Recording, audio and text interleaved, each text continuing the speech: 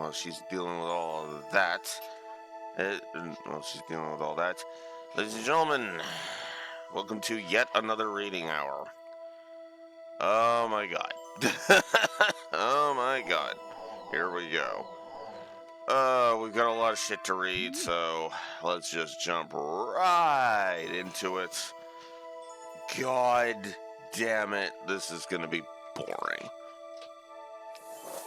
Ugh. Now, admittedly,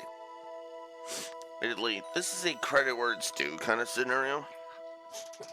Because on the one hand, and you would think that I would hate on all the reading. And I would, if it was mandatory.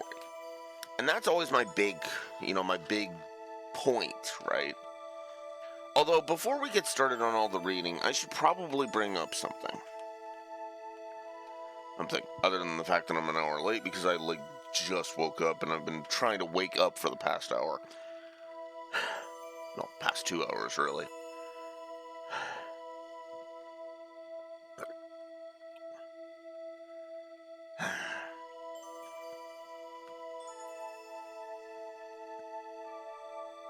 How do I phrase this? You notice how the score is a lot better than it was last time. Including the fact that I actually decreased the number of interface negatives while I'm on the subject. Because, yeah, I realized I was doing that too much. Well, here's the funny thing. If we actually look at my document here, I would actually argue that that Volume 2 is actually off to a better start. I mean, yeah, sure, I could actually give...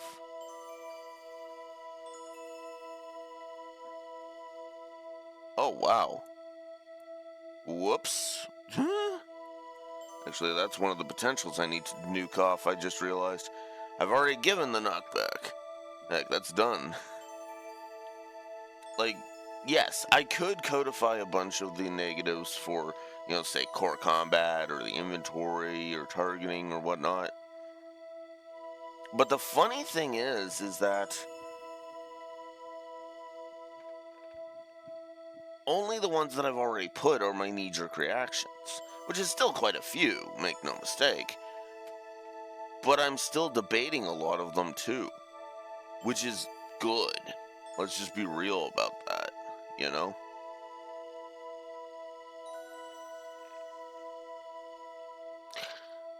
But yeah, no, I stand behind everything I have said so far. And yeah, no, there aren't as many things on the negatives as possible. And yeah, obviously part of that is a lot of the positives just kind of carried over. But what's funny is that a lot of the negatives didn't, at least not yet. So, yeah. Which is funny because Raxor was making fun of me for getting so pissy at Crimson Versus. Well, that's because Crimson Versus sucks.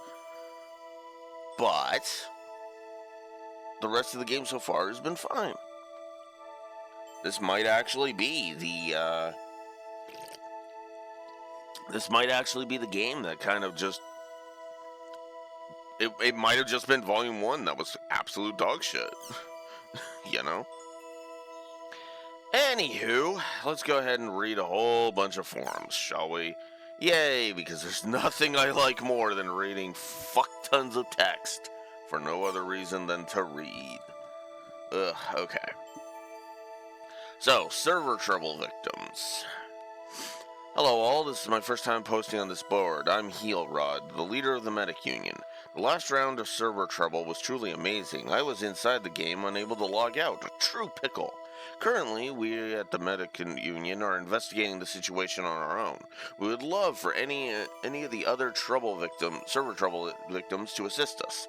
As soon as the results of our investigation are completed, we plan to send them to CC Corp and launch a full protest. If you would like to help, please whisper me at either Seisaku or at Seisaku or Hideo. Heyo, thank you. Come on, there's no way anyone could get trapped inside a game. Look, dude. I get that it's a wild thing, but that is what happened. Just be thankful it wasn't a bunch of comas.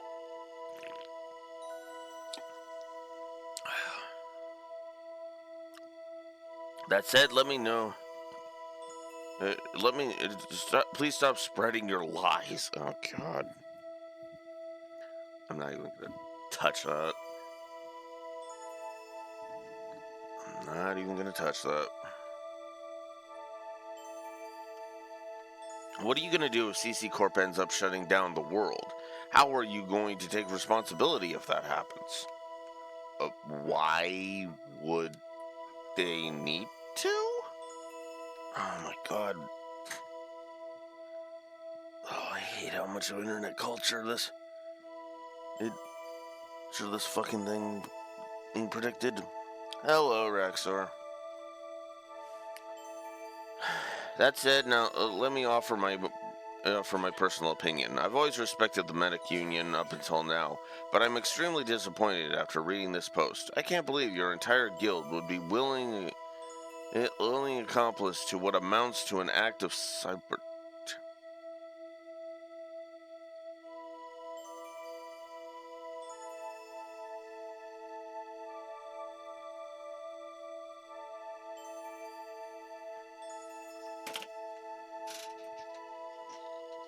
Oh my God.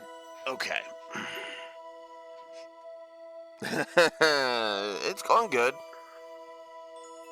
Although, to circle back around to your point from yesterday of so negative when I was bitching about Crimson Versus, take a look at the score again.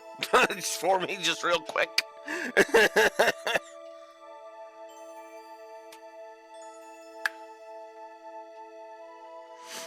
Well, what's funny is that I realized after I gave the negative for Crimson Versus, which I'm assuming you had to bow out like right after that, I ended up having to decrease the number of negatives. And I increased the number of positives, no less. Because I needed to adjust. I needed to adjust some of the positives. I reduced the interface negative because I only gave Volume 1 negative. So why the hell would I be giving Volume 2 3 negatives if Volume 1 only got 1? I basically told myself to make it make sense, and in order to do that, I had to nuke 2 of the interface negatives. There, now it makes sense. And then I also upped. And what's funny is I did that in the reverse direction by upping the trading to 3 positives, because I was only given it 1 positive, and it was like, but wait, it's the exact same trade system as the first game, and I've gained some pretty cool equipment that is actually high level, right in the frickin' prologue. Why the hell is that not a triple positive? And thus, I fixed that. I fixed that bit of stupidity. And I also added the positive for the battle areas, because I had forgotten that, and the positive for the intro. Oh.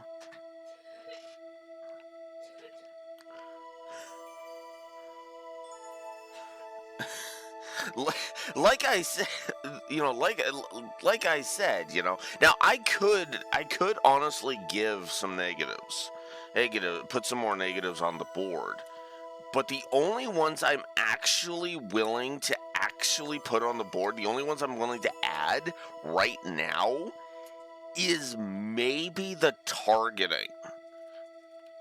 And like the targeting and maybe the inventory, excuse me. Intro was positive.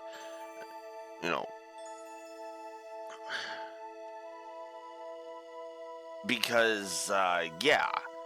I mean, the game has not been grindy at all so far.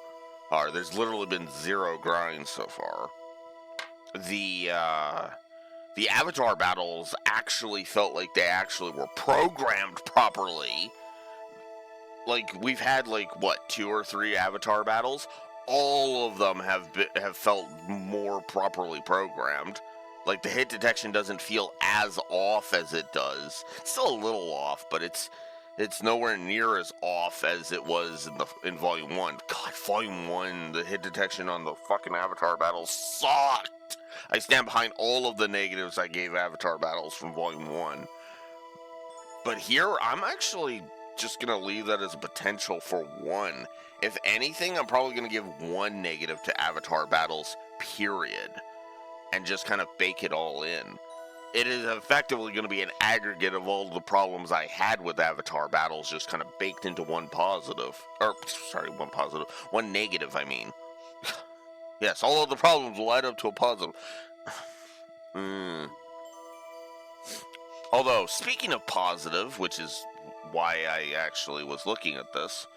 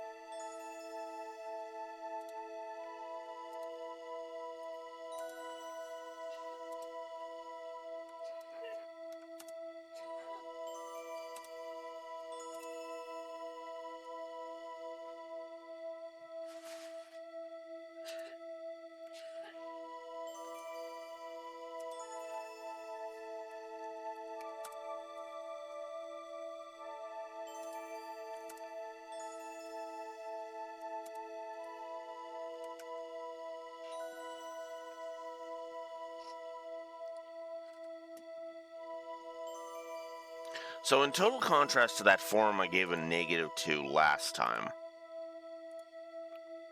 I'm giving this a positive just because it's like, yeah, this is realistic, and yeah, it does it well. This is actually well written. That stupid rules one from Volume 1 I still say can go to hell. But this one's actually better, methinks. Anyways. Heel Red is telling the truth. We really were trapped inside the world. Please believe us. When you say you trapped, you mean that you just weren't able to log out, right? I personally think you're severely exaggerating. Please stop making this such a big deal. Oh my god. Oh my god. Just justifying the positive. Distinctly remember trying to move my fingers and having my character move theirs the same way. There was no mistake. Nah, I'm afraid I still can't believe it. I mean, there's just no way that could happen.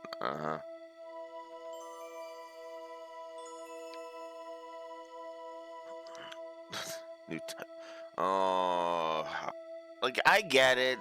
Like, it is logical for people.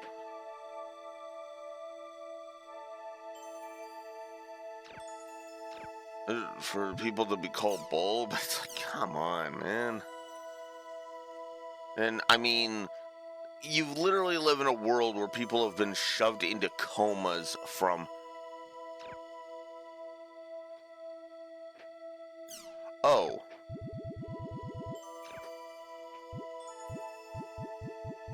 Oh, I don't have to do as much reading, because these are all... Okay, I thought that was flashing new. That's flashing log. Okay. That's actually good.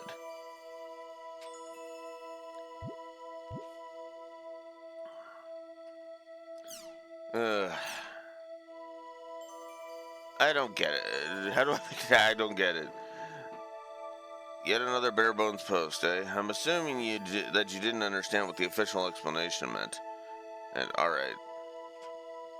So decks are made up of 4 cards, a general and 3 unit cards. Basic rule. Oh, blah, blah, blah, blah.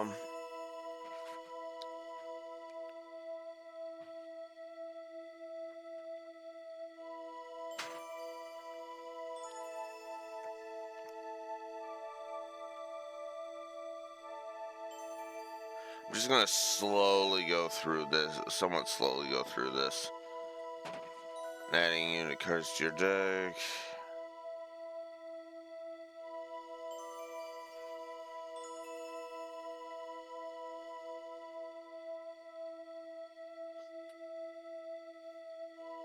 I'm not reading through all this.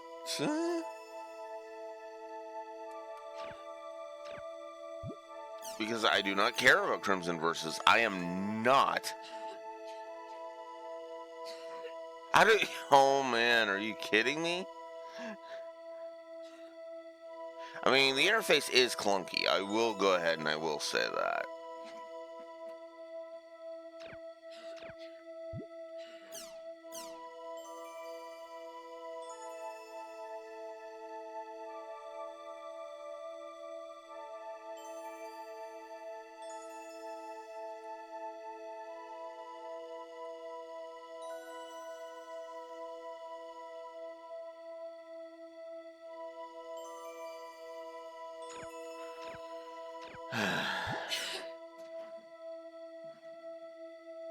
Only one new system trouble. First it was comas, now it's containment. Man, CC Corp's never at a loss for news. And whose kind of fantasy was it to be trapped inside the world anyway? Oh my god.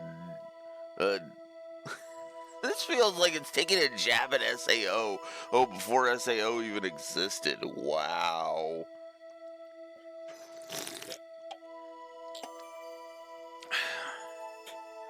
I still can't believe this kind of tripe passes for news, honestly.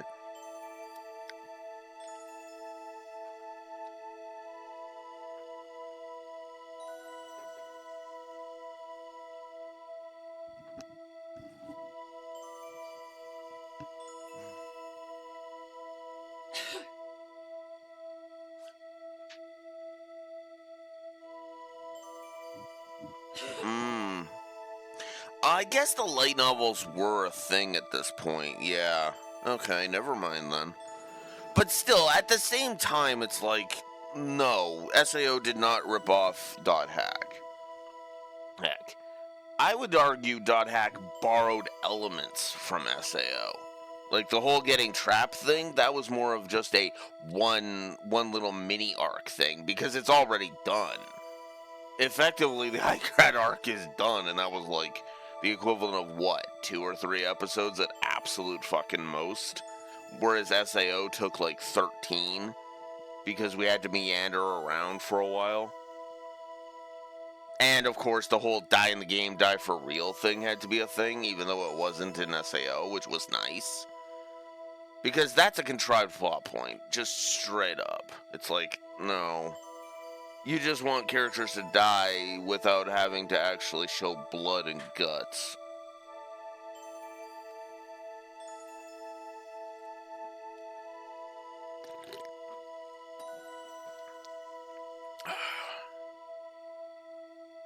Also, I would argue SAO is way worse written. Because what's funny is I actually feel, no joke, feel that Dot Hack handles romance better than SAO does. Straight up. Which is funny because romance is more of a focus in SAO, whereas Dot Hack literally does not focus on it at all.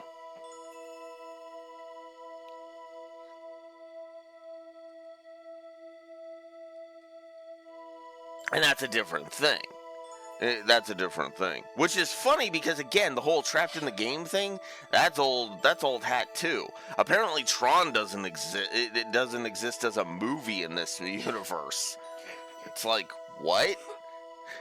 So you're telling me Disney didn't become a stupidly large organization that rules the world, basically? I mean, that's an exaggeration, but still. Hmm. I'd recommend checking it out. It is an older movie. It is an 80s movie, but it's actually got some interesting performances. And it's actually, I would argue it's a decent enough film. Tron Legacy was okay. Hey, um, you know,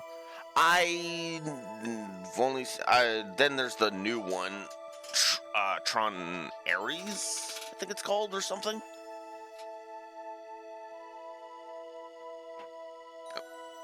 Eh. I don't know if I'd go that far. I actually think Tron Legacy was actually a decent film too.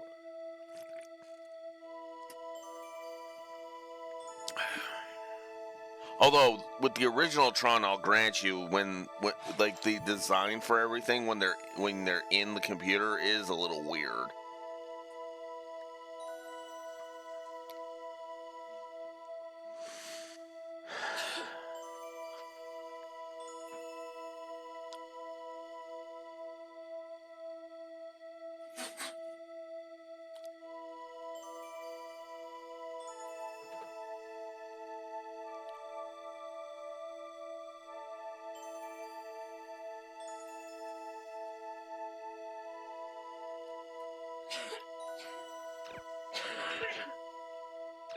Okay.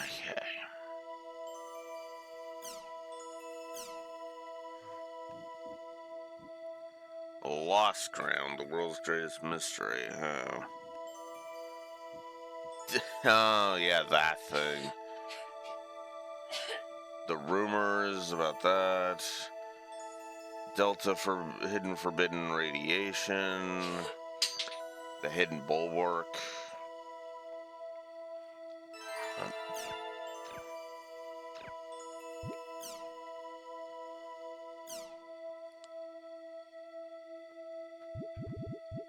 Oh, wow, there's quite a few here. Alright.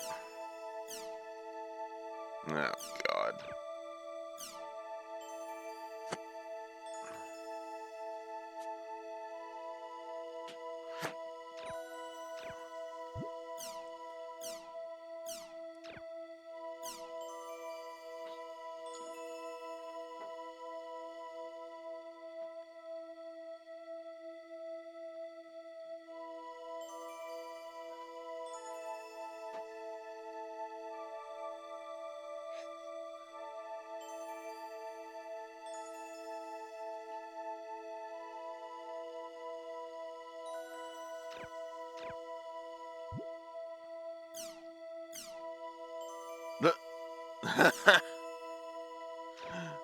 Oh, somebody's a fan of pie.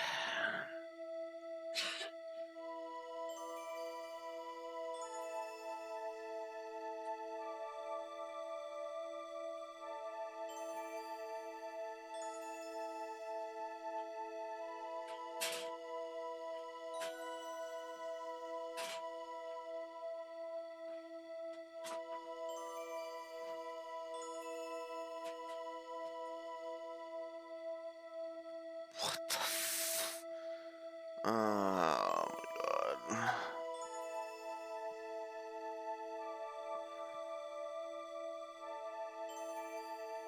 I'm not reading all of this crap.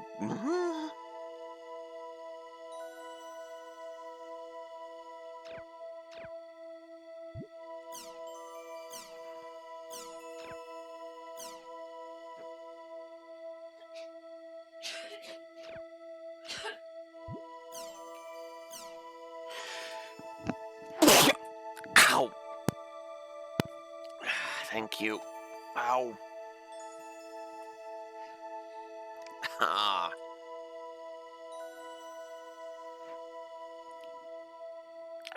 I need to get used to having the mute button on the cord, not on the thing. Ow. I tried to hold that in so I could mute. Ah. I apologize for that. Whoops. Oh, a moment.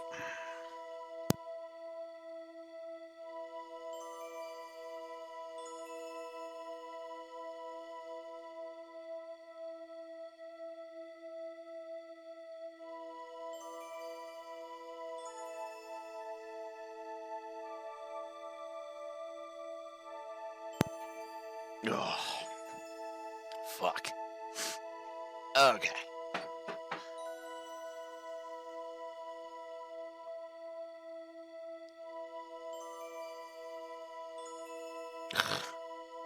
Wow.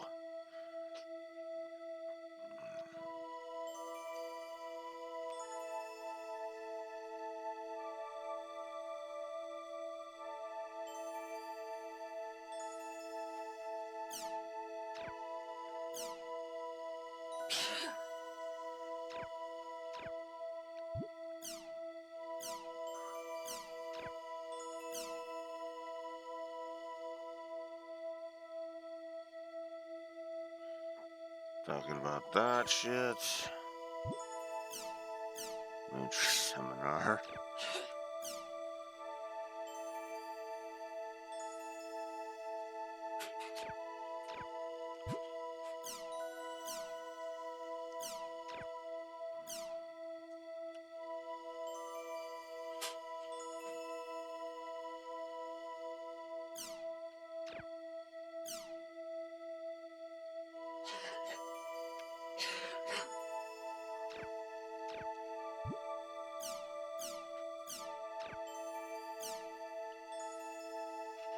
Oh yeah, hole eaters, they're a pain in the ass.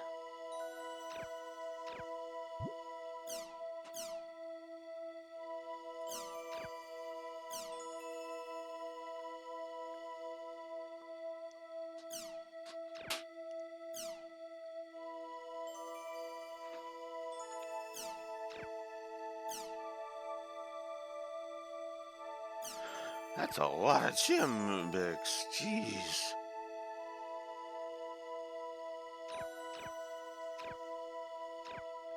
Ugh. Okay.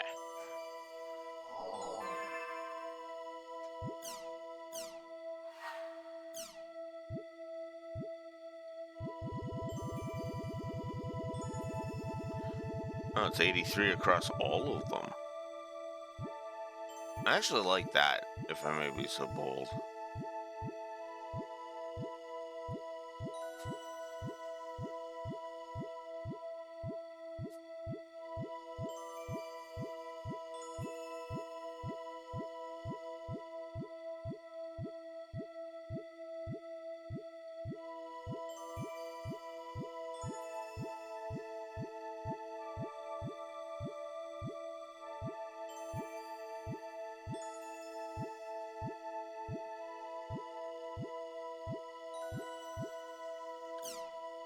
Change it to that one.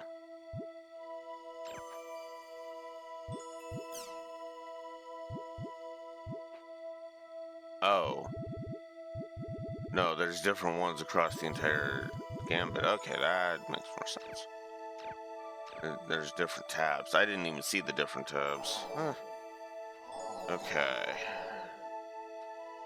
No, we should continue the forums. So we're gonna go to the login screen for the world.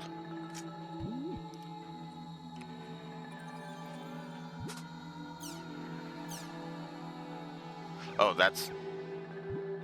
Oh, no, I went through that one already. Okay. So that one is actually already done. What? No.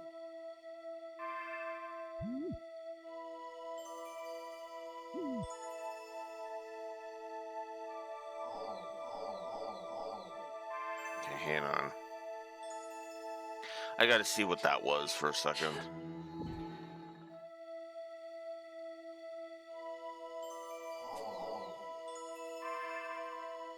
Alright, I guess I should check Crimson Versus, because it told me Crimson Versus had something.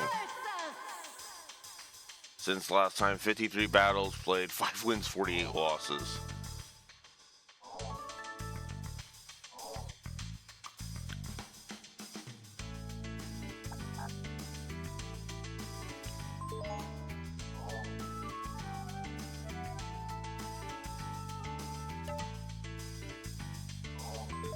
Well, obviously I didn't make any lines.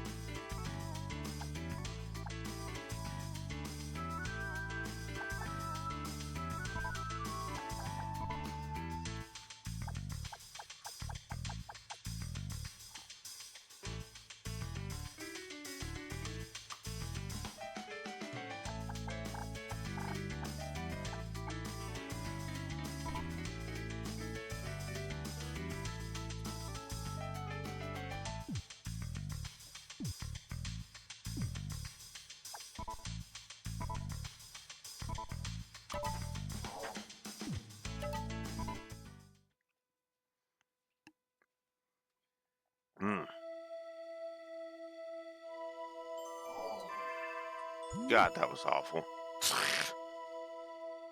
Alright. Guess we'll go here. Dull syndrome spreads. Today, a 5th grade student from an elementary school in Arita, Wakayama, was diagnosed with Dull syndrome. This is the 72nd domestic case to date.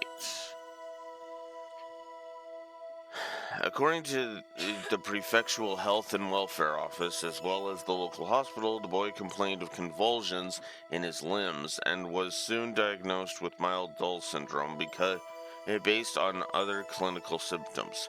The boy remains conscious and reportedly described the details of his symptoms himself. The boy belonged to both his school soccer and computer clubs. He was practicing with his teammates to compete in the prefecture-wide tournament the very day he came down with Dull syndrome.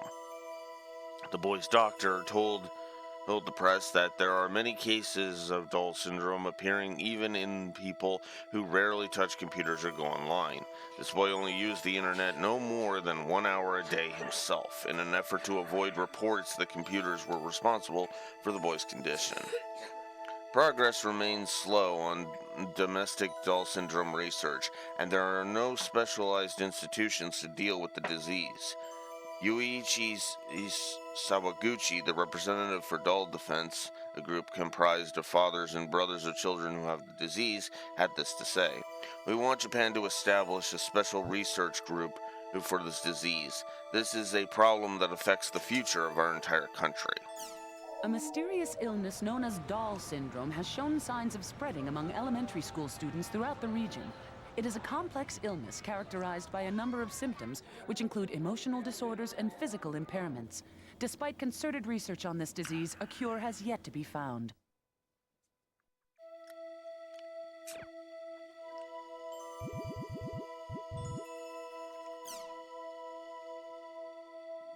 Mass hallucinations in the world? It was a day that will live in infamy for CyberConnect Japan, hereafter referred to as CC Corp.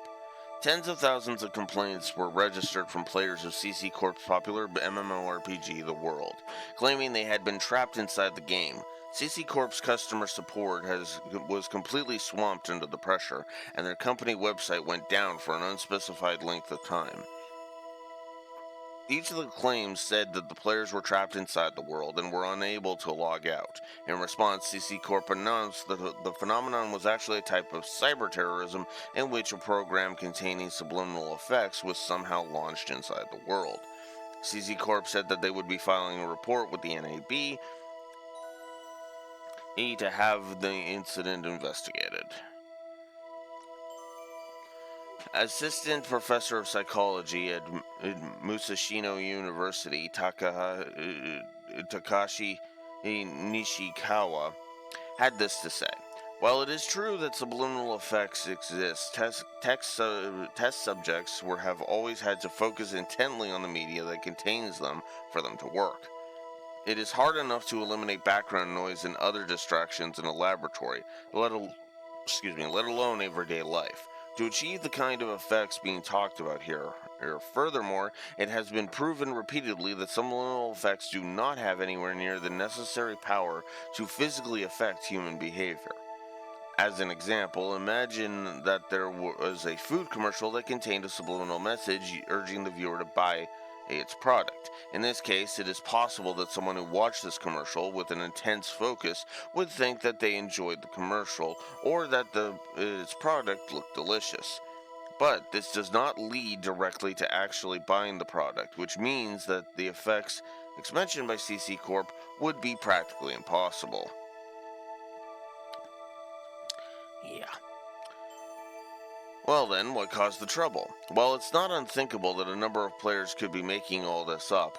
There are no facts to back up this theory.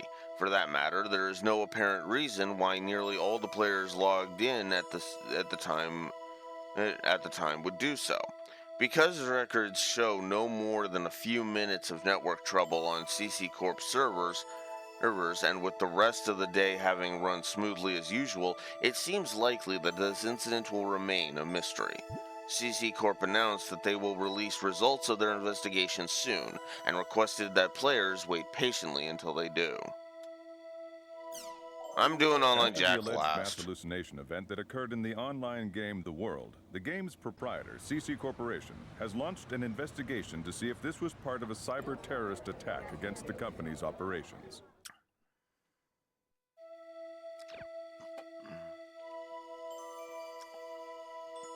First crew members head for the village. The first round of crew members bound for the International Space Station Village have left the Earth on the space shuttle Galleon. Galleon contains 32 engineers and operators from all over the world. Upon their arrival, they will begin preparations for the arrival of the second unit of crew members. It is due in 2 months. Village's main purpose will be to cultivate outer space. The construction of a moon base and a manned exploration to Mars, the search for unknown life forms, the formation of a solar power generation facility, a space generator, and other projects are all part of future plans for the station. In related news, Chris Endeavor, the representative for the International Space Station, proudly announced that Village would also have its first civilian visitor soon, making a bold new step in mankind's expansion to space. The International Space Station Project Village has officially begun operations. Researchers from around the world are scheduled to visit the station to perform a variety of missions during the next 6 months.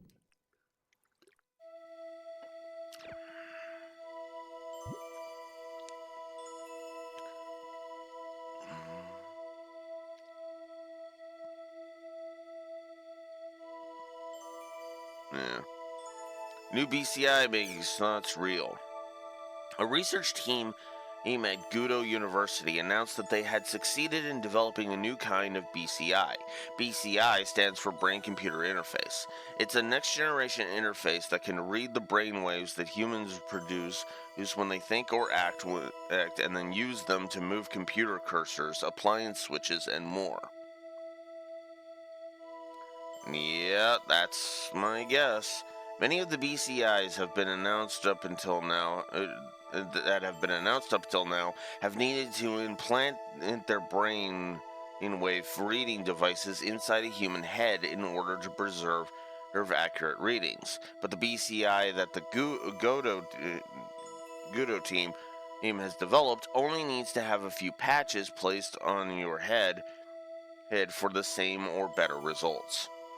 Not only that, they've managed to reduce the size of the unit by about 1/30th, roughly the same as a box of matches.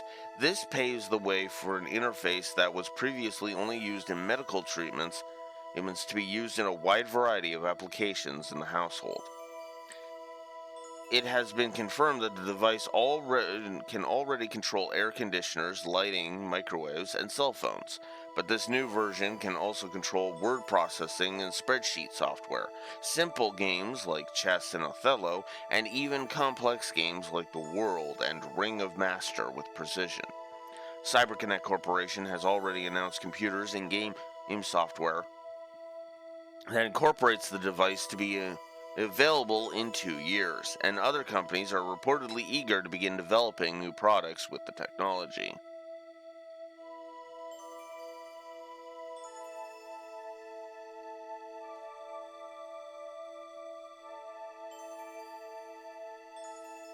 I don't remember, honestly. Maybe.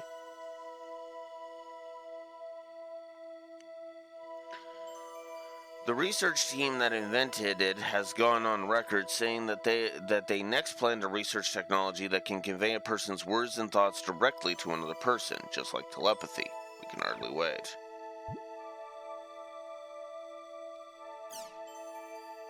Doll Syndrome Symposium in Germany.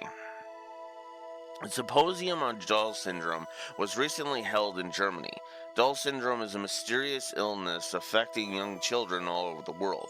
Currently, no cure or prevention method exists, and the medical practitioners from many countries are unsure of how to proceed. Symptoms include paralysis and convulsions of the limbs, unresponsiveness, and lethargy. To date, the cause is still unknown. The World Medical Organization has announced close to 2,000 patients of the disease around the world. Most of them are children in the lower teens, with occasional cases of children 5 to 6 or adults over 20. The majority of cases also occur in developed countries, with developing countries having almost no reports of the disease at all. Reports from the symposium provided many examples of patients that exhibited identical brainwave patterns.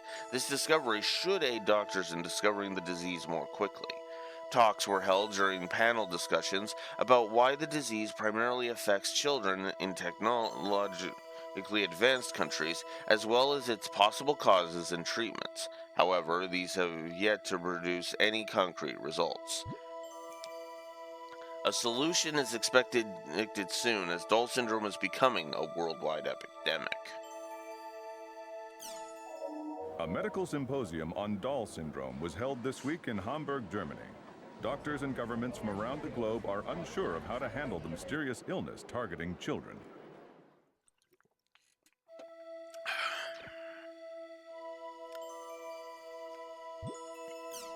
Crimson Versus servers back online. At long last, Crimson Versus has been taken offline, which had been taken offline to work on new revisions, is back online. And despite Blue Wolf bitching his fucking face off because he fucking hates it. For its parent company, CyberConnect Japan, hereafter CC Corp., which had suffered numerous trials and tribulations in this year alone, the return of this popular game, loved by young and old alike, couldn't have come at a better time. In this new version, the rules and interface have been heavily reworked. Because this is a new release, the number of cards available is still rather low, but thanks to reports of new booster packs being released soon, fans should have nothing to worry about. Fans of the previous version may be put off at the fact that they can no longer use their old cards, but as the game is now easier to play than ever, we would encourage you to try it for yourself. Maybe you'll like it more than that moron the Blue Wolf did.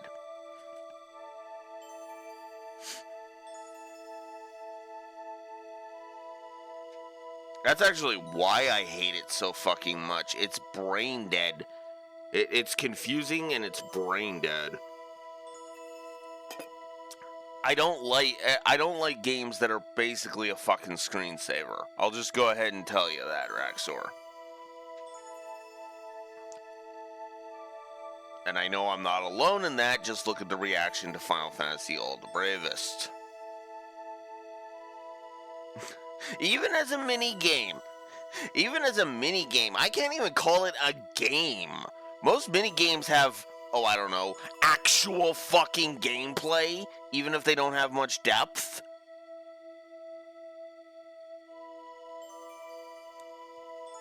Look at, what's a good example of this? Let me think about this. You know what? I'll use this as an example. There is more depth in OG FFs. I could use Seven Hearts as an example. Because that one does actually have more depth than Crimson Versus, I would argue. Either the same or actually about the same. No, my go-to example is 3D Battler from the original FF7, which was a PS1 minigame on a PS1 game. Yeah, it's Uno and RNG, but there's still interactivity. There's still, there's still patterns to your opponents. It's just those patterns get more and more unpredictable as you go. Oh, there's no real depth to that. It's literally just rock, paper, scissors. And yet, I would argue there's a bit of depth and understand. There's a bit of depth and a bit of understandability to rock, paper, scissors because it's such a simple game.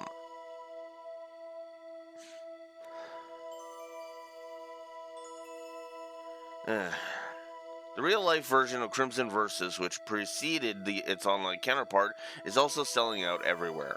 To commemorate the success of its real-world version and the return of its online counterpart, CC Corp is currently holding an online and offline connection campaign. This campaign allows participants to send in barcodes those received from real-world starter and booster packs to CC Corp in exchange for special cards for the online version. The campaign only lasts for a month, so we recommend not waiting around. Crimson Versus looks to maintain both its on- and offline popularity.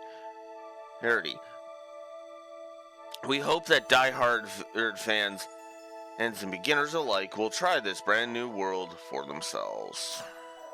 At long last, the return of the popular card game. New friends and foes, new powers and new dangers. Who will control their own destiny to win it all? It's Crimson vs. Red Rebellion, on sale now. Also look for the new Crimson vs. Real Generation coming soon.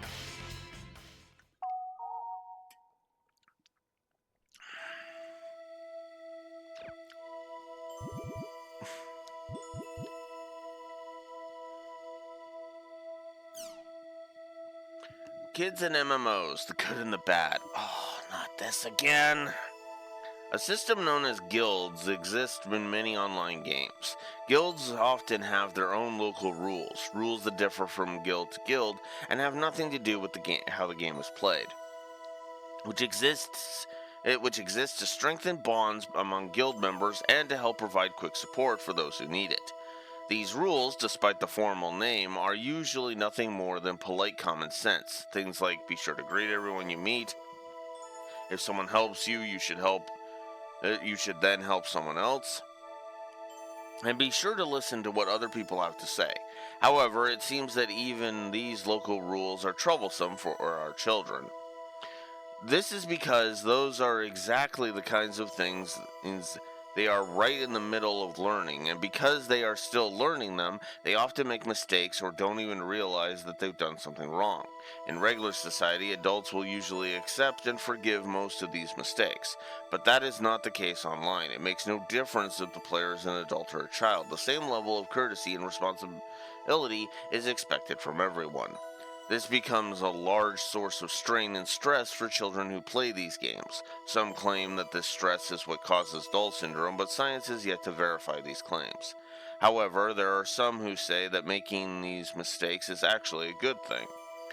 In our current society, there is practically no way whatsoever for children to gain real-world experience, especially now that they don't even get scolded for stealing the next-door neighbor's tomatoes, nor forced to be the dispensable minion when pretending to be superheroes. What a sad situation. Oh, God.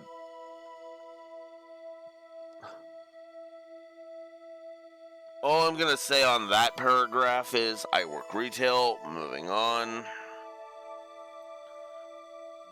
But with online games, especially in guilds, children are able to practice real life in adult society without the pitfalls of reality. Things like listening to other people, showing respect, helping those in need, and self-control, all simple things, but also ones difficult to experience as of late. The online world may be harsh for still developing children, but it may also be a necessary evil for them, now that they no longer experience such harshness in their real lives. Oh, if only people understood that. Salvador Wilde at the Koshigaya premiere. Today, popular talent Salvador Ihara attended a press conference for the premiere of his first movie, Koshigaya's Story. Koshigai's story stars the Brazilian-born Saitama raised a Salvador Ihara in a movie based partly on his own life. Ihara shaved his trademark beard and lost over 20 pounds in order to play the part. In the film, he displays his fluency in Portuguese and shows his love for his family when he cries on cue by remembering how I missed my mother in Brazil when I was younger. When Yui Akiyama was asked whether her co-star hit on her at all during the production, she fondly replied, "He confessed his love every time he saw me." Apparently. Ihara responded by saying Yui is an ideal woman. She exemplifies both the beauty and the kindness that Japanese women are known for. And that is why I hit on everything with a fucking skirt, because I am a fucking skirt chaser. Wait.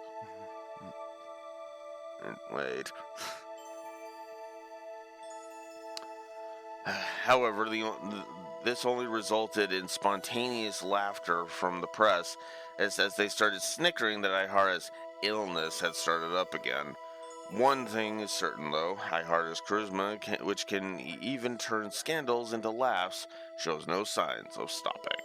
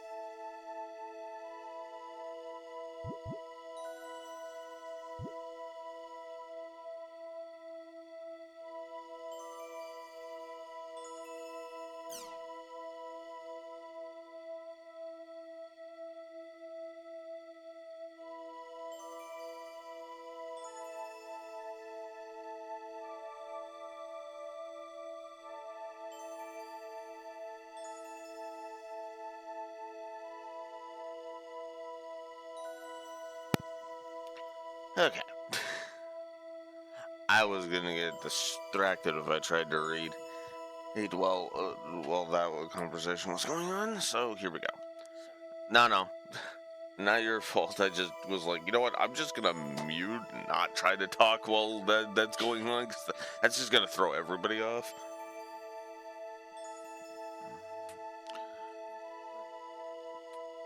Online robbery and internet fraud are going high tech, with high quality CG and evil usage of ubiquitous networks. It's becoming increasingly common.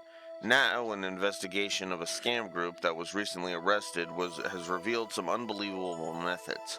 A 4-month trip around the world on the Queen Milana one day. Hey, John Doe came across this article on the internet. It said that a giant cruise ship used as an athlete's village for the Olympics 3 years ago has been bought by Company S, who had been proceeded to convert it into a gorgeous luxury cruise ship and was inviting 300 passengers for its maiden voyage. The tickets were a bargain at $50,000 per person for a private cabin. Oh, God. Yep.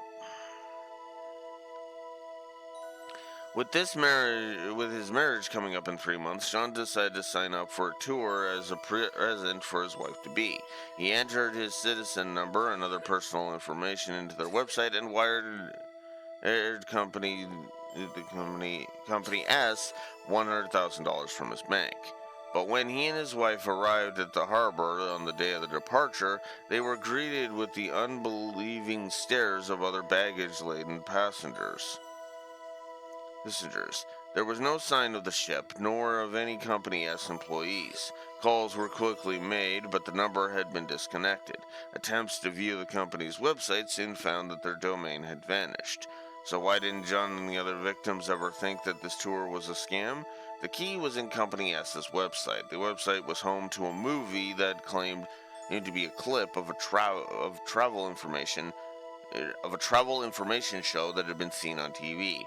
Pictures that showed off the beautiful interior in great detail, pictures and comments of the ship's crew, and all sorts of other content that one would expect to find at any travel agency. But the truth was that every single bit of that content was nothing but computer graphics. The arrested scam group used this and other methods to gain people's personal information and put it to evil use, including forcing their way into people's homes and selling their private info. Thanks to these and other showy crimes, the authorities initially declared that it was only a matter of time before the culprits were caught, but the actual arrest proved more difficult than anyone thought. Towards the end, the investigation was being toyed with completely by the scammers. The break came when a high-ranking woman from the group came and turned herself in. She informed the authorities of the next house the group was planning to steal and set the stage for their arrest. Thanks to this, everyone in the group except for the leader was successfully captured. When asked why she turned herself in, the woman replied, "I thought it was time for me to grow up." The man thought to be the group's leader is still at large. Authorities plan to continue their pursuit and to continue to press charges against the other members' numerous crimes. Regenerated organs transplant succeeds. A medical team in Takayama University has succeeded at transplanting nerve tissue created from mesenchymal stem cells, MSCs. I'm just gonna call them MSCs because, god damn it, I cannot pronounce shit to save my life. The team used a sample of the patient's osteoblast cells, MSCs that have been converted to bone cells, to create transplantable nerve tissue. It is expected that the next stage for this success will lead to treatment of previously unmanageable diseases and reduce the need for outside donors. MSCs are also known as the second all-purpose cells and have been confirmed to be in bone, cartilage, fat, muscle, ligament, heart, liver, and other cells. And unlike ESCs, which will name drop below, they are taken from the patient's own bone marrow or wisdom teeth, which eliminate any moral concerns.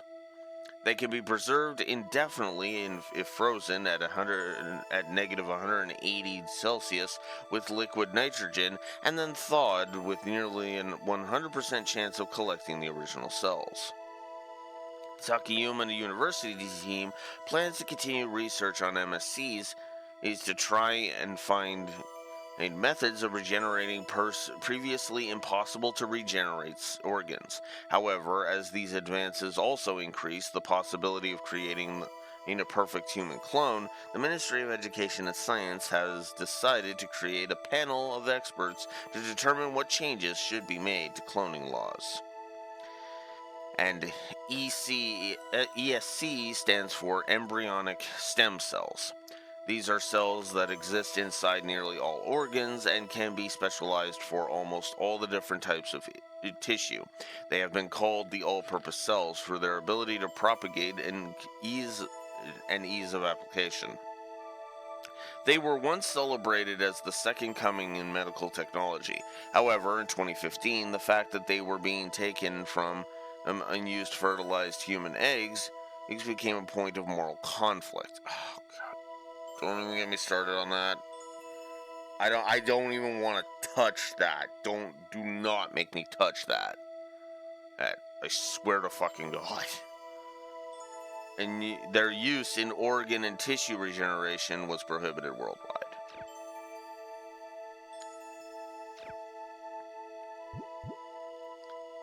Okay. The truth behind ULCs. Companies known as ULCs, or unsubstantiated liability companies, have been increasing all over the world. Although this phrase may sound like it refers to criminal fronts or scams, in truth it refers to a number of legitimate, well-known companies, including many of which show commercials on primetime TV. However, what these companies do lack is substance, where things like office buildings simply don't exist. Their employees do not come to work. Instead, they telecommunicate from home to begin their workday. They simply press a button on a company-only website. Documents and data necessary for their work are all handled on the server. Communication between employees are held with email and chat software, with important meetings held with webcams. Even break time and retirements are handled with a single button. A casual observer would be right to wonder how the work gets done. We spoke with the president of one of these ULCs. He's Isao Inomata of Absolus Incorporated. Absolus is a software development company that employs 200 employees. Their motto is, find useful things at lower prices, and they have created a number of popular products such as electronic autograph books for children and dialect translation software. To be honest, getting things started was quite difficult. Our employees were confused, and none of our data was coordinated. Under normal circumstances, we would have called everyone for disciplinary measures. However, I deliberately chose not to say anything, and instead I somehow matched up all of our mismatched data and uploaded it to our server for all our employees to see. Once our employees began to work together, things really started to take off. Now we're all on the same page, each with overflowing loads of email in the inbox. ULCs continue to increase in number according to various network providers. Approximately 30 new ULCs start up every day. But on the other side, half of many ULCs disappear at the same rate. Inomata finished the interview with the following comments. In the end, companies remain as companies no matter what shape they take, which is exactly why we take our company and our business as seriously as we can.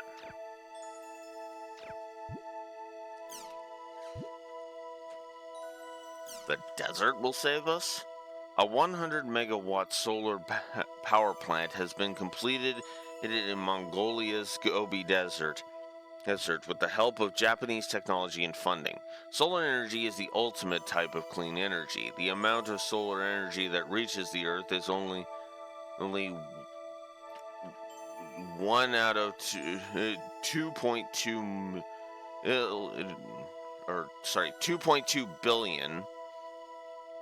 million of the total energy produced by the sun, and yet a mere hour's worth of that energy would be enough to meet the energy needs of every human on Earth for a year. That's kind of debatable, considering it seems to run out a lot faster than that. The Gobi Desert receives twice the solar radiation of Tokyo, and its low atmospheric temperature and moderate wind conditions make it a well-suited environment for the plant. Currently, the rate of solar power conversion lies at 30%, but plans are in place to improve it as well as to construct all new plants. And that's the problem. Converting the energy is the problem with solar power. It's not in as good of a place as it could be.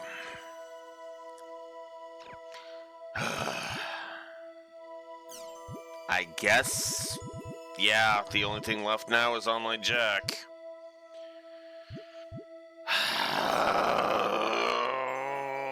Alright.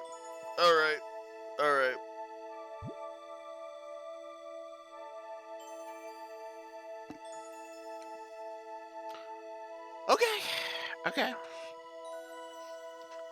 Let's get on with it.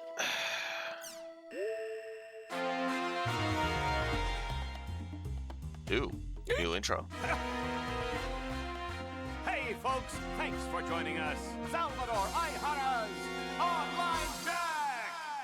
The program that researches the hottest breakthrough topics and tells you everything you need to know about it. That's Online Jack.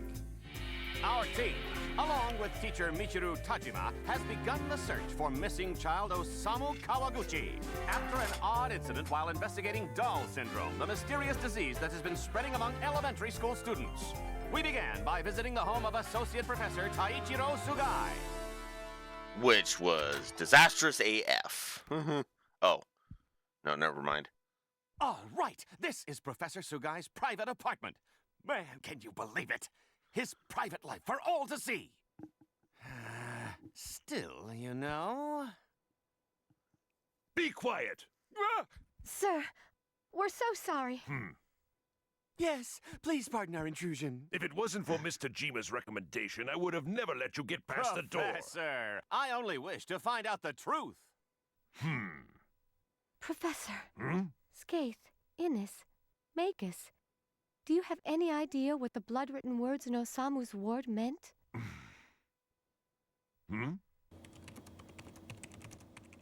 Are you aware of the epitaph of Twilight? The what?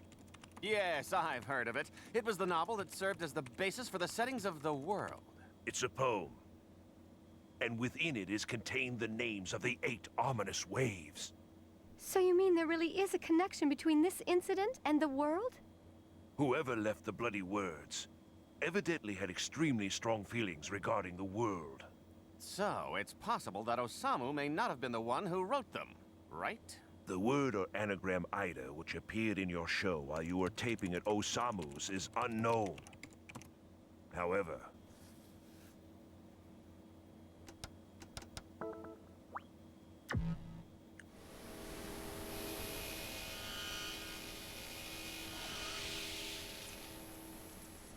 Sakaki. Can you tell me about Sakaki? there were 6 boys who were all part of the same guild in the online game, The World.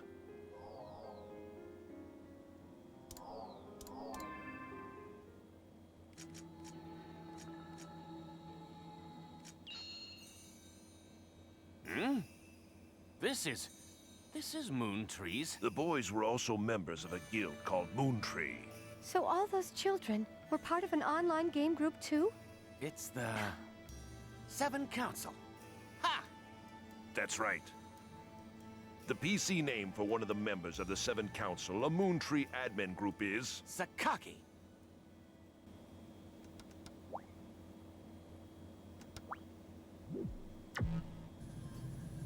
My pupil? These were taken before his disappearance. Oh my, that's Osamu. There were many unresolved rumors about the world circulating 7 years ago.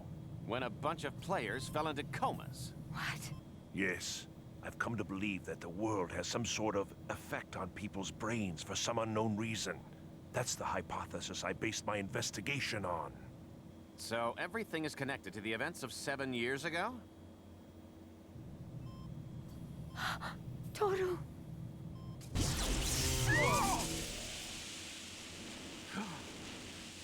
Strange incidences such as irregularities in electrical equipment occurred in the hospital as well.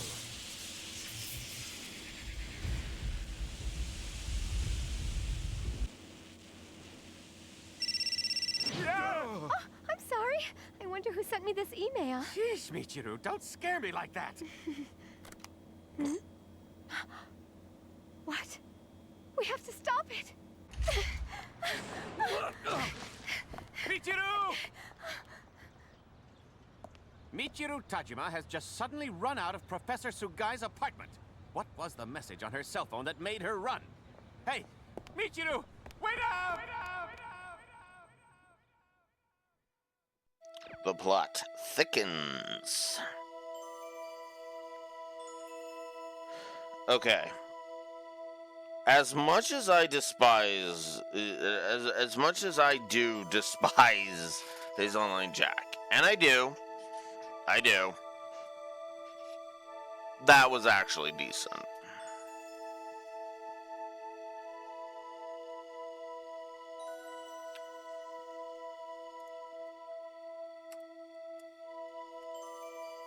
Actually, I should see how I handled that last time.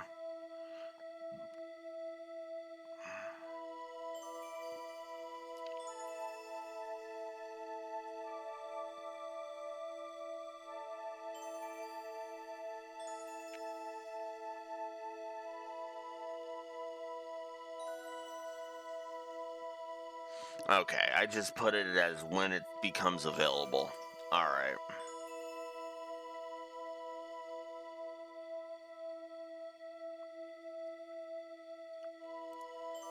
All right.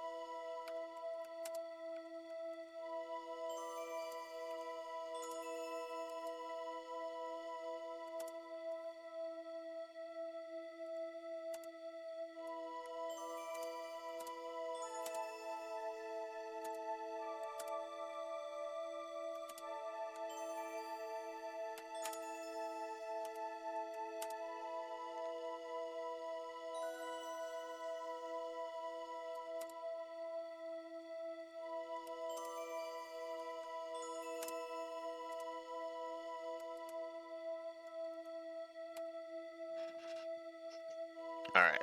So I am going to go ahead and give that a positive. Now let me go ahead and say one thing very clearly and very distinctly.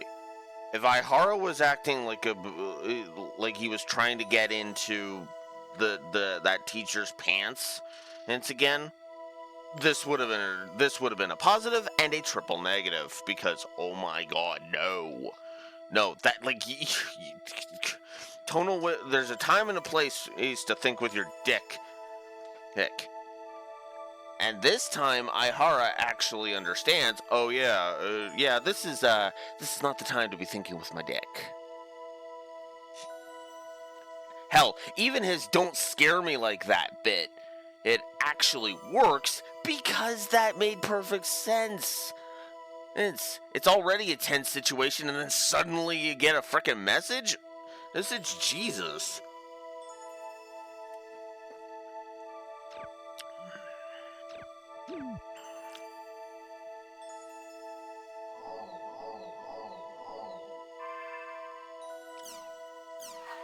Alright, so now with all of that done, let's continue.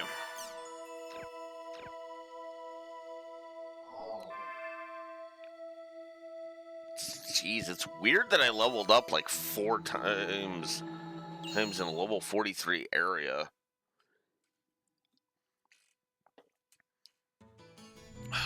Alright.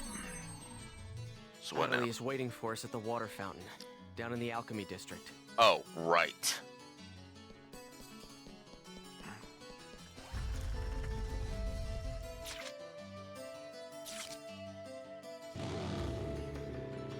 Let's go.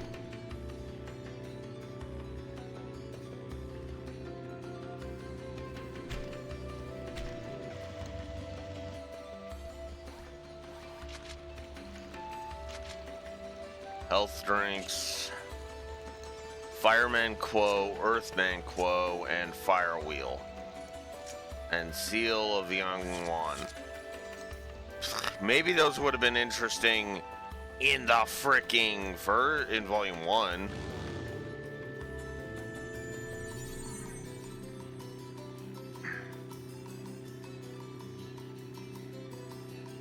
I'm also gonna have to check the Book of 1000 after this.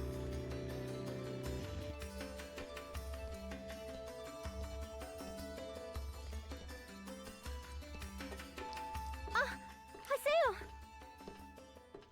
Natalie. Look! Listen! I can speak normally again! But what about your paralyzed hand? Well, it's still there. But even so, the fact that I can speak is a big step forward. That is, to be fair. I even bought a controller that I can use with one hand. Are you sure you want to keep going with the world?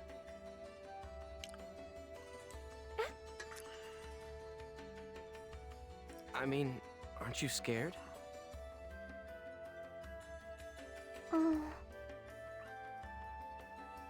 Come on. It's not like the world's going to go away, so why not just take some time off? Of course I'm scared. I'm scared, but I'm not going to quit the world, ever. After all, I can tell. This isn't anything that a doctor can cure. If I don't do my best here, it'll never be healed.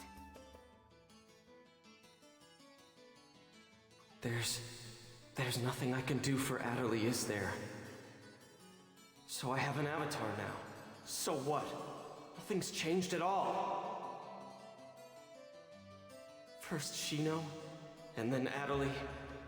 I can't save anyone by myself. And also, don't forget the fact that Sakaki is here. And... Haseo?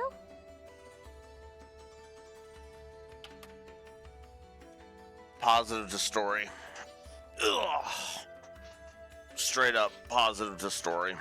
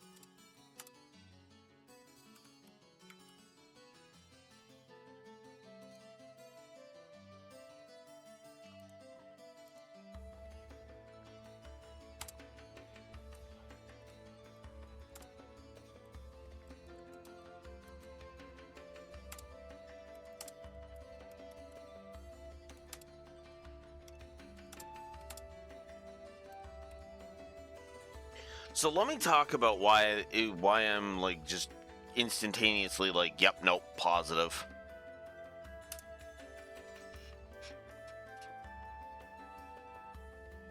I mentioned in the first one that Haseo had a softer side and that it poked out on occasion, right? Him running the shop was like a great example of that, right? I gave that a positive because it was showing Haseo's softer side.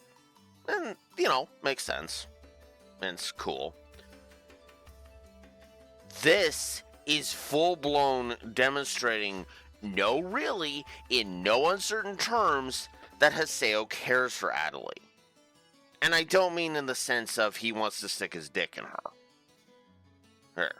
That's not actually what I mean. What I mean is that he cares.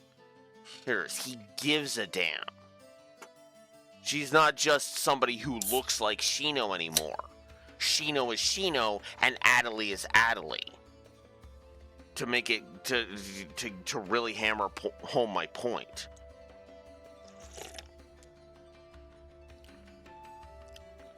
Haseo is showing genuine concern.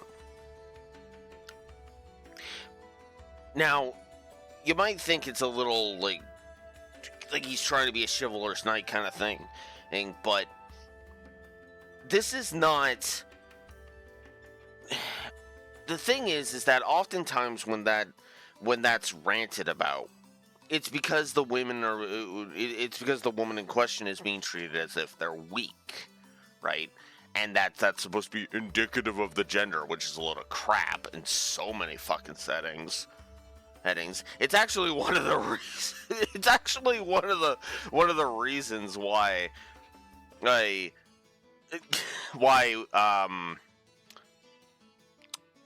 Duke Dunan, I want to say, from Sky One, is such a fucking dumbass. Because he's saying he basically says women belong in the kitchen in Samoria in front of 3 women that have proven to actually be powerful, even at that point. Estelle, no need to say anything more. Shara, no need to say anything more. And Chloe, no need to say anything more. Like, fuck. Dude, come on. But this is actually a different case. Adelie is suffering from something that is true, that is going to end her if she's not careful. And Haseo is aware of that and is cursing his own inability to deal with any of that. That's why you had that inner monologue for Haseo being like, I'm so fucking powerless. That's why it's a positive story. Haseo is actually a fucking character this time. Oh my god, he's finally got his balls. Oh, that fucking edgelord nonsense. And what's funny is that that edgelord nonsense has only shown up in front of Sakaki. That's it.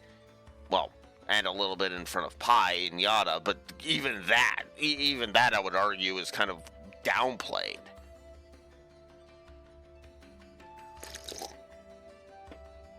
And I would argue that's more him being upset rather than him being an edgelord.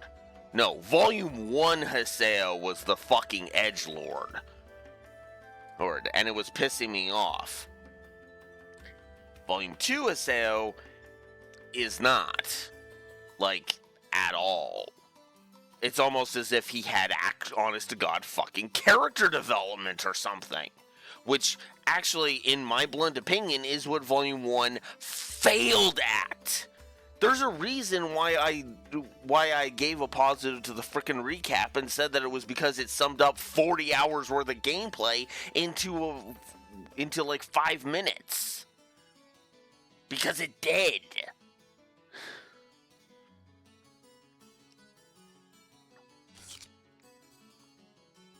You're not feeling well, are you? If you have time in the game, you should rest up. And then, of course, the mask goes right back up because she mentioned Sakaki. Again, there is a bit of the edgelord there, but it's more flavor. But it's more of the flavor. Like, the actual full-on wall has been mostly teared down. Now it's just a screen. It's just kind of a light mask. Because Haseo does care. It's just, there's a lot of shit that he doesn't like still. Okay. Well then.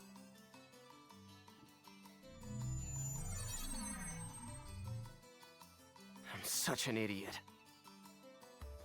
And he immediately regrets where it. Adelie seems to feel most at home. After all, this is where Sakaki is. Fuck. Yeah, we've already established Sakaki's a manipulative dick.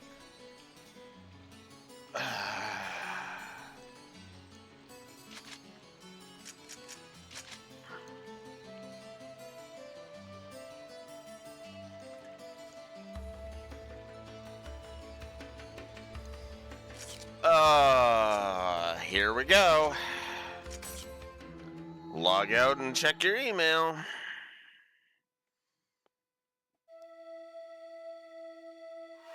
Three important emails. 52 updates. It's for Crimson Versus.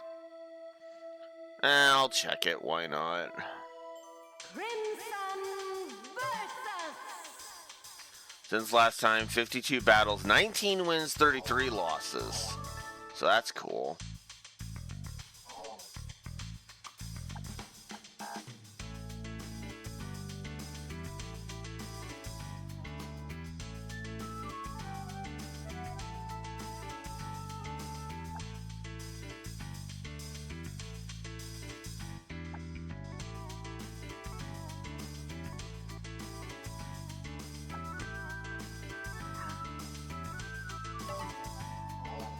Of course I didn't.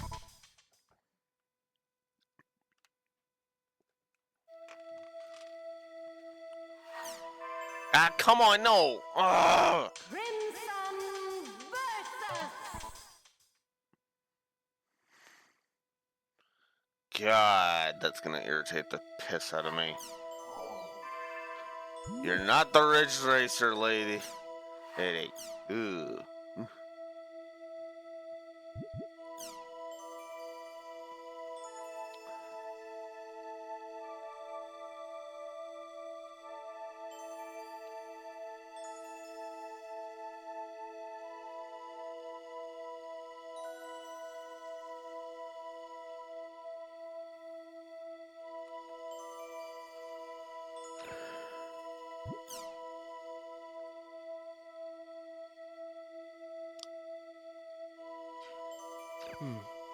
It looks like Adelie wrote Kuhn an awfully detailed email. I guess she really is putting some distance between us after the whole Sakaki thing. And GU members. Well, guess I'll go to Raven's at home for now.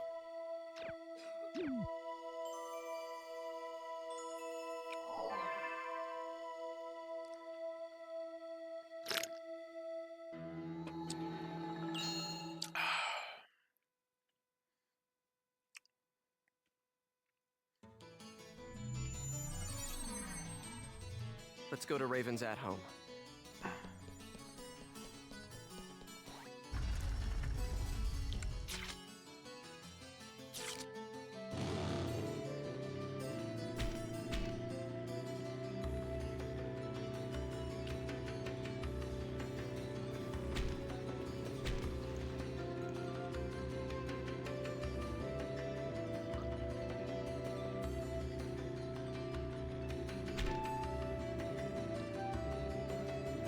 Man, we haven't done like so little battling, it's not even funny. I went the wrong. No, I didn't. Never mind.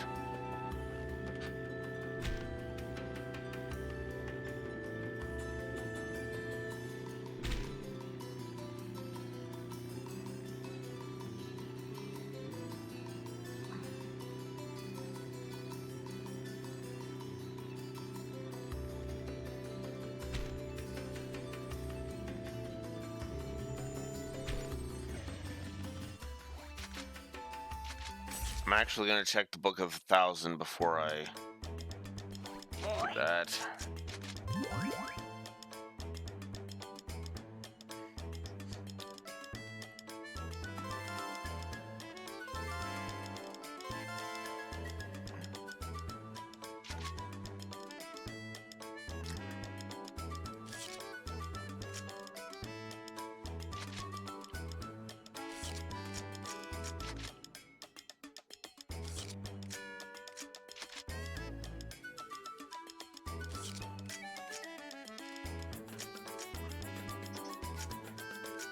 Bike.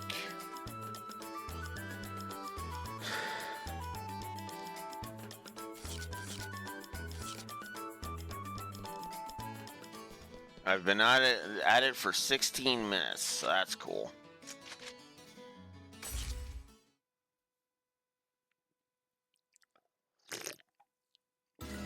Nothing happened?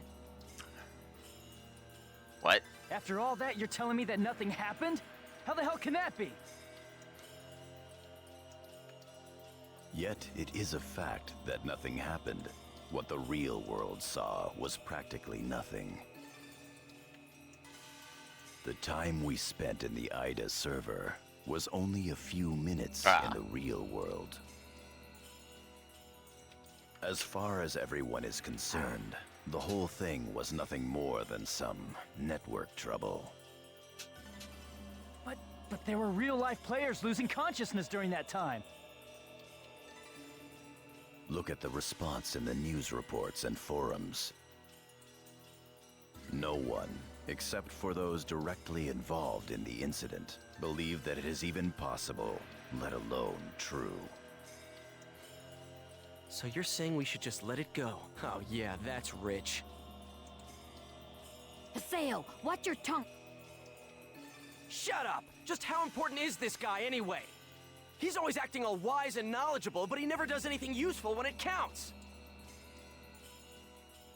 And on top of that, he tried to use all of us as his own personal laboratory guinea pigs. Disgusting. There's nothing special about him. He's just a coward. The anger that you are displaying stems from Atali's player, right? There is no need to worry. I'm well aware of her unfortunate symptoms. Oh, really? Well, good for you. So now what are you gonna do about it? Please enlighten me. What's the great and mighty Master Yada going to do? Any ideas, huh?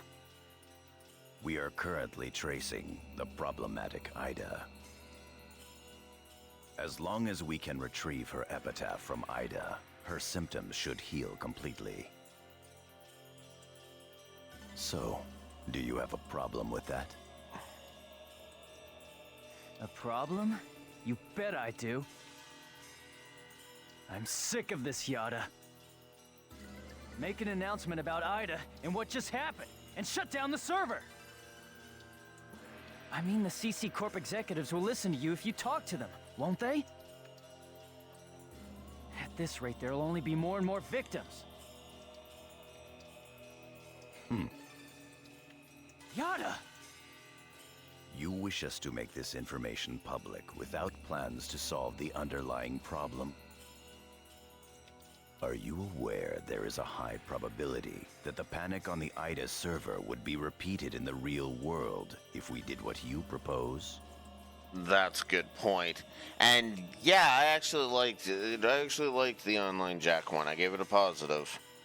Hell, I even liked the heart-to-heart that Haseo and Natalie had.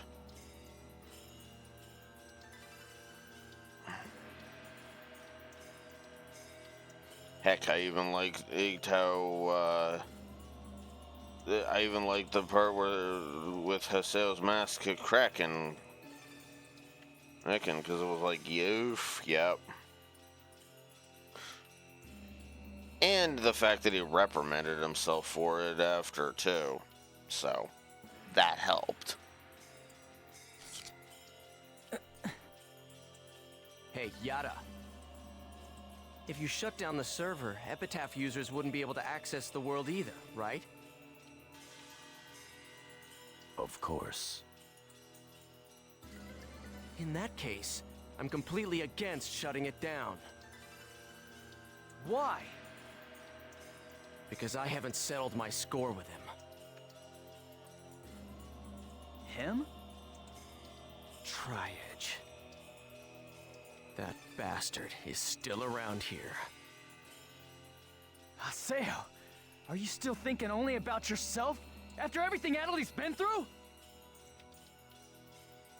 Myself? Hardly. The only one I'm thinking about is Shino. If it'll bring Shino back, I'll... Enough! I see how it is. I'm sorry, but I can't stay with you all any longer. I won't. I can't. Kun! Leave him be. But... He'll come back, you'll see. You think so? I think he's pissed for real. He will have no choice but to come back. Once he calms down, he will understand that no matter how much he dislikes it, this is the only place with all the answers. Never mind him. There is something I'd like to ask you. Huh? Did you find anything of use in the Ida server's operation folder?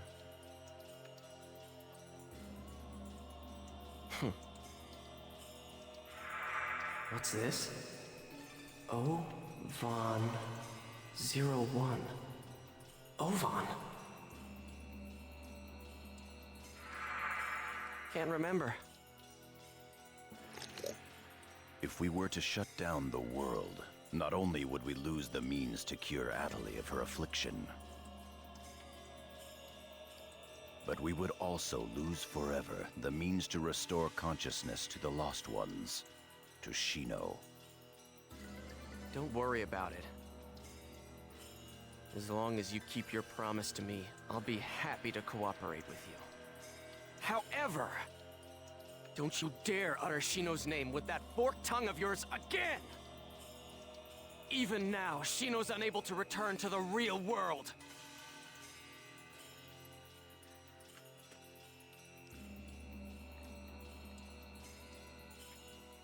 Master Yada, are you sure that it's wise to continue operating the world as you've been? Rather than conducting investigations of regular players, perhaps we should gather specialists on a closed server. Pi, Yes? do you know where Ida's interest currently lies? No. People. The reason that Ida is staying in the world is because there are so many things of interest present within it. If we shut down the server, Ida will cease to remain in the world, and will likely move its interest elsewhere. As to what that chain of events would bring about, both in the world and beyond, even I cannot begin to imagine. We, at GU, must prevent the damage created by Ida from spreading. At the same time, we will gather Epitaph users and gain the power to confront it. That is our highest priority now.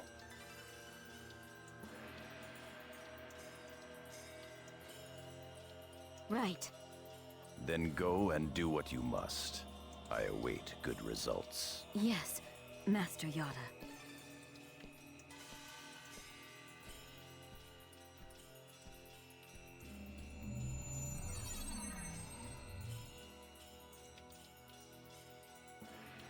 Yes.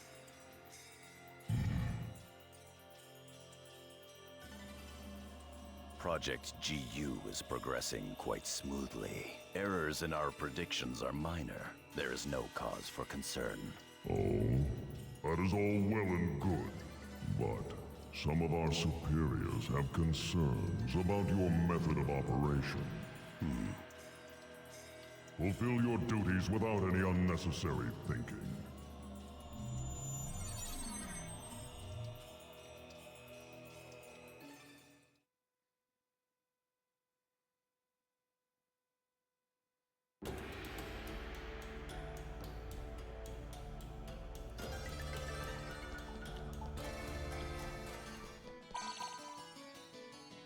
So, Caspar is talking nonsense and won't listen to reason. Please come to Kennard's at home. Syllabus doesn't know about what happened with the Ida server. I guess I should pay him a visit. Let's go to Kennard's at home. Let's turn right back around and go to the Kennard at home. Hey, Haseo, you gotta help me out. Syllabus said he won't believe me at all. Now, Gaspard. No matter how much fun the world may be, games and reality are totally separate things. These guys don't need to know about Ida, or avatars for that matter. Yeah, Gaspard. How could something like that happen? Haseo? But you were there too, weren't you? Huh? That's weird. I mean, that's really weird. Was I just dreaming or something?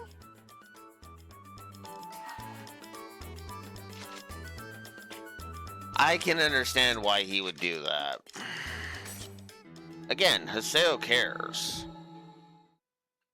Cares.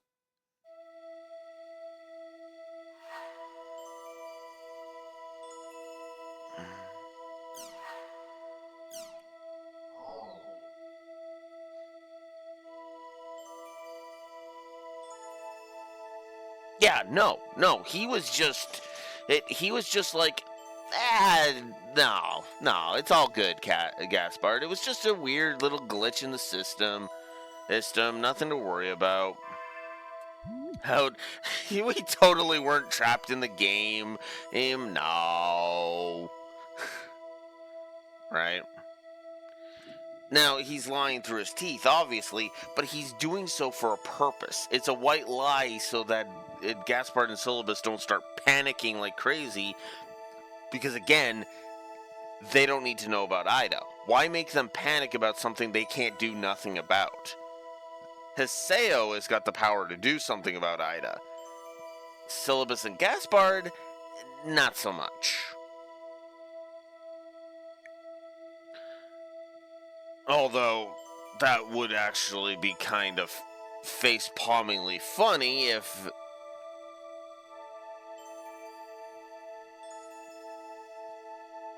they ended up getting avatars, but yeah.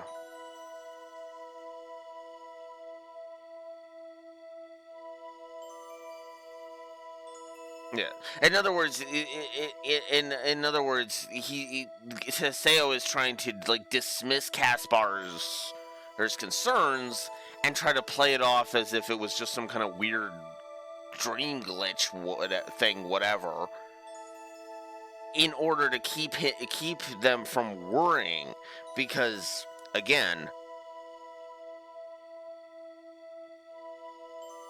and they don't know about Ida. Not fully. If they know anything at all. Which is actually good because, again, we don't need a mass panic on our hands.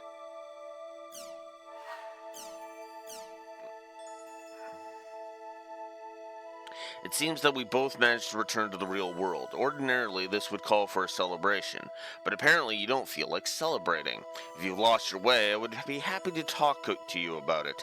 Come along to Delta Hidden Forbidden Holy Ground. I am sure that what happened to Shino and what happened to Adelie is not just coincidence.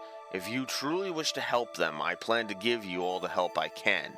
I'll be waiting for you in the Holy Ground. Uh-huh. Yeah, I'm sure you wish to help, Ovan. Ovan? How did he know about Adelie?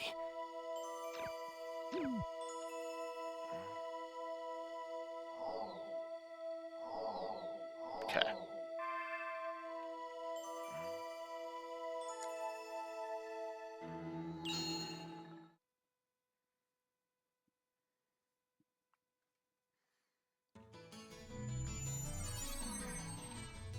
Ovan summoned me. I'm to go to Delta Hidden Forbidden Holy Ground by myself.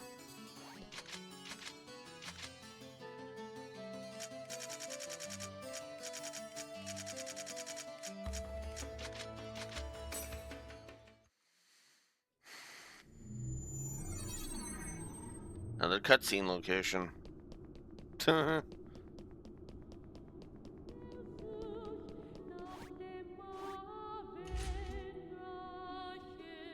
Yep. This is the, what, second or third time he's been here during the narrative? Haseo.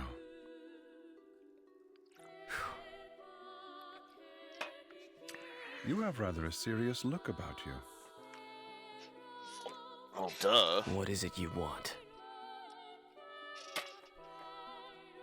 Ovan, that excuse about wanting to help is so lame it wouldn't even pass for third-grade theater. Damn! Nice! Tough to have your sincerity rejected. Sure. You're like a younger brother to me, so I couldn't leave you to fend for yourself. Then why did you when he first confronted Triad, you dick?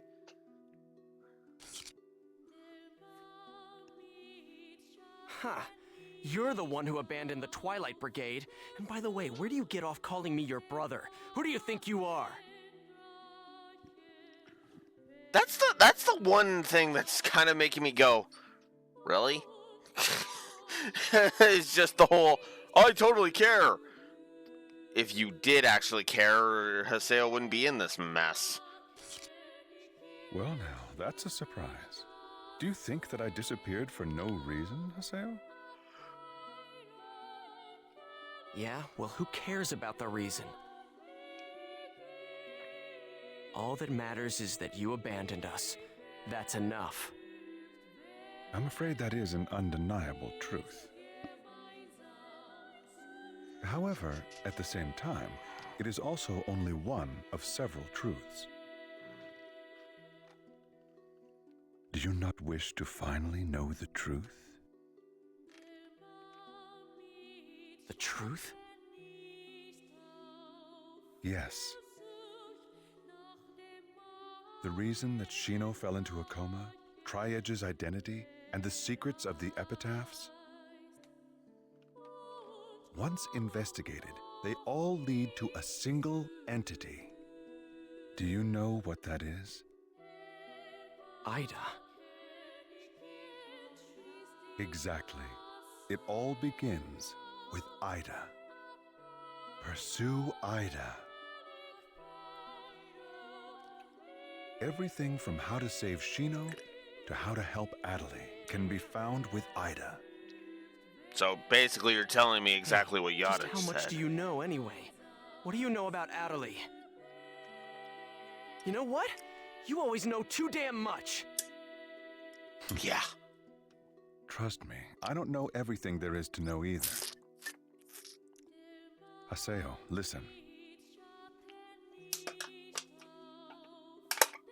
Epitaphs call Ida, and Ida calls epitaphs. Epitaphs call Ida? Yes, but only a small piece of the truth will appear in front of a single epitaph. If you wish to know the entire truth, you will need to gather the 8 phases of Morgana. 8 phases? Yes, in other words, the first phase, the terror of death, Skaith. The second phase, the mirage of deceit, Innis. The third phase, the propagation, Magus. The fourth phase, the prophet, Fidhel. The fifth phase, the machinator, Gore. The sixth phase, the temptress, Maha. The seventh phase, the avenger, Tarvos. And the eighth and final phase, the rebirth, Korbanik. These 8 epitaphs are known as the 8 phases of Morgana. So basically, if I gather all of them, Ida will just appear? Yes. Furthermore, your nemesis Tri-Edge and the epitaphs will likely appear.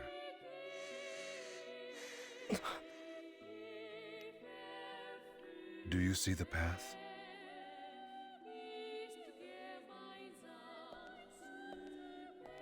Wait! Hey, why did you tell me these things anyway? Is atonement not a good enough reason for you? Don't give me that. Do you think I'm really stupid enough to swallow that story?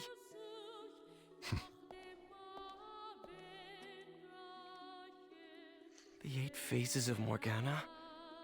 Both Shino and Adelie will be saved if I gather them?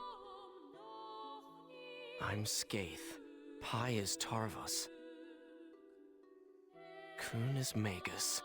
Entrance is Maha. Then there's Adelie. So 3 left. Fine. I'll go along with your story for the time being, Ovan. But I won't forget. How could you? You abandoned us!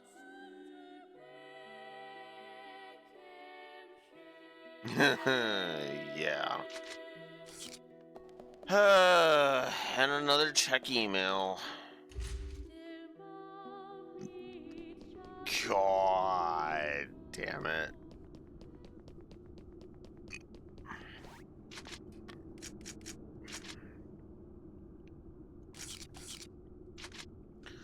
Son of a fuck.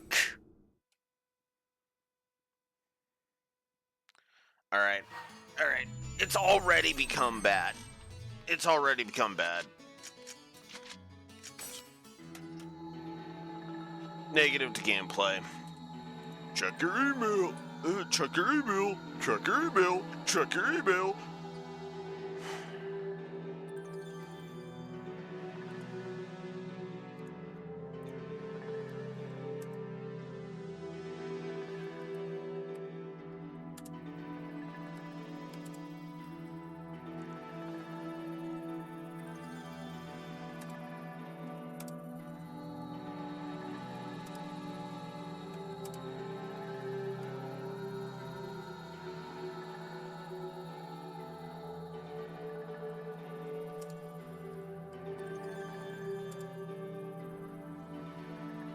I shouldn't say it like that.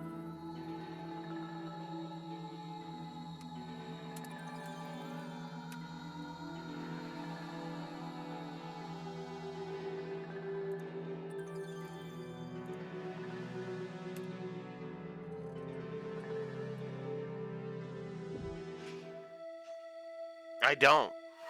Because it's so fucking pointless. Alright. As ever, let's check the community forum, see if there's anything worth seeing. Cloudy steel and cloudy fur.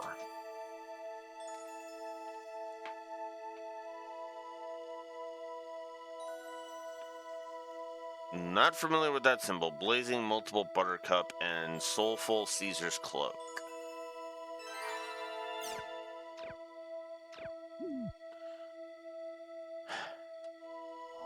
I suppose that's another set of positives I need to give. I figured it was another server. I mean, that goes without saying, really. Let's see.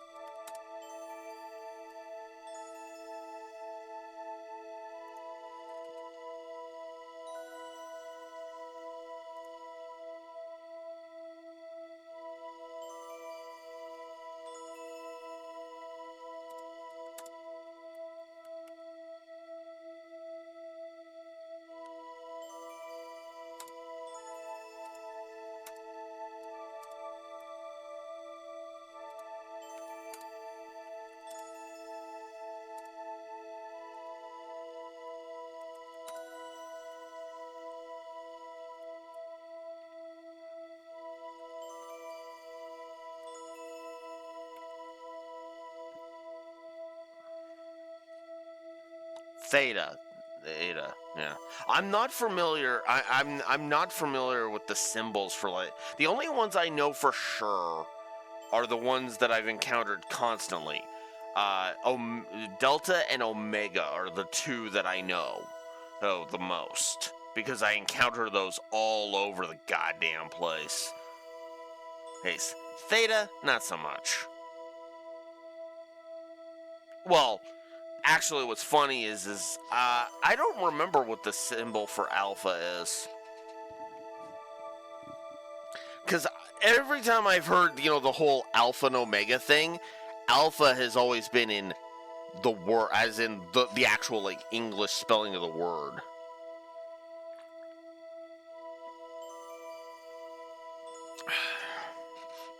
Heard. Ah, okay. Okay. Yeah. I wasn't trying to take a dig at you, Axor. It's more just a case of that's more of a dig at myself because it's like, yeah, I suck. Just straight up, I suck. But yeah,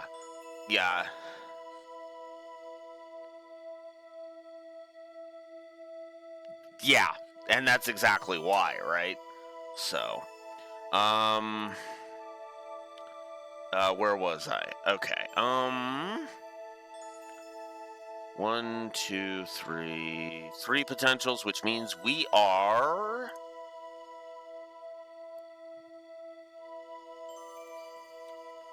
They're on gameplay positives. God, even the gameplay's doing better. God damn, look at this. God. I wonder if I shouldn't just balance this out by codifying those negatives.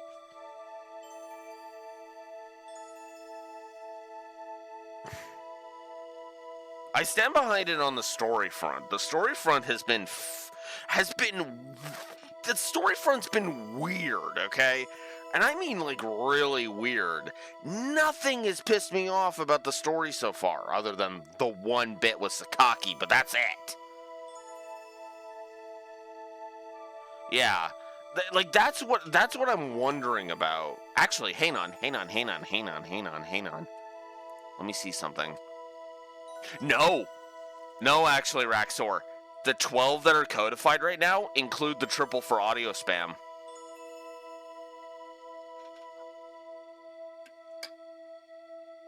Yeah.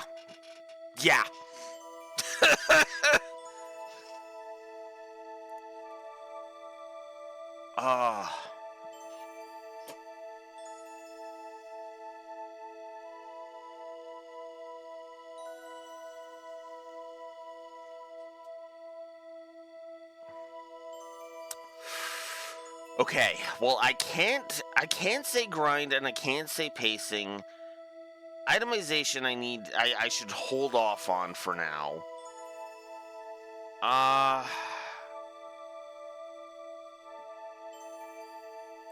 The targeting has actually been pretty crap.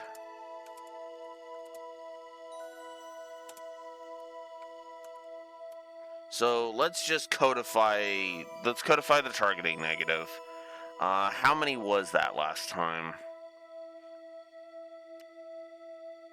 1. That was just 1 negative. Okay. Oh, actually, that's something I need to go check. Ah, come on! Fine, we'll check it after. You bastard. You fucking bastard.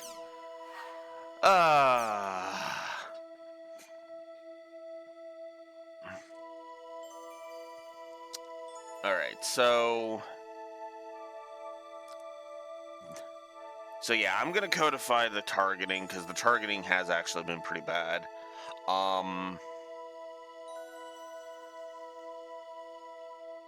Yeah, I can't codify any of the others, because I'm still debating the core combat. Like, that's the most I'd be able to codify right now. Fuck. God damn. And that's the sad thing. That was with me just kind of plopping all of the negatives from the first game on here. God damn. Anywho. Newtown access granted. Doldana. Maintenance complete. Demon Palace Emperor business.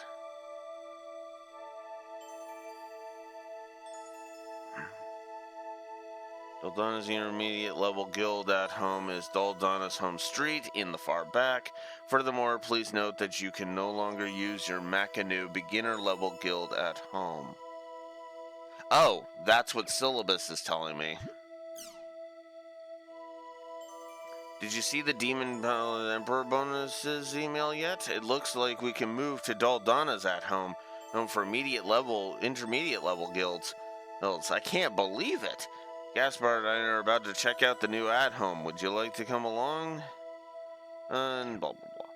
An intermediate guild, huh? It's in Doldana. Might as well check it out. Okay. There. Okay.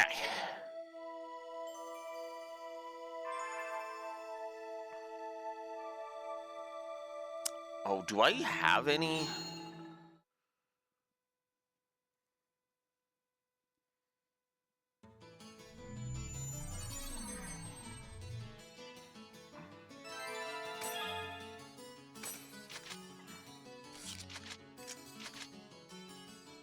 Oh. They're all at the at-home. Alright, fine. To town, Doldana, go.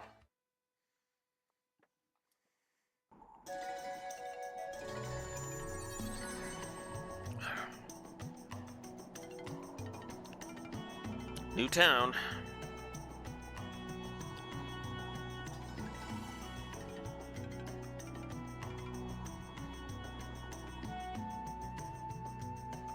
I should go over to Kennard's at home and file the update for the guild. I should be set with no problems if I just talk to the grunty in the hall.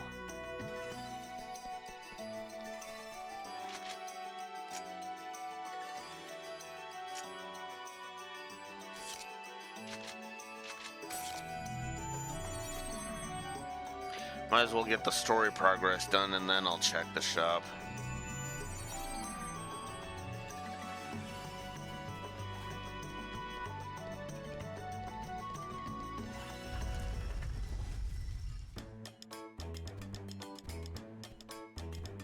Whoa, that's awesome. Fancy.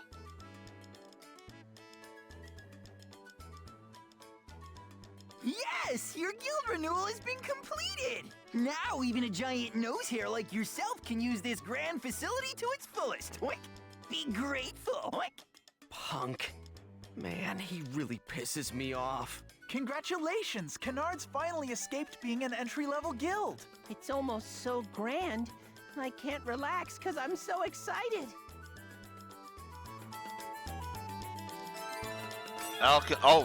The Alchemy Factory wasn't even available until now. And there's the Bike Factory. Got a greeting card as a bonus for coming in. Oh, that's right. Hey, Haseo, let's go to the quest shop. Come on, let's go! We'll go after.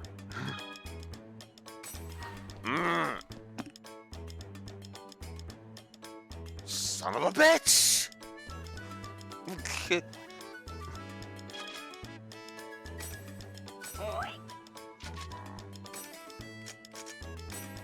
Yeah, it's the same as before. Alright. Ugh, negative to gameplay. Alchemy still sucks.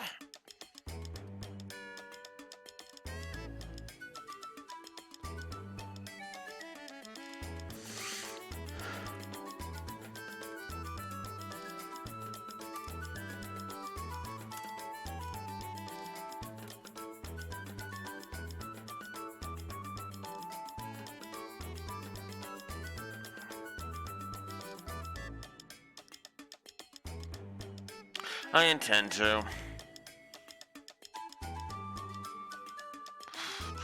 Okay. Now, did they fix this bullshit?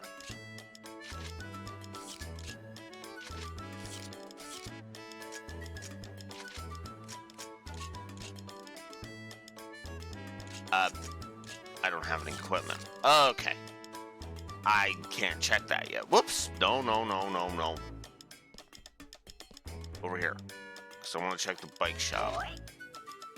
This is the Bike Factory. Hey, I'm going to explain all about tuning up your bike.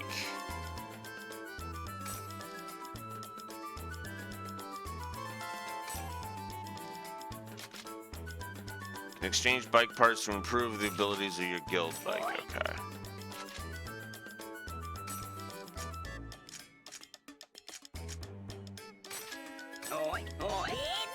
It's done!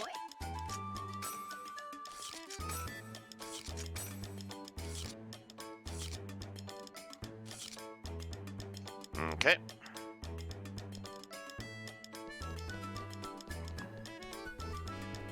Hell, I'm not even gonna look at the guild shop until I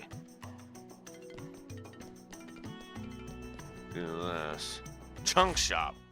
Sure, let's check the junk shop. Type 400 armor. Max speed -1. Type 400 muffler. Wow, bike parts are expensive. God damn.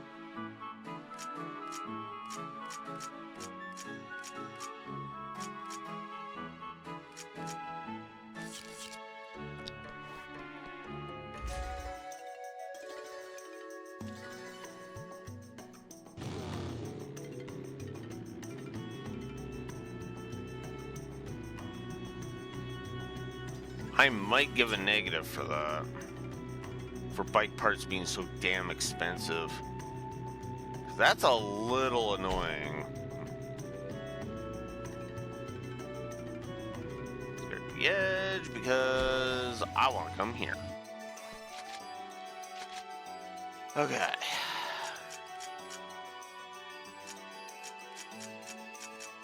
Blade rivet. Expensive, but yeah, well, I'm still gonna buy it because I want to see something with it.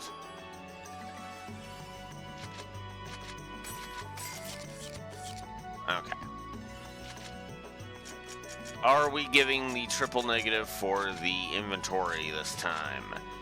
Yes, we are. Alright. Well, there we go.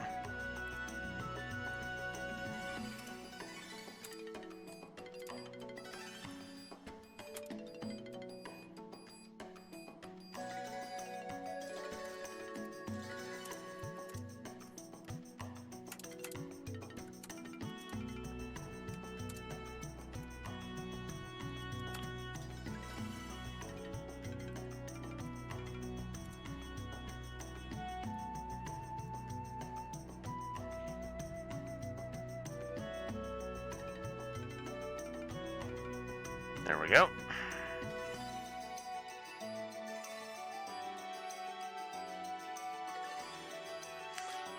Actually, that's a good question. Let's see. If I were to codify all of the negatives so far, or if I was to give the same amount of negatives, which I'm not doing for avatar battles because I've already decided that. Let's see. We'd be adding a triple for pacing, a single for grind, a single for itemization. So that's 5. 6. We'd be adding 6 negatives total to what we've got right now on the board right now. 1, 2, 4, 5, 6, 7. Which, yeah, would put us at -2 on gameplay. And that's why I haven't codified them, Raxor. Because there's been 0 grind. I'm not even joking. There has literally been 0 grind. In fact, if anything, it's been anti-grind because I literally leveled 4 times in a level 43 area when I was level 40. What was that? At 44 or something? It was like 3 or 4 times that I leveled. It was freaking ridiculous. Pretty sure I started at level 44.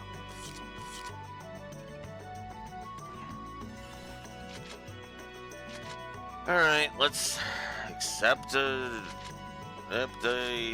quest. There we go.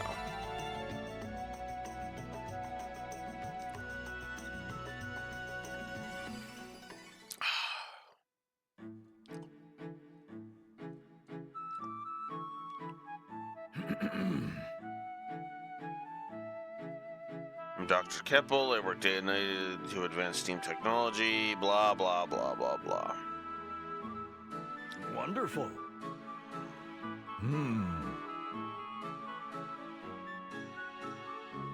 And need to get the memory module back. Take this. Ohm device. Beta, alpha ohm device, beta ohm device. I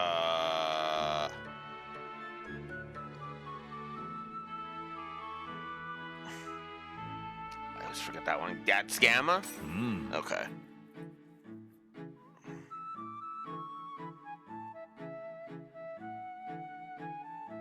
Yeah. I've stopped caring. Let's go. Oh my god. I get it. I don't care. Let's go. Okay. You.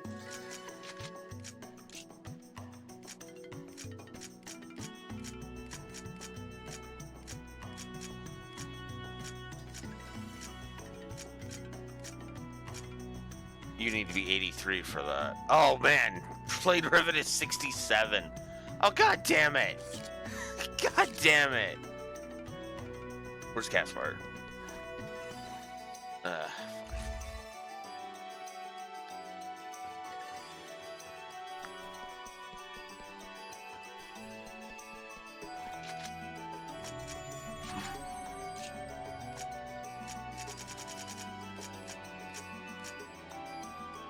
Well, first of all, take this.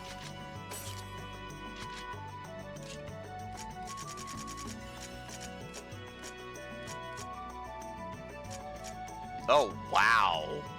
Magica Soy actually increases his power a tiny bit.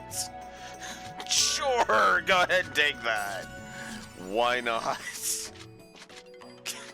Oh my god, that's just so bad.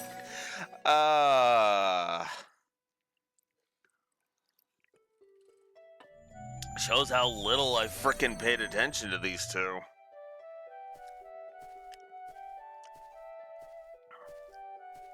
Also, notice how they're not treating Haseo like an amateur. So that's Rain and Cloud.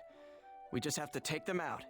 If we plant some ohm devices in the hills, we should be able to weaken them considerably. They both look pretty strong. Let's fight them later, after we plant all the ohm devices. First, we need to go find the hill. Yeah, exactly. And that's actually one of the reasons why I have not given them negatives, for the record. I'll try my best. Alright.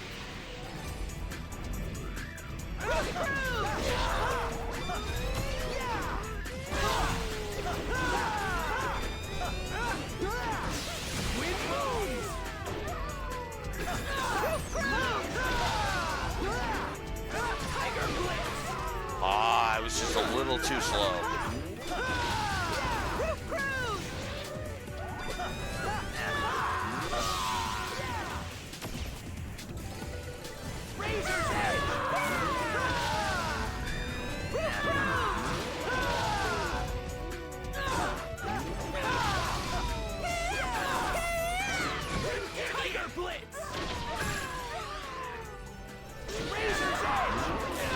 And for the record, no, them saying we should plant the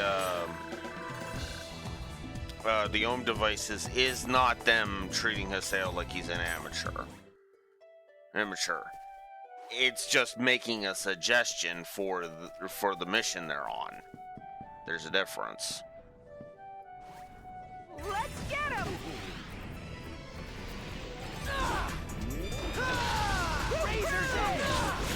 Yeah, exactly. It's just the mission description. That's exactly what it is. I'm basically just saying it as a, look, here, I know the difference, damn it. The game may not think it may not have thought I did back in Volume 1, but I do.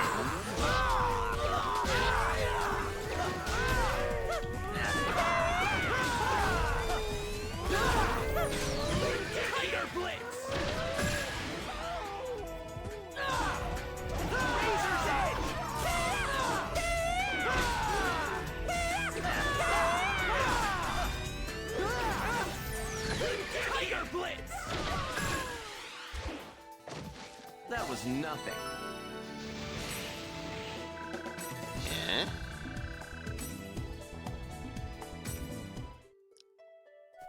Oh, that was a weapon level up.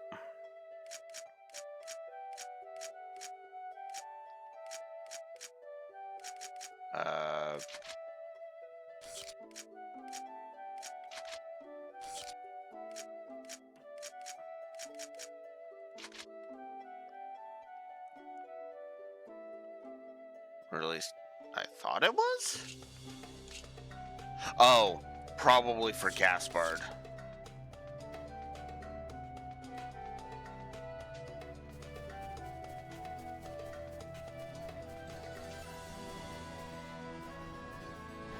Let's get him!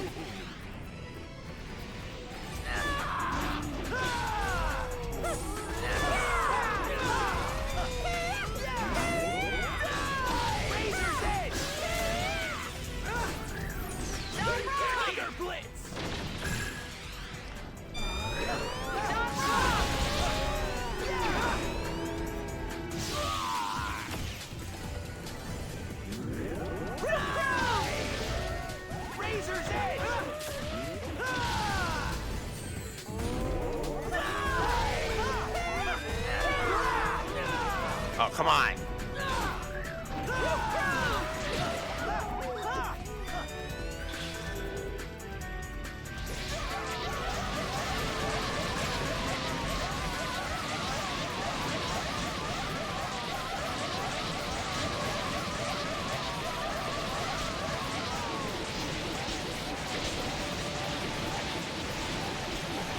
Jesus. Did you see how high that combo was? God damn.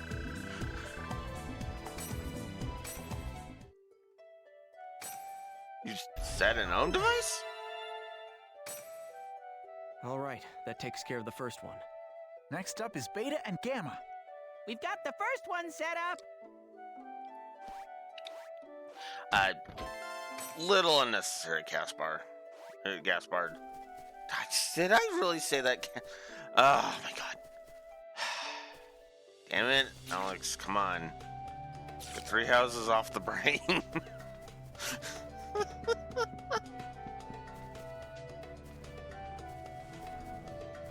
It's Gaspard, not Caspar. Razor's Edge!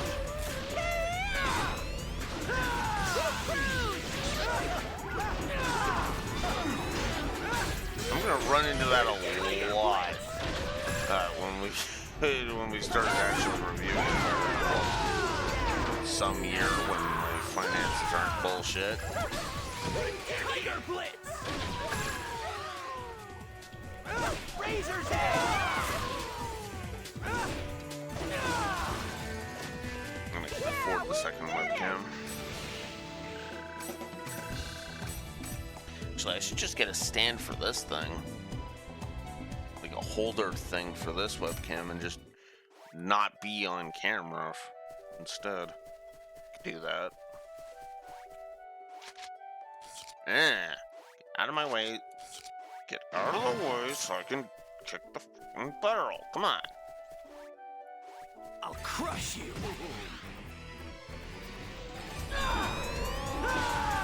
Razor's Edge!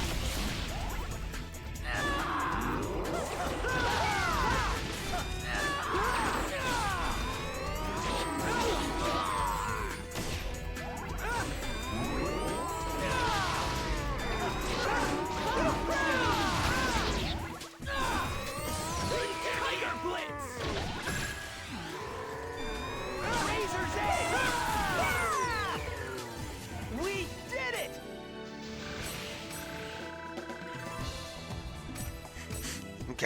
Gaspard's just sitting there leveling because he's so much lower level than everybody else.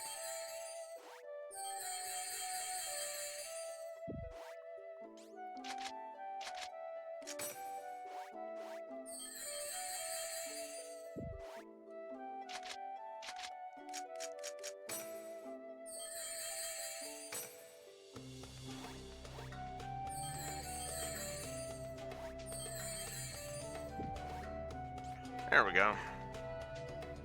Nice and healed. Let's do our best. Razor's Edge! Alright, you know what? Screw it.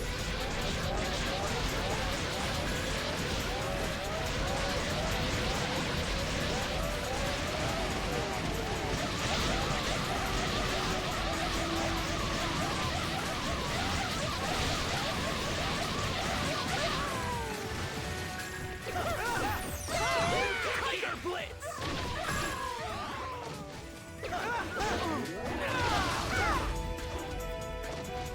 Yeah, we did it!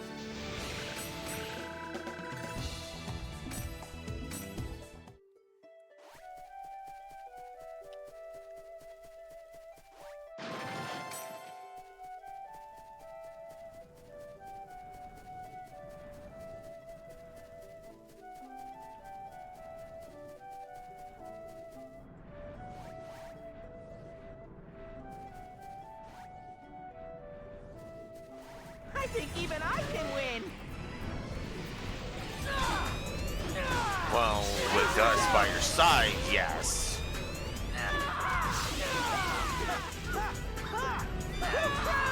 These things would be tricky for me to deal with on my own.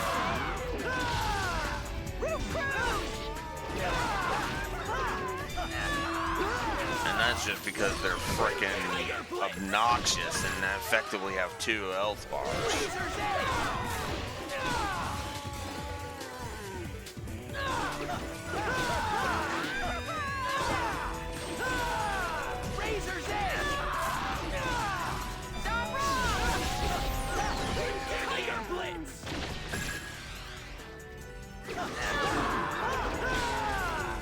That was nothing.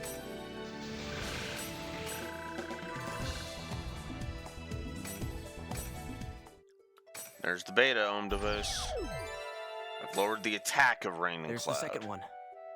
I wonder where the next hill is. We got the second one set up. Unnecessary dialogue, but you know what? I'm gonna let it go.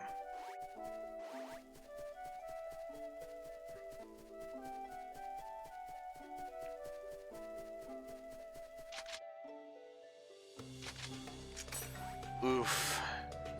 Just oof, Gaspard. God damn it! Keep fucking it up! I'll crush you.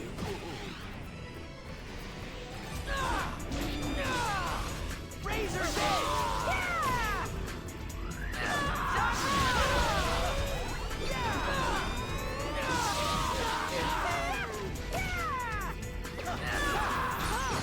Tiger Blitz!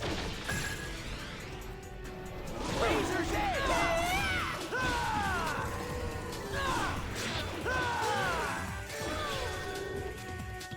This is it!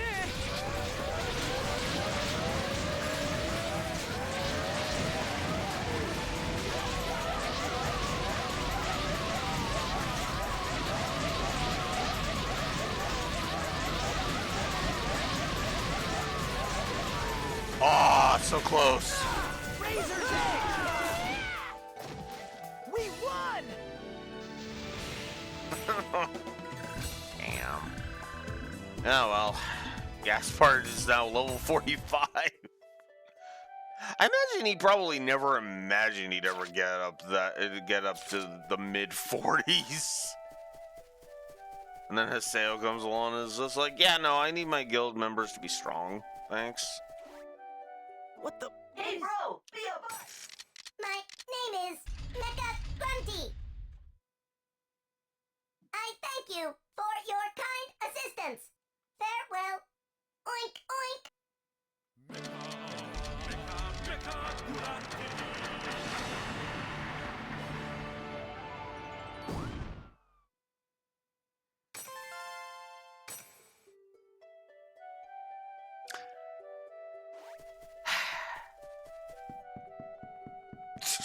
Just.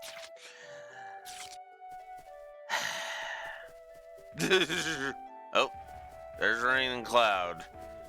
I kind of want to find the other hill. More battles, anyway. Come on. Oh. Quit spotting me. Let's get him!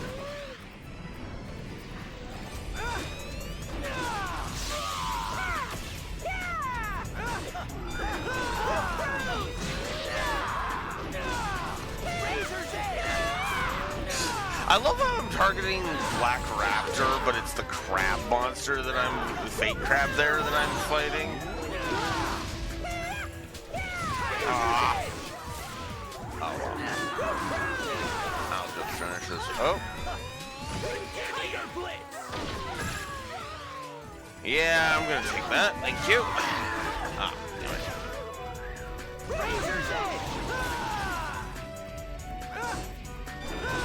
Oh, you guys already finished off of the raptor. Nice.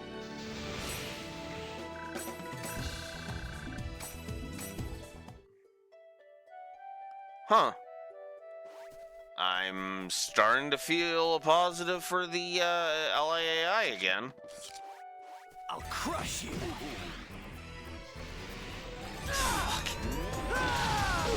That's still flabbergasts me, I'm not gonna lie. Because it's like, wait, the LAAI is actually good. Huh. This is a PS2 game. Usually, with a lot of PS2 games, the LAAI is not the greatest. To put it simply. Tiger Blitz!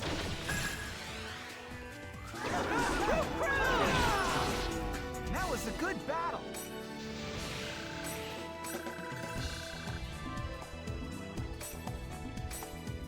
almost. And there's home device.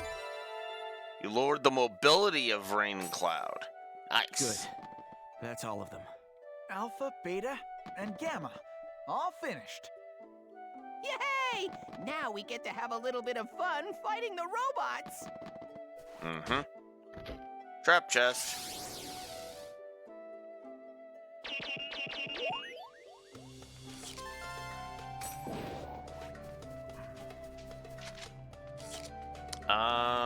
Syllabus.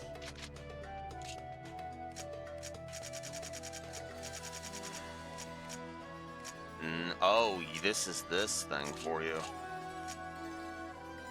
Dream Sheath is 42, and it would raise your thing by only 1.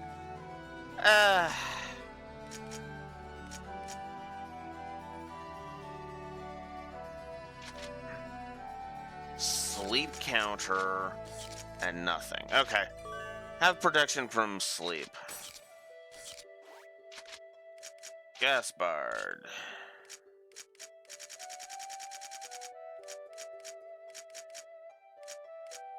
Level 51. Oh, no. Okay. Oh, okay. That's actually not a bad increase in defense. That actually is not a bad increase in defense. And it will last another, what is it, 6 levels? Here, take this.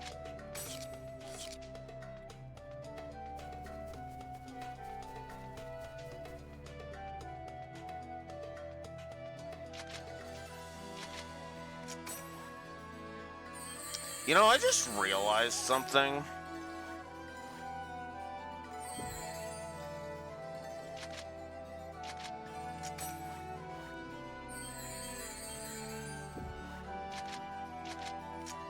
Notice what I'm doing.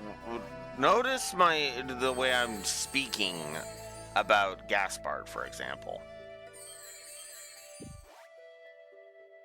Just straight up. Just notice how I'm treating him. That's it. Just pointing it out.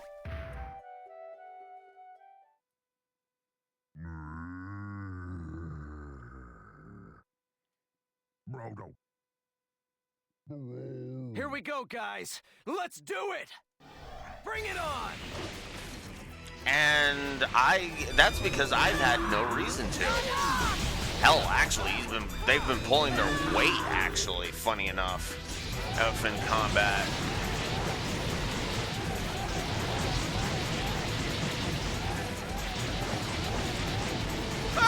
I feel sorry for these guys. They didn't stand a chance. God damn! Awakening of the Rengeki. Those poor fuckers didn't stand a chance.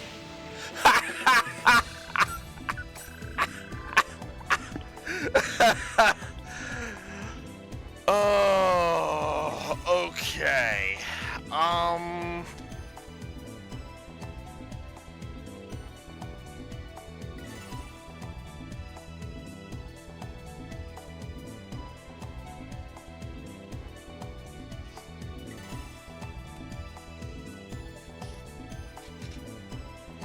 So, I'm gonna do something insane.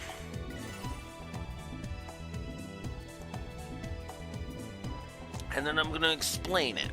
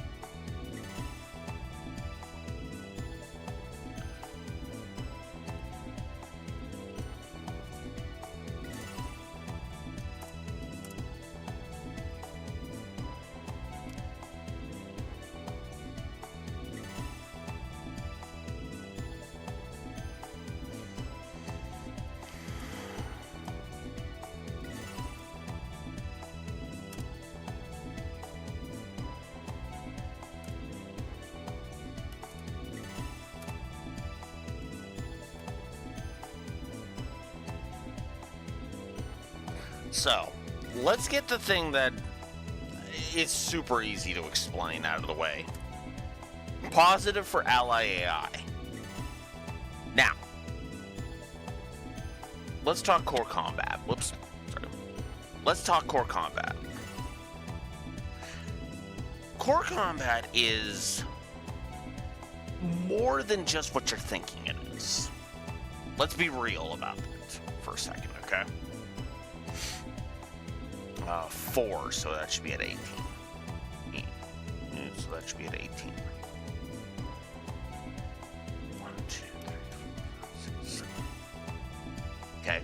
Core combat is still kind of way too limited for my liking, picking even for a PS2 game, and I feel like it's... And I do feel like it's kind of detrimental. That having been said, I'm also giving it a positive. I find myself kind of hard-pressed to explain myself. I still think the core combat is too limited. I do. I think the core combat is a little too repetitive and a little too... for my taste. Without there being as much, like, really awesome stuff to go by. However, I think that it's two things. The ally AI seems to be on point for the most part. I mean, you saw how they took out the Blade Raptor while I was concentrating on that fake crap, right? But notice how fast I destroyed those two, those bosses. Awakening and then a single Rengeki, and I won.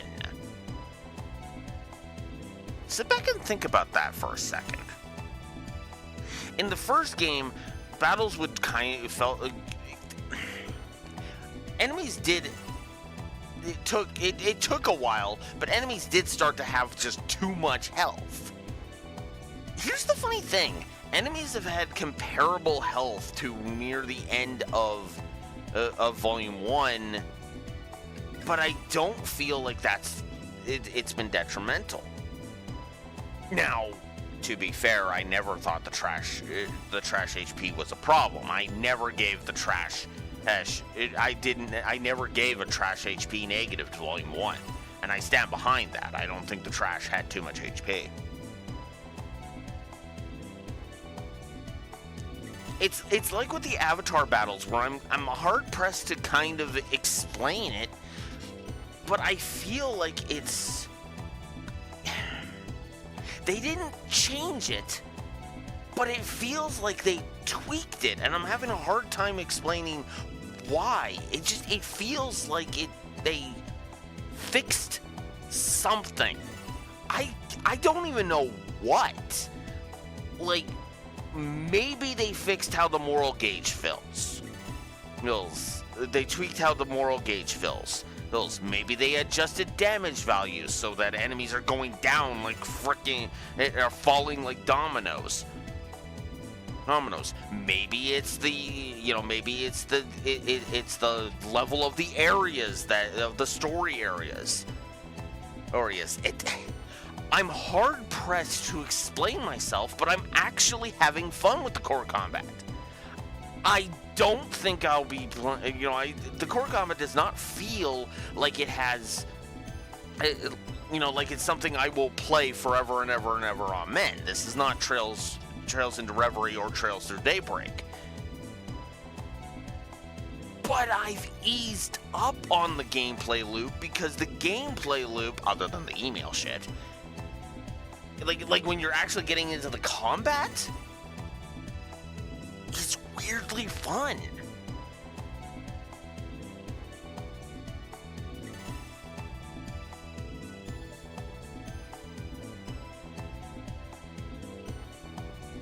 That's not even a good comparison. I was gonna say something to the effect of it's like Disc 2 of Final Fantasy VII, but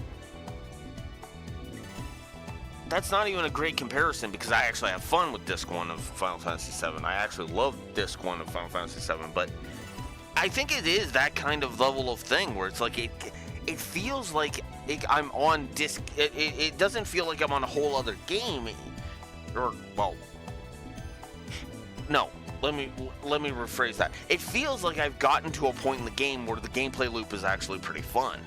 Because now I have more power, I have better weapons, I have better equipment, and I'm actually having fun going through the combat.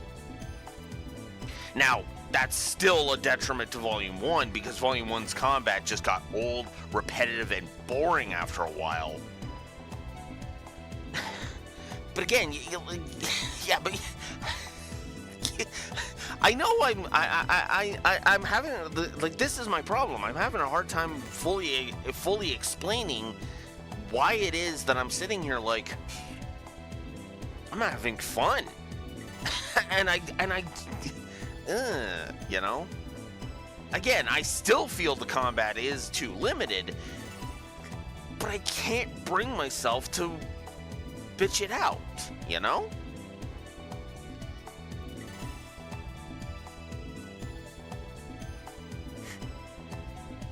That's where I stand on it, honestly.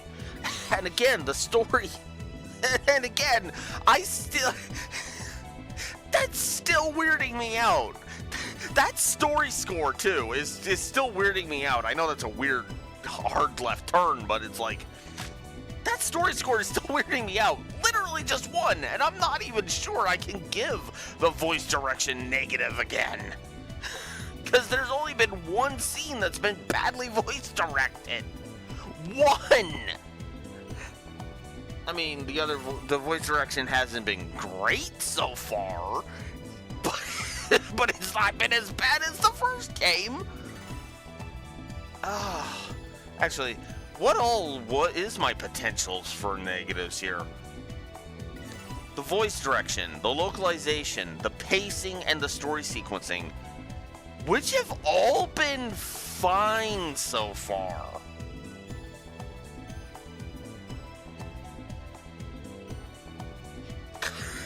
I throw up my hands.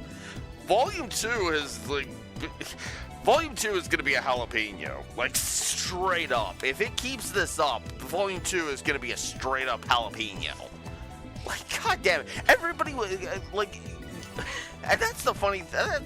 I think the reason why it's weirding me out as much as it is, to be honest with you, is because both Rexor and BJ were both like, yep, he's going to continue to rage through the rest of the saga. I've got nothing to rage at. I mean, Crimson Versus, sure, but even that, like, that's it. One thing, and maybe the email thing. Crimson Versus and the email thing. Everything else, and, well, the flinching and the knockback. It's like, yeah, but there's nothing. Like, even the flinching and the knockback haven't even been that much of a pain in the ass. Like, again, I throw up my hands. I do not have an explanation. I'm gonna AFK and take a stretch break. I'll be right back.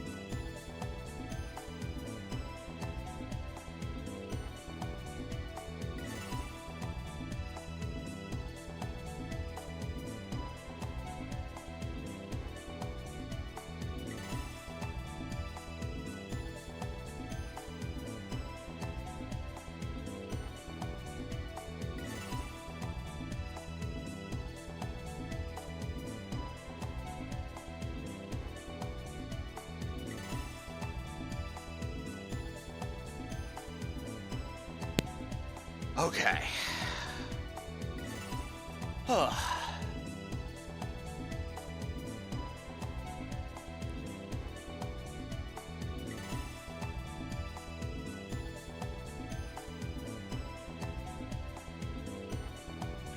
Alright. Let us continue. Got 2,000 money from that. Damn. Well, that should do it. Now then, let's go collect the memory. Uh-oh. They fused! Rain and Cloud hashtag Rain and hashtag Cloud joined together to become hashtag Rain Cloud. They just combined. No way. I thought we defeated it. What? That's perfect. Bring it! Bring it on! Okay. Okay, so like 1,884, I think that's it for its max HP.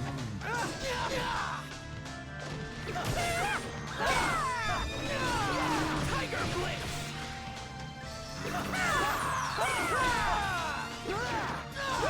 Tiger Blitz!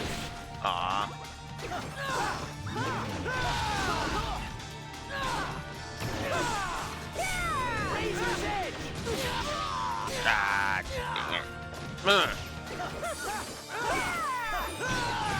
Tiger Blitz!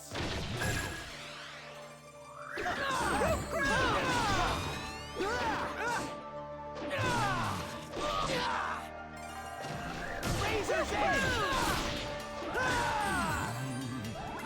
Oh, frick. It heals itself for 200. God damn.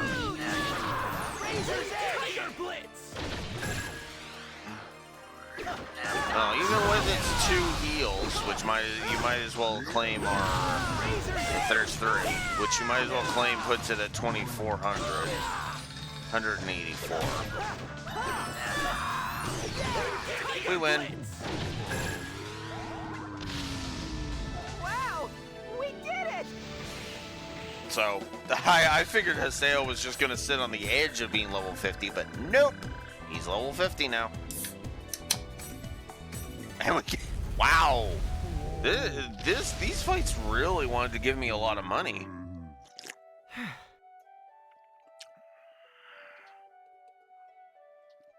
That should take care of it.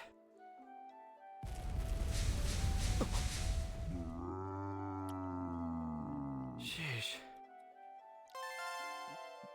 Got Rain Cloud's memory.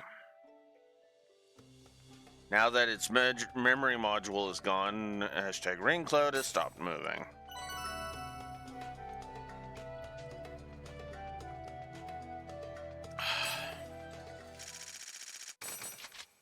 B rank, 3rd word, Footstone.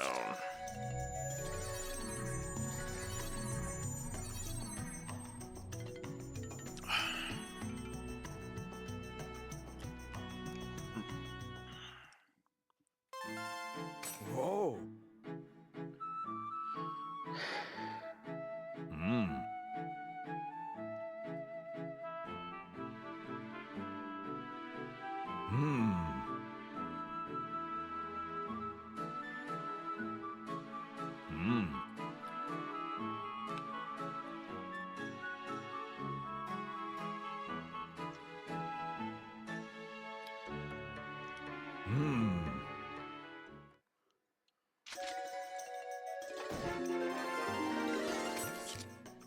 Well, should also I guess use that's that. that. Good work, Haseo. See you later, Haseo!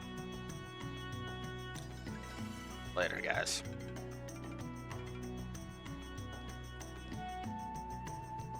Weird transition, but whatever. Wait! Hold it!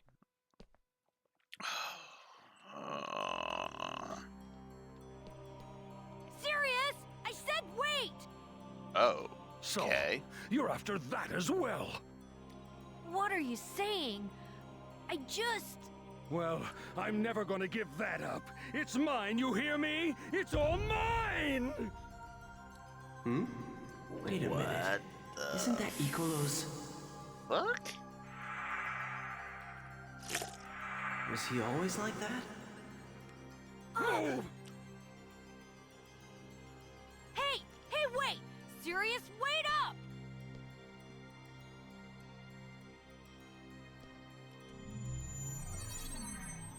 Sirius.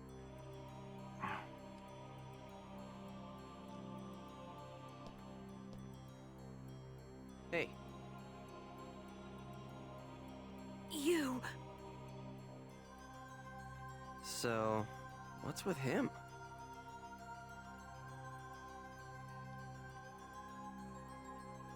You know this is all your fault. All of it! Every single bit of it! You know, if you want me to agree with the fan base about you supposedly being best girl, you kind of need to stop acting like a complete, utter bitchy cunt.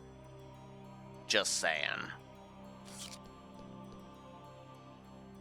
My fault?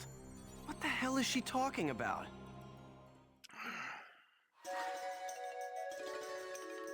Alright.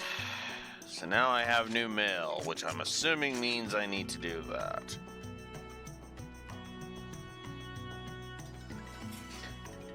First, gotta check your email. God damn it! God. Fuck.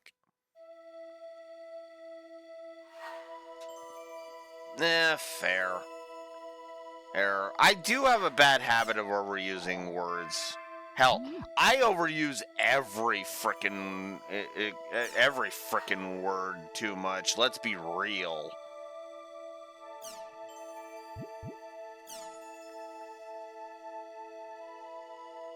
Every insult word. I use F-bombs too much. I say bitch too much. I know I should back off, but like, I don't know. The only thing that's making me go, but there, well, okay. To kind of defend myself a little bit here, she's acting like a bitch. I'm not saying she is a bitch, she's acting like one.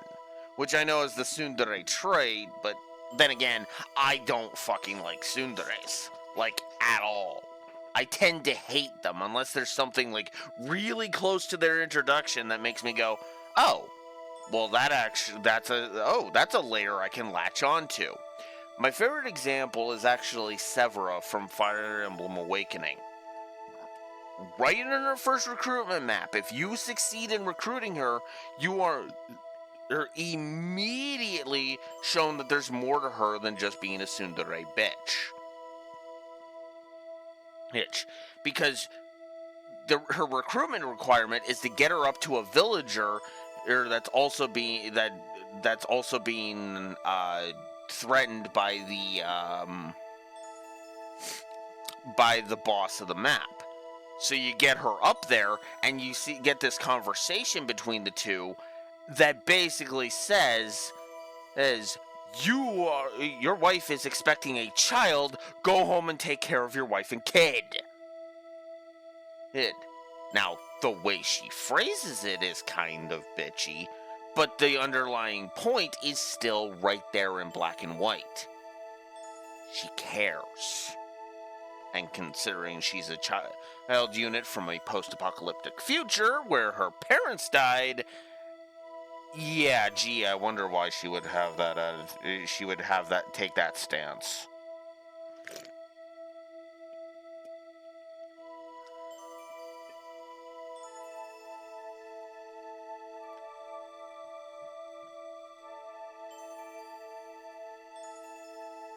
So I do apologize. I do apologize for using it too much. I do apologize for using the C word too much. It's just, ugh. I think part of it too is it's kind of funny. I imagine that would eventually start to fade over time.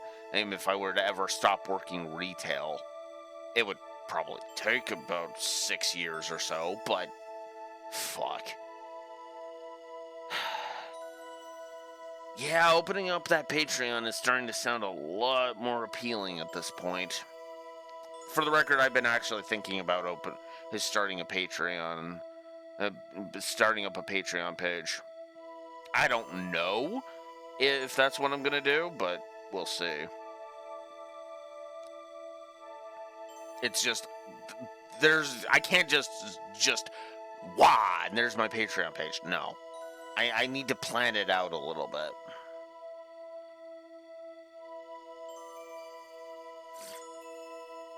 This is Gaspar telling us about doing that. A start of a campaign, which is the Stray Mecha Grunty campaign. If I want to do that, I am not. And Pi is letting us know that that Master Yoda reported that Ida's signals were picked up during the Holy Palace title match. An Ida signal at the title match?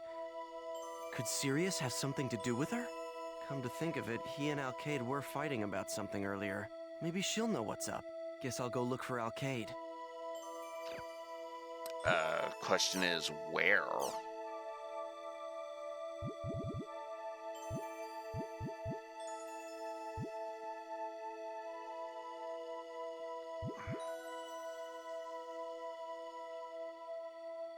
Sure, let's send that as a greeting card.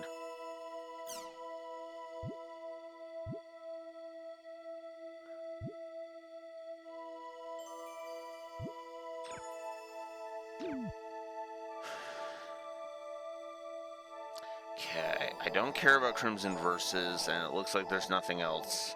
Let's hear, so back to the world we go. Because fuck Crimson Versus.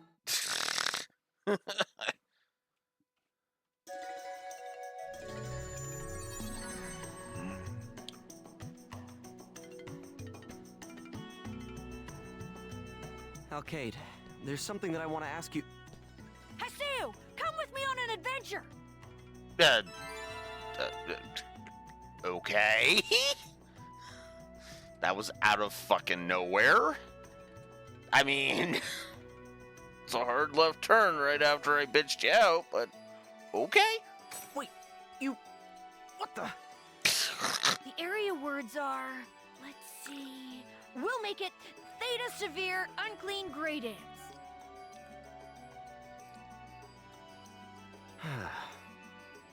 Okay. It looks like I better listen to her for now.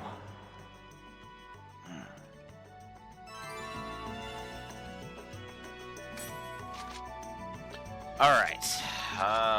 Well, let's add her to the party, I guess.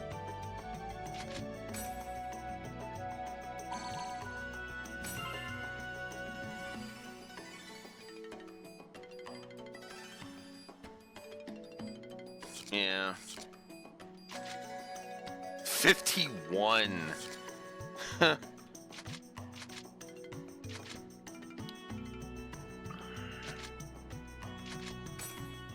Well, at least the dungeon we're going to is a 51. Alright, Pyros.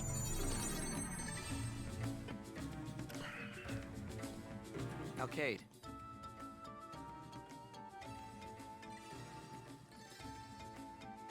She doesn't look like she'll talk anytime soon. For now, I'll just head to the Beast Temple.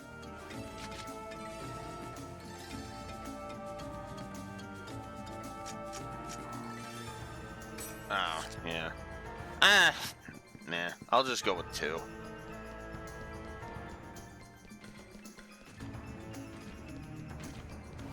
You're open!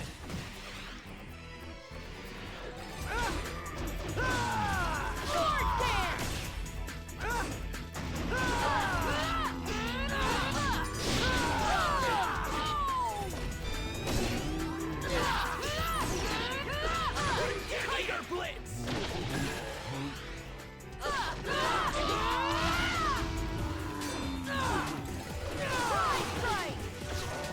Heck mask?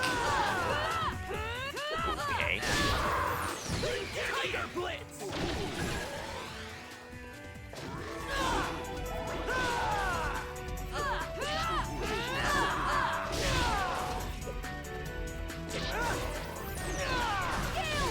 Tiger Blitz!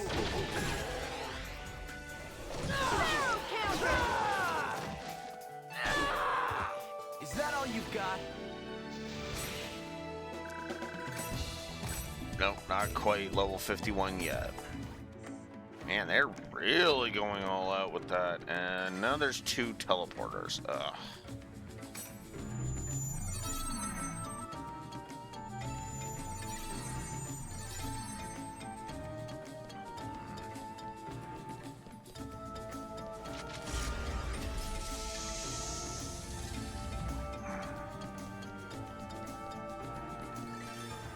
Oh, you can warp back. Okay. That's actually good. Purple means you can warp. White means you aren't. It's inactive, so. I'm getting goosebumps. For these suckers? Sword dance. I'm sorry, what?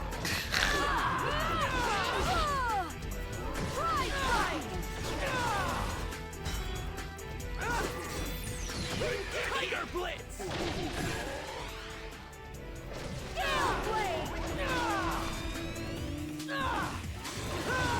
Come on.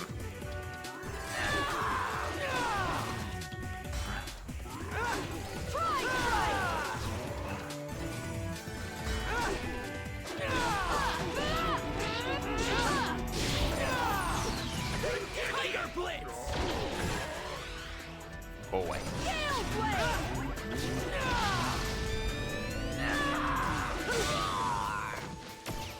God damn it.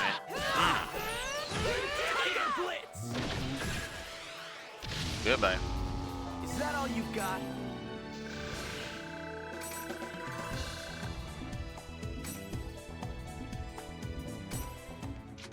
Wrath Lure? Probably not something I can equip. Oh. Okay. I still gotta wait. Broad Wings, I could actually do that.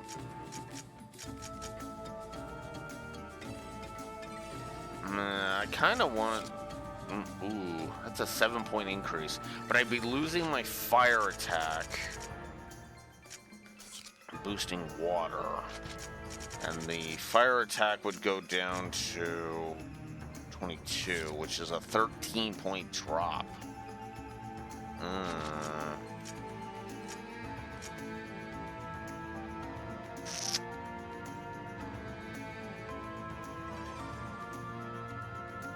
My magic attack would go down.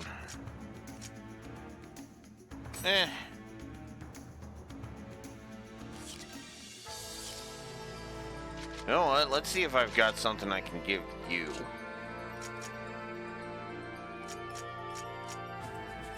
I do, actually. Here.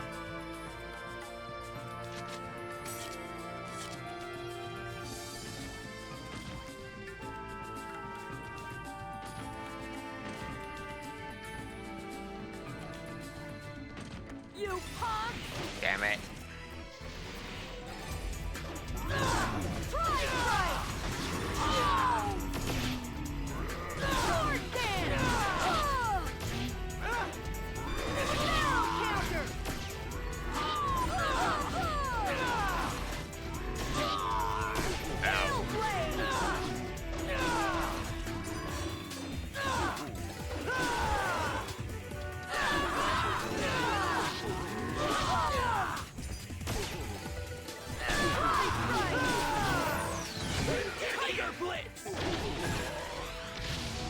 Oh wow, I got them both. Nice.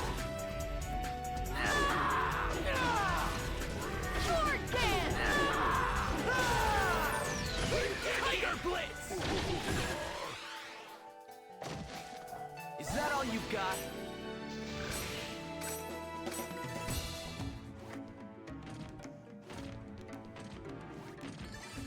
My philosophy is to go full strength.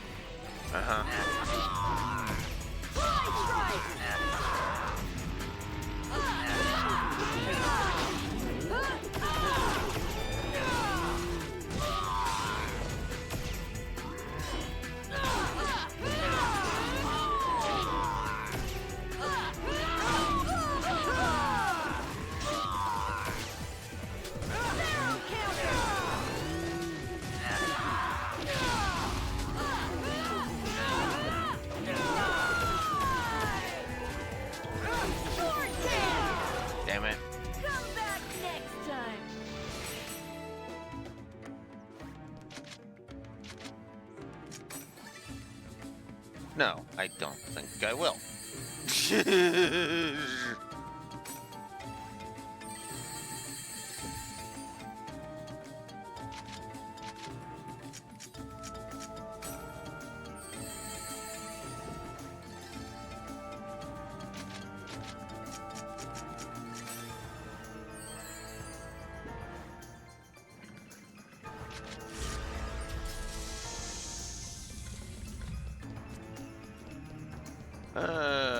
Okay.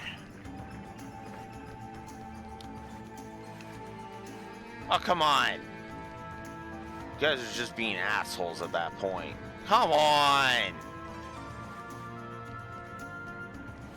I'll crush you.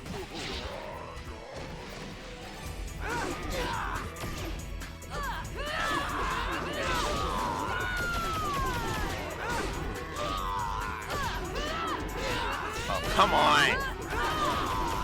Oh my god. I cannot move. Fuck off.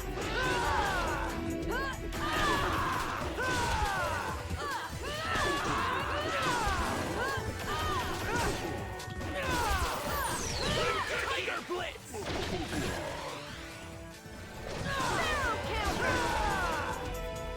This is a piece of cake.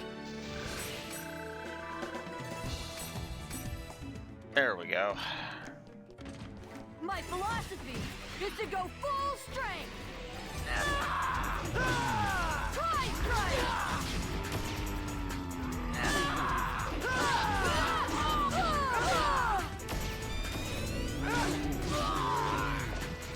Try strike.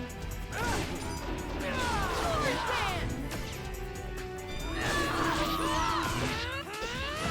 Tiger Blitz!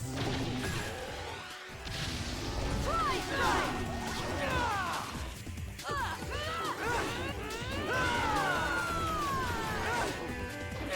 Gale blade. Tiger Blitz!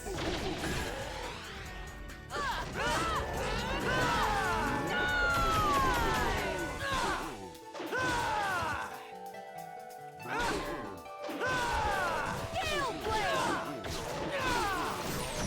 Tiger Blitz! Try strike. Come on, there's gotta be someone better. In this dungeon? Probably not. I'm getting goosebumps. Sword dance.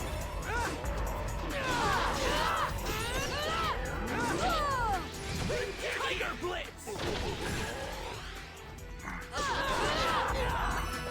Gale blade.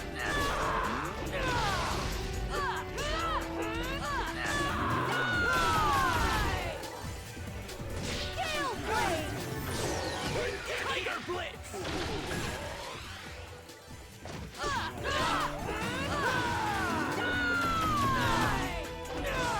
Try strike.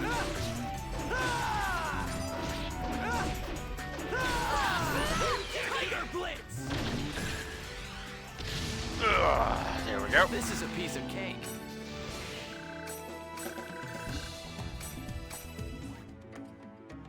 If I find one more enemy, we're both leveling.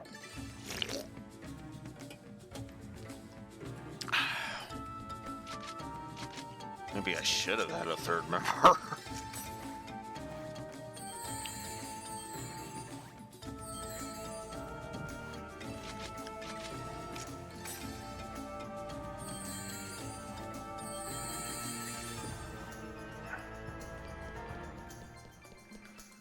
Whoops, wrong way. My philosophy is Wow, there's a lot of enemies in this dungeon. Wow. Not that I'm complaining, it's leveling me up, but...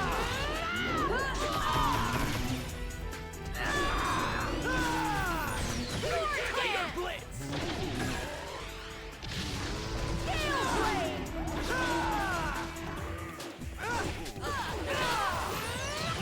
Tiger Blitz! Try strike.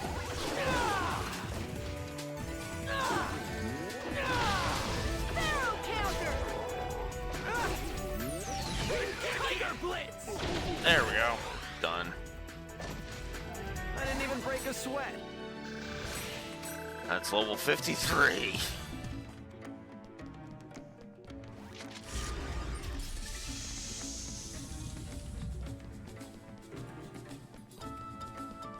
Ugh. Even more dungeon.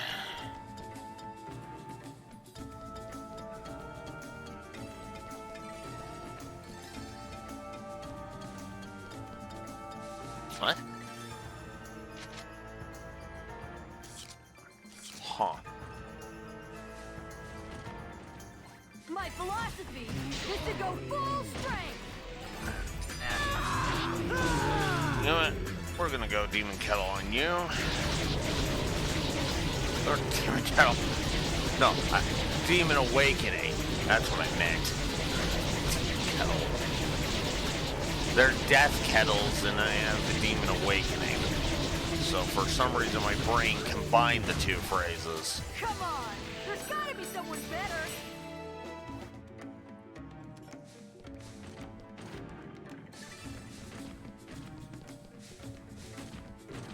Damn, this is bad. Ah, damn it.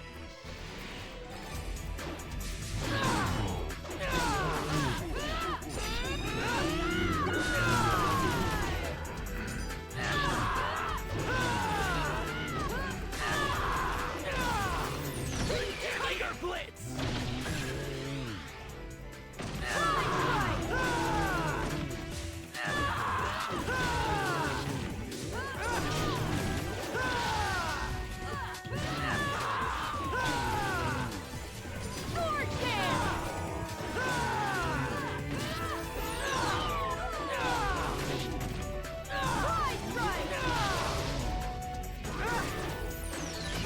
Tiger Blitz!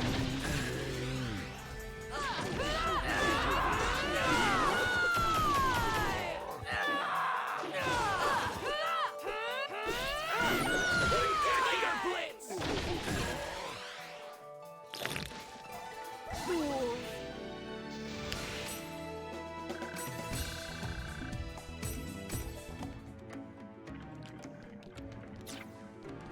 Alright.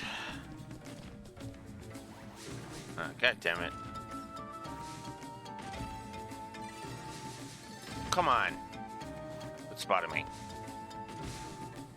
I'm getting goosebumps. Sword dance.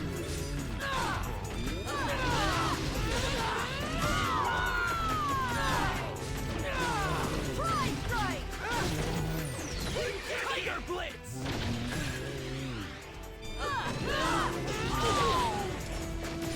Oh, come on. Tail flip. Go away.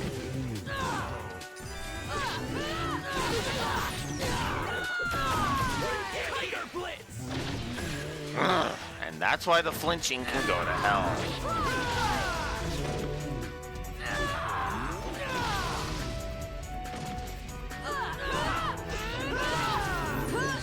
Tiger Blitz! This is a piece of cake. Jesus, we've almost leveled again. Wonder if this kind of X game is one of the enhancements they did for their remaster. Because I can't imagine you were gaining levels this freaking rapidly in the original, in the PS2 original. I don't buy that for a millisecond. Tiger Blitz!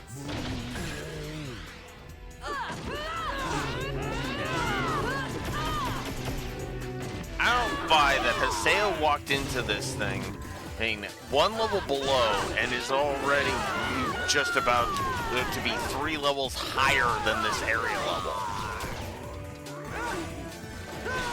I don't buy that. Tiger Blitz!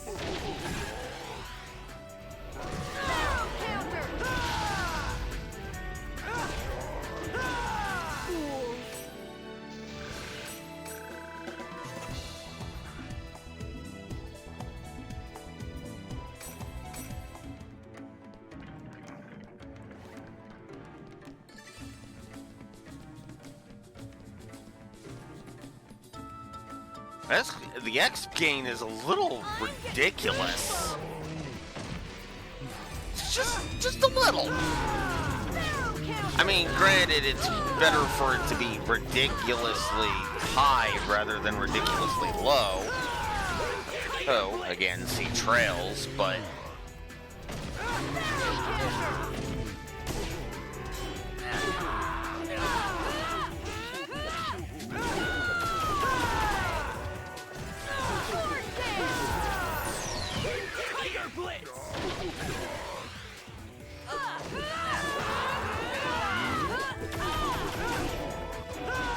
This is a piece of cake.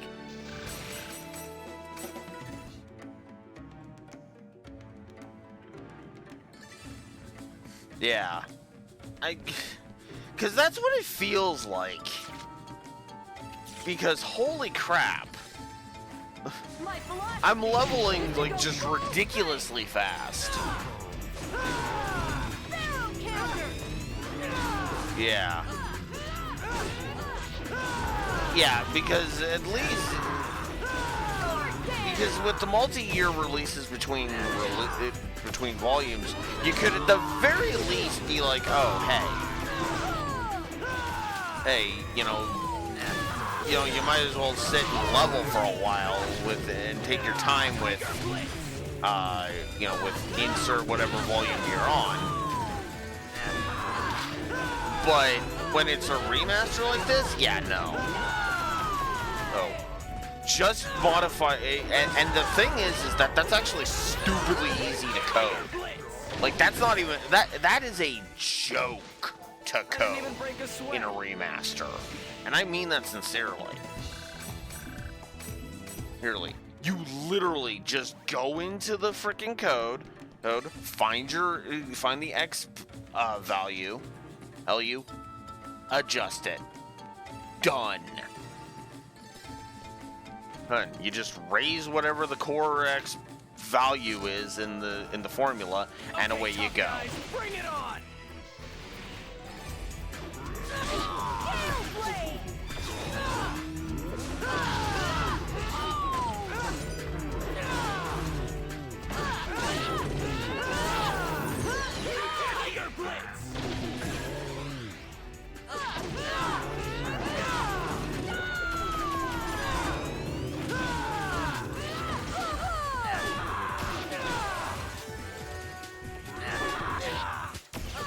God damn it.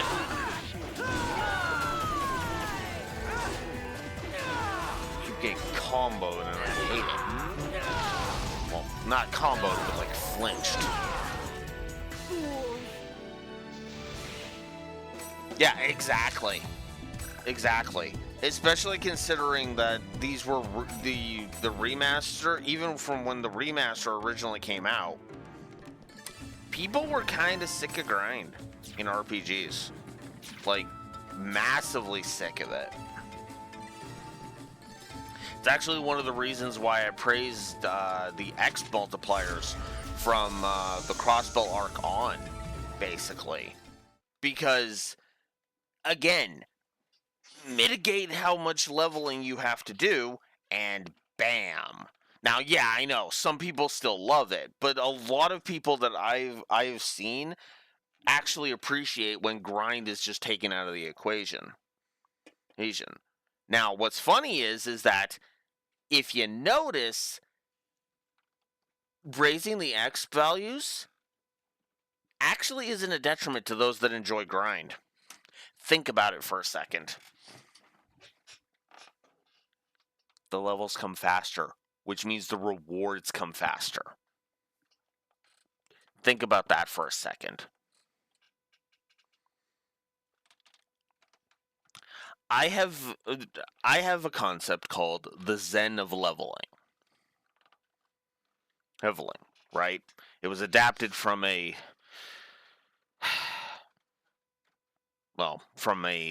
content creator that I don't want to name because seriously, screw him. But he had a video that was called the Zen of Grind. I adapted that into the Zen of leveling because the lore runner kind of had a different definition for grind, right? leveling is the kind of grind that you enjoy, right? Like I like going and play when I play FF7, I love grinding up to level 99 because that's fun for me. That's just I just kind of, I just kind of sit, relax and level. Same with Legend of Dragoon and stuff like that. My favorite example of this is still Trails into Reverie. In fact, Reverie is probably going to get some. I'm probably going to up the amount of positives for the Zen of Leveling just because of how good the Zen of Leveling is in that game. Which actually, I guess technically I did because I'm pretty sure I gave the droplets positives now that I'm thinking about it. Which I can check.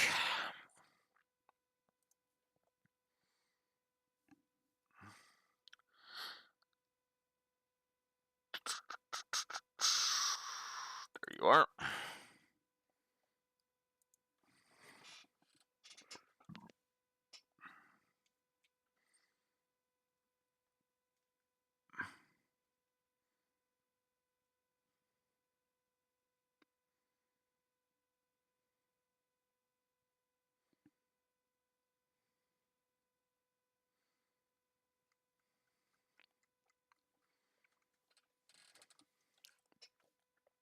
Fuck, I nearly gave Reverie. I came close to giving Reverie every 200 gameplay positives. Jesus.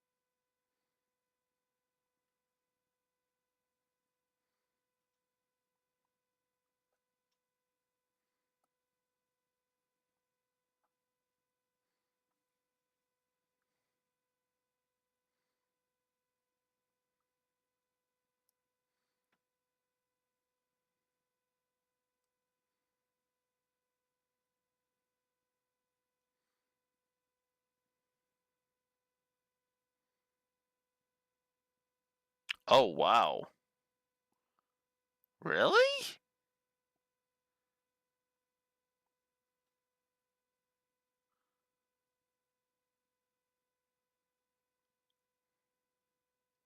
Huh. Okay, so I just looked through my Reverie review, and apparently I only gave one positive for the Zen of Leveling in Reverie.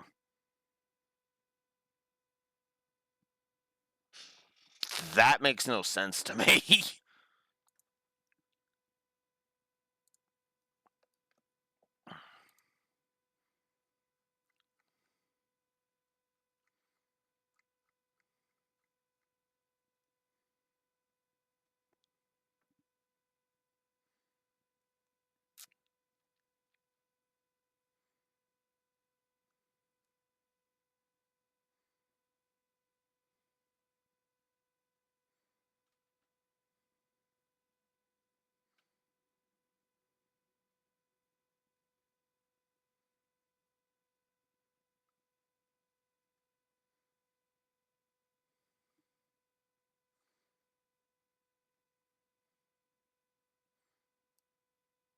Yeah, I only gave it 1. Wow, that's weird.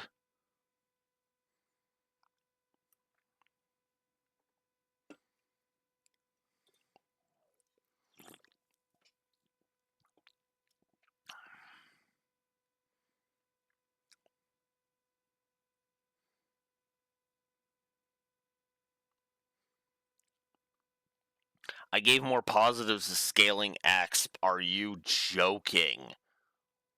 Wow. Oh, wow. God damn.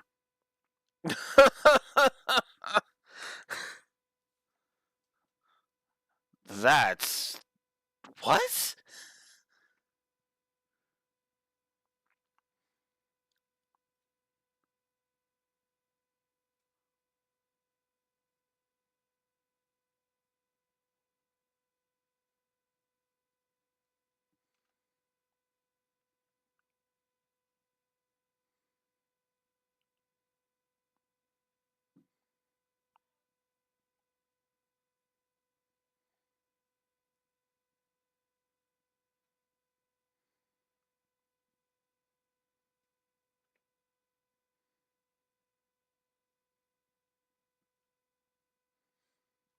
Damn.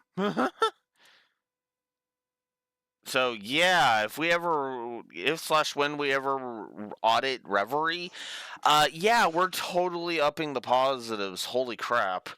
Which means, we might actually have a game that will have more than 200 gameplay positives. God damn. Actually, how many pages is that? That's what I'm wondering. God damn. My Reverie document is 27 physical pages long, according to Microsoft Word. Oh my god. 27 pages. I have a funny feeling that's the number that's going to be the closest competition for that. God damn. Anywho, I suppose we should continue on. All right, enough's enough. I want to know what's going on. You saw what Sirius was like? Yeah, it was kind of odd. Was he always like that? It's your... Hmm? Ever since you became the Demon Palace's Emperor, Sirius has been acting weird.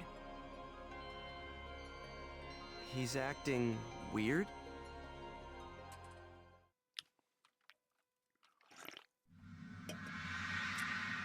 Sirius, he has decided to no longer come to Icolo. It's such a tragedy. He was always so proud of how he used to perfect his skill in the arena. And now he...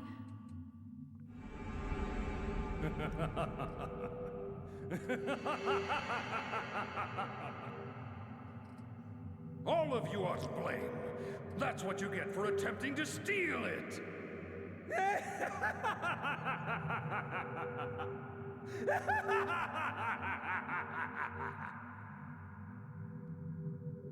Ever since he decided to pair up with that wing guy and that naked guy, he's completely lost his mind. No! No! That's not serious!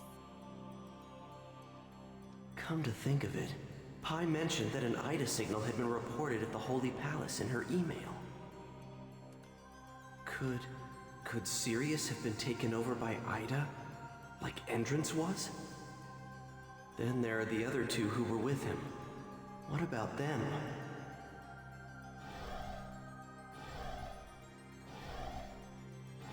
The winged guy and the naked guy. Could they be the same ones that were together with Tri-Edge on the Ida server? Sirius and I, we used to love to argue whenever we saw each other. He was always so hard-headed about everything, and I would never be honest about anything. That day, the day I lost to you in the tournament, I just didn't know what to do with myself anymore. All my confidence and bluster was just for show.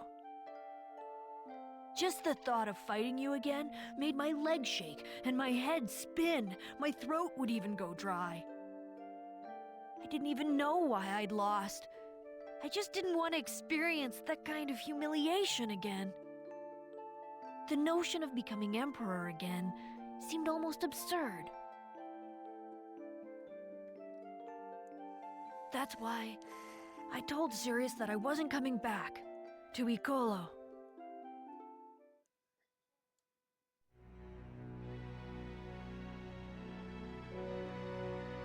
What do you think you're doing?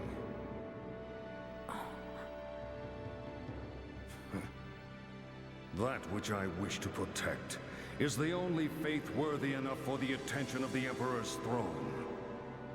And all of the effort and bravery that is required to defeat a strong opponent, that is my purpose and my pride. There was once a time when you used to understand that. Sirius. I want you and I to understand each other. All of these feelings, this faith, Alkaid, it's because of you.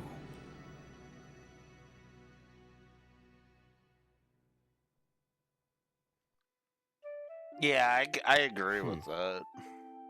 It was like I'd had the wind knocked out of me. Somewhere along the way, I'd become obsessed with protecting what I had built up. And had forgotten all the things that had been important to me, like meaning, faith, and pride. It was only natural that I lost you. Haseo! I need you to help me! Alkaid, you... Please! I need to talk to Sirius more than anything! I need to know why he's been acting like that! He'll never listen to me if I just approach him straightforwardly. There's nothing more I can do on my own. Sirius was always particular about fighting in the arena.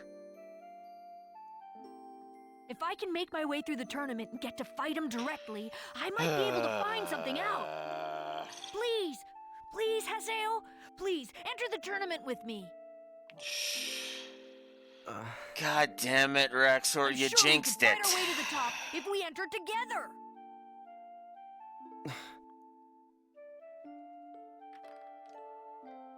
I guess I'm asking too much.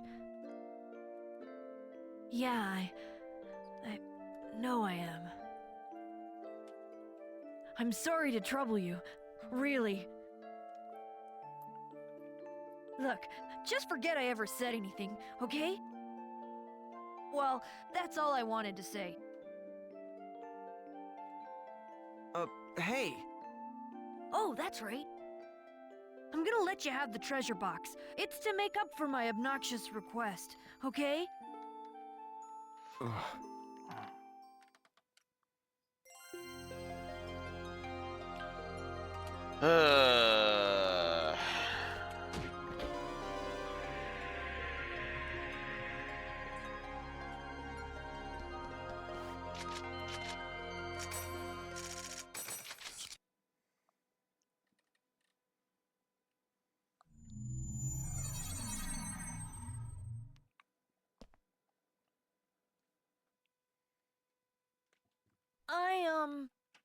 I'm sorry.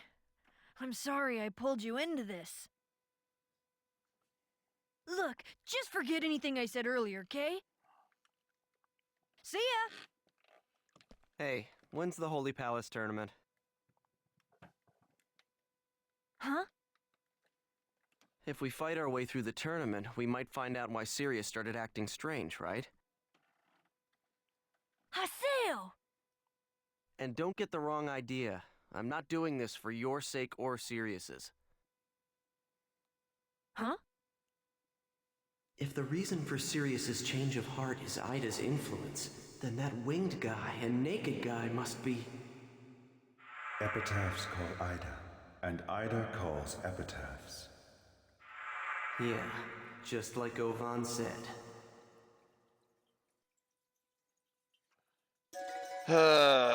Another freaking tournament arc?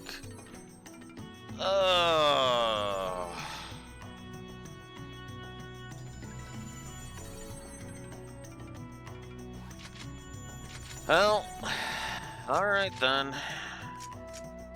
To Lumina Cloth we go.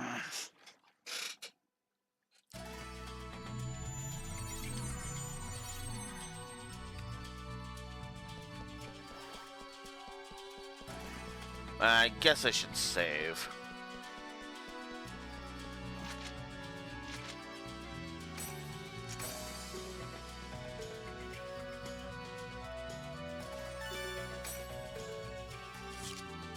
Eight and a half hours, and I feel like we've made far more progress.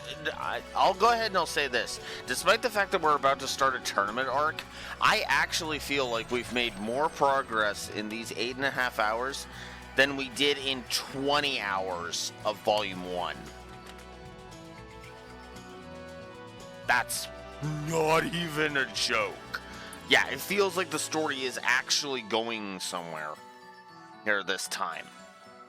It feels like they actually are looking at this and like, okay, let's actually figure this out. Let's actually have an arc.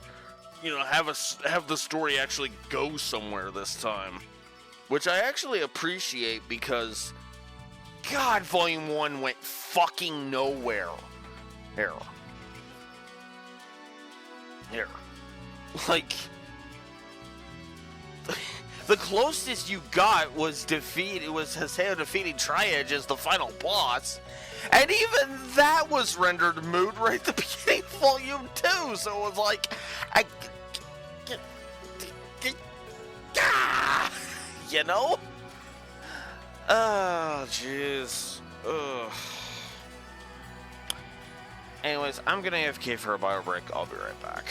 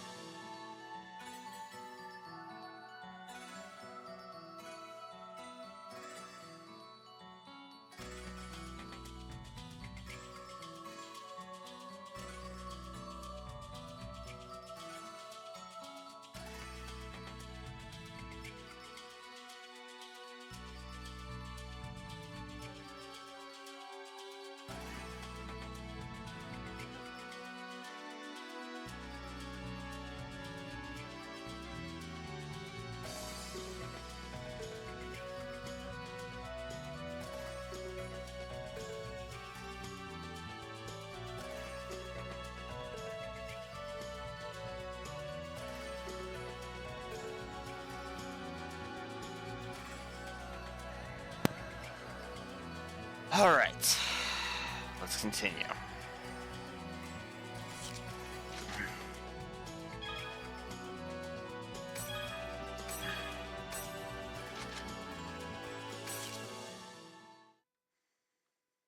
All right, registration complete.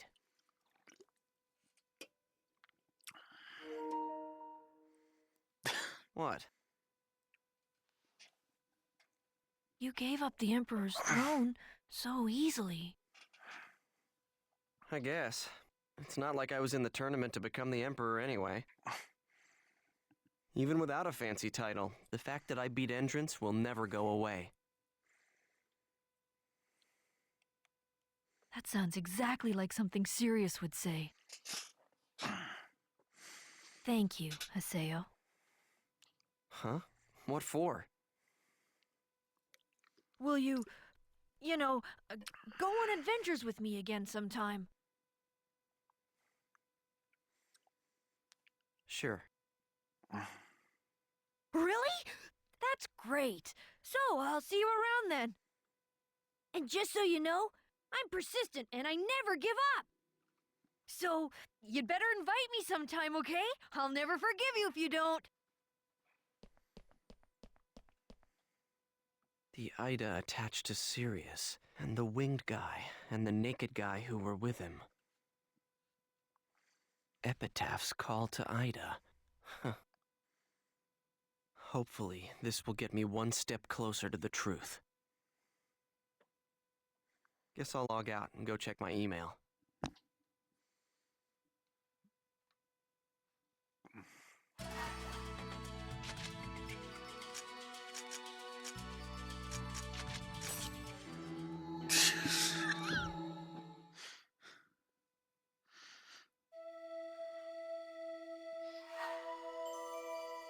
I know you didn't say it. That's why I kept my mouth shut. I was like, are you fucking kidding me?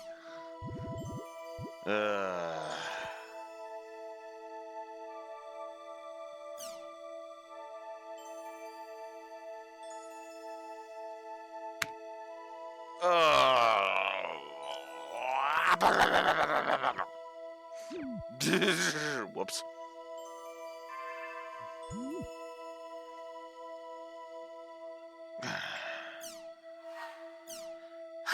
Anyways, I'll go to the arena counter and register for the tournament. If we can make our way through the tournament, I can fight Sirius. Uh-huh. Yeah. I know about Crimson Versus, and I've tried Crimson Versus, and Crimson Versus can go die in a fire. That was fucking pointless. That was so goddamn pointless. I logged out just to check the email that says, oh, you should log back in and participate in the tournament. Hi. It seems you'll be taking part in the Holy Palace tournament. So Master Yada sees all and knows all, huh? I guess he still gets his jollies from spying on others. Try not to forget. That's also the reason you can get information on Triage and Shino, alright? I have a message from Master Yada. First, Sirius was reported to have a strong Ida signal coming from him. Then Sirius has... possibly been affected by Ida in much the way Entrance was. Is the Ida attached to Sirius, the same as the one that stole Adeli's epitaph? It's all currently under investigation. As soon as... Secondly... Whoops. Since the Ida server incident, the number of illegally modified players has increased. Yeah, so? Isn't that CC Corp's problem? CC Corp is unable to control those players' IDs. What? Then that would mean they're all... Yes. They all have a faint Ida signal coming from them. Acting outside the limitations of the game, abnormal behavior, it's safe to assume that Ida has gone beyond merely corroding the game and has now started to affect the players as well. How can that be? I mean, this isn't an Ida server, is it? This is just a guess, but perhaps some of the players who returned from the Ida server were infected by Ida while they were there. All it would take would be a few to start, and the infection would quickly spread from player to player. Wow, just like the flu. The situation is becoming worse by the minute. We need to take immediate action. Also, in his own way, Master Yada is, well, concerned about you and the girl. Huh. Concerned, huh? The girl is concerned about you too. You know, be good to her. Adelie, Alkaid and I are gonna need another team member, and there's no way I could invite Kun or Pai.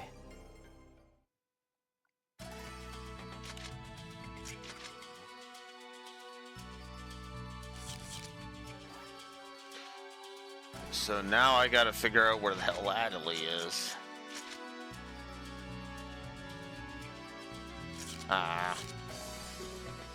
Or, you know, I could just go register.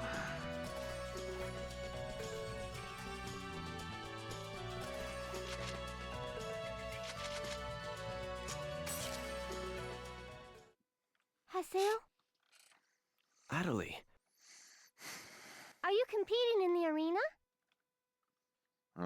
Yeah, I'm joining the Holy Palace tournament. Wow! So you're aiming to be another emperor, huh? Not exactly. I joined the tournament in order to investigate Ida. Ida? The Holy Palace Emperor, Sirius, has reportedly been infected by it. It also might be... Ida? That stole my epitaph? Yes. So, you're doing this for me? It works out that way. When I was in the Ida server, I learned a lot of things from Master Yada. About Tri-Edge and the Lost Ones. And how Shino has been in a coma. I didn't know anything. I wanted to apologize to you. I'm sorry. You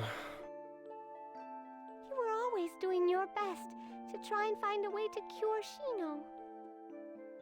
And yet, I was only thinking of myself.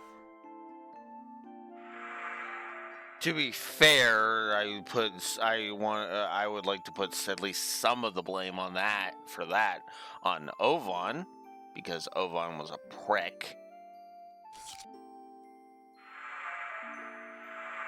I'm really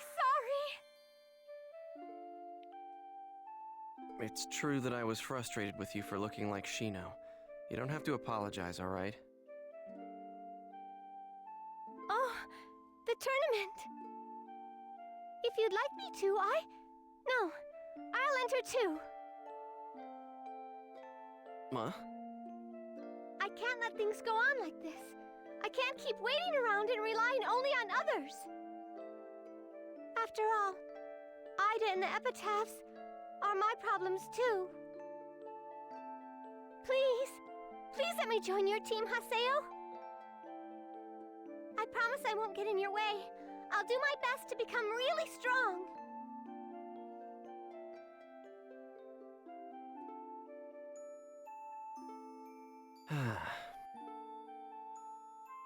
Right now it's just me and Alkaid.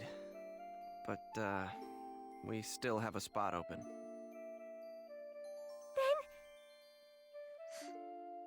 You understand, right? There's no way we can lose this fight. I know. I won't lose. Really. I promise.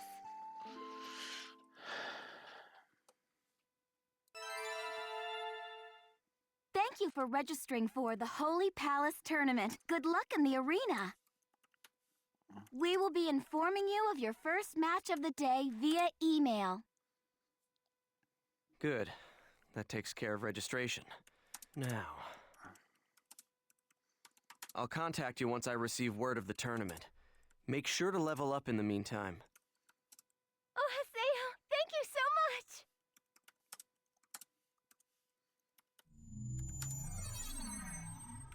So my tournament team members are me, Alkaid, and Adelie. Huh. I just hope she doesn't get too worked up and tire herself out.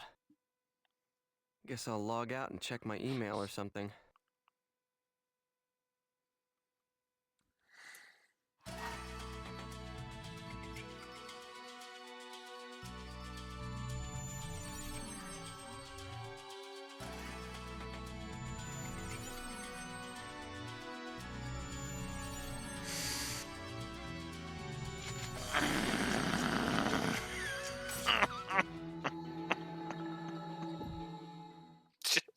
just... Ah!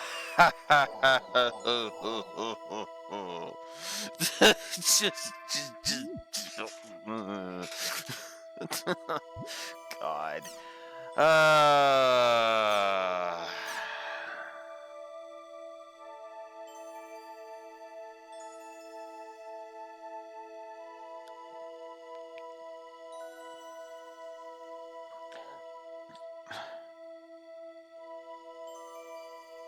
My ability to care is non-existent.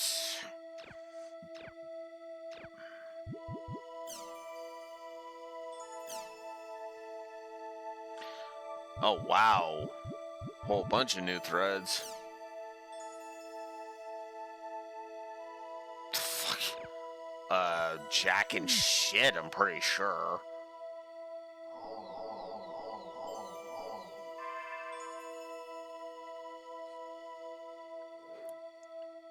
Crimson versus.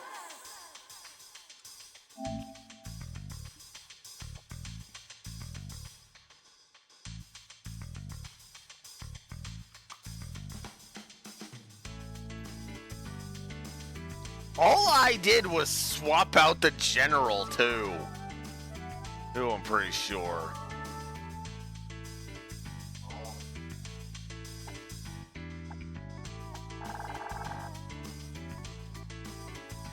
No. Hey, we actually did. We got Sail the Terror Death. Decapitation of Oath. Gaspard Kennard 1. Invisible 1.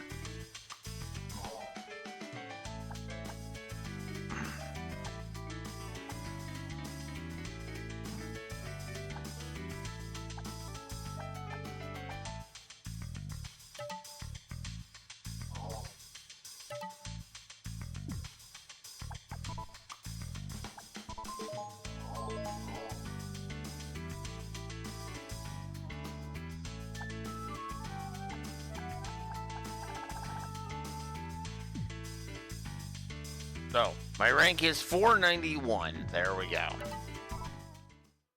Do I care? No.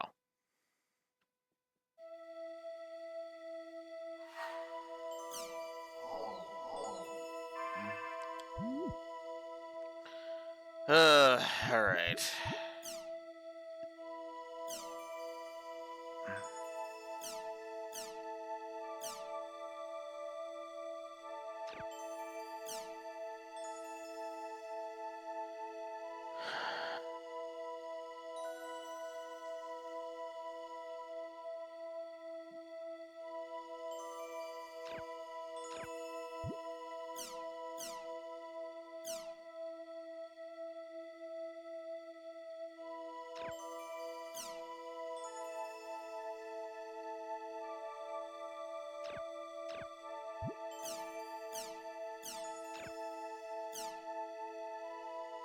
What the fuck is that picture of Sakaki? What?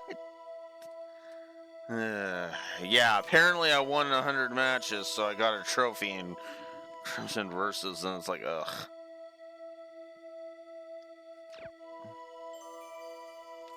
Yeah, that image was just wow. That's the first that picture of Sakaki is the first really bad image I've seen so far.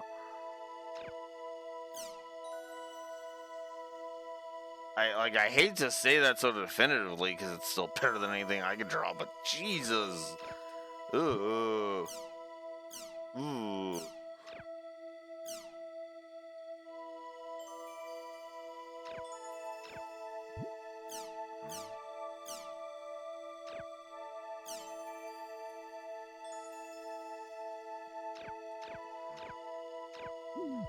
Okay.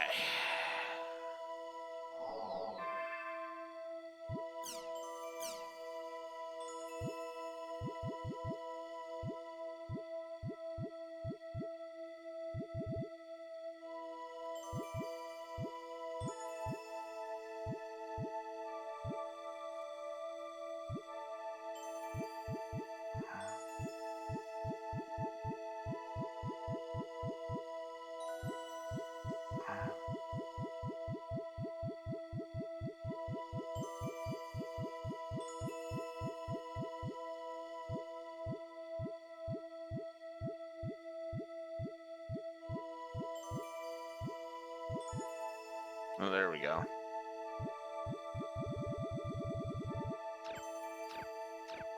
Just want to get rid of the new, damn it. Alright. What do we got? Alright. Real life card games are back.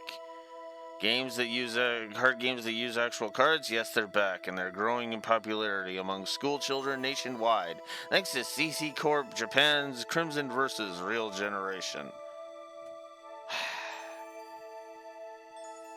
Well, clearly there's no Konami or Wizards of the Coast. Or Nintendo in this world, for that matter.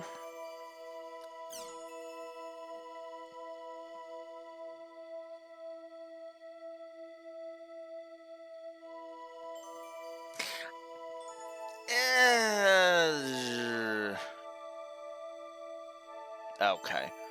Okay, Konami, sure. The others, no. Although, Konami used to be...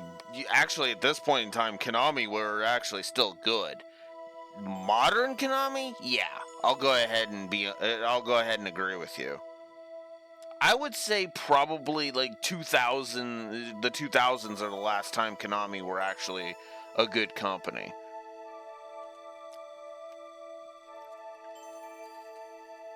Pretty much from the 2010s on, they were hit or miss, and then once you hit the 2020s, bleh.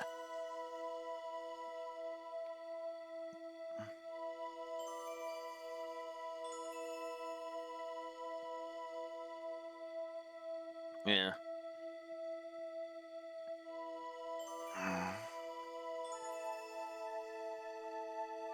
Yeah. Oh, I agree, but again, it's like... I'm trying to put myself in the time frame, you know? And I'm sorry, but CyberConnect having a fucking monopoly on game design is just... I know they tried to give lip service to the fact that they're not, but it's like... No. I'm sorry, I don't buy CyberConnect ruling the world kind of thing, you know? At least not the gaming world. Yeah, in this world they have a monopoly on the internet and on frickin' stuff. Monopolies are not a good thing. Competition is good. Because, you know, it can actually help. Anywho. Large conventions, tournaments, are held in major cities across the country practically every week, and online cards maintain a depth grip on the top category of all online auction sites. Long lines are seen regularly in front of game stores when new cards are released. The source of the new craze is CyberConnect Japan or CC Corp's game Crimson vs. Real Generation, a card game that is based off of the online card game Crimson Versus. Hirohito Satomi, 12, the winner of the Crimson vs. Real Life Convention, Tokyo, had this to say on the game's appeal. Real-life card games require you to use your head way more than online ones. It's like a puzzle, and it's lots of fun. Besides, online games cost extra to play. But once you have enough real cards, you can pretty much play for free, right? My mom's really glad that it costs so much less. Yeah.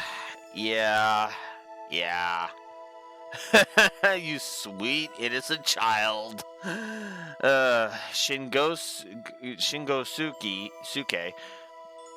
Aoyama, professor of human sciences at the Musashino University, believes that the reason for the success of real card games lies with the parents' understanding of them. Real-life card games are an excellent communication tool as they involve talking and exchanging with your opponent and to progress. Furthermore, parents are easily able to watch their children as they play and enjoy the game together.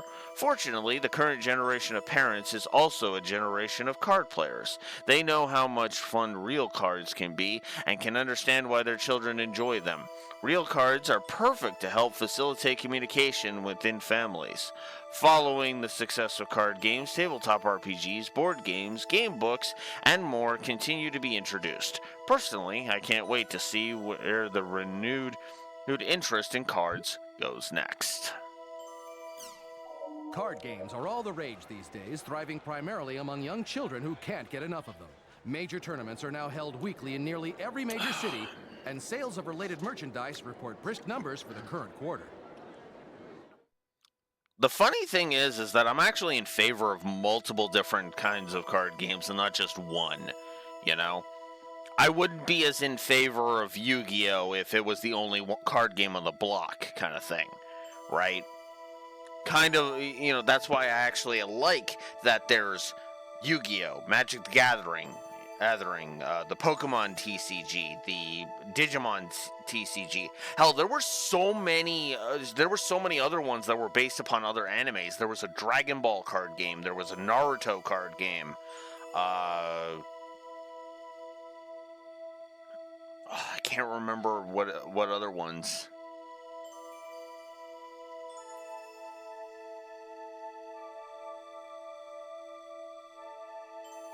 Yeah.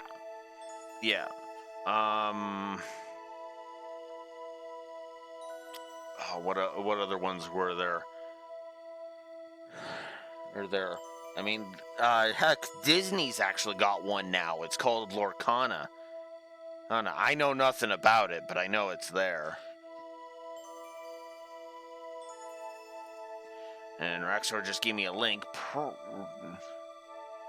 Oh, Nikkei. Nikkei related shit. Why Waste Shores?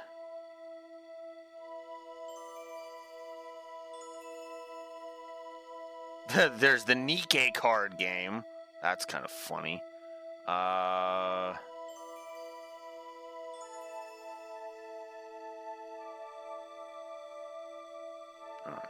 Looks like it's primarily the Nikkei card game.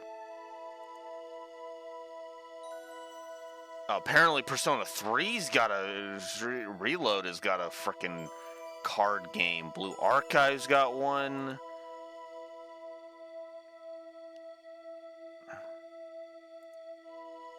Wow, that's weird. That's a lot of stuff. Anywho. Oh man, there's more new. The other side of the window. Have you heard the urban legends told by online game players? They speak of a window that is open somewhere inside the game. As to what is on the other side of the window, tales vary from the place where people go when they die to a parallel world. However, what these stories do all have in common is the mysterious window. In the game I'm playing now, my future self is on the other side of the window, and it's sending a message to my past. The contents of that message vary depending on who you ask. Simple encouragements like don't give up, and resentments like if only you'd tried harder I wouldn't be in the mess I'm in now, are on par for the course. This game is set in a world where players adventure through the past, present, and future, so it is easy to guess that this affects the legends that have come from the game. In the world, players that peer through the window fall into comas. Then they have their character stolen by what's on the other side. From there, the player who has been turned into a marionette is said to disappear to the other side of the window. Yes, according to this legend, the real-life player themselves is said to vanish. Rumors continue to exist in any age. These rumors are also a mirror for the society where they are created. What truth lies beneath the rumor of this online game?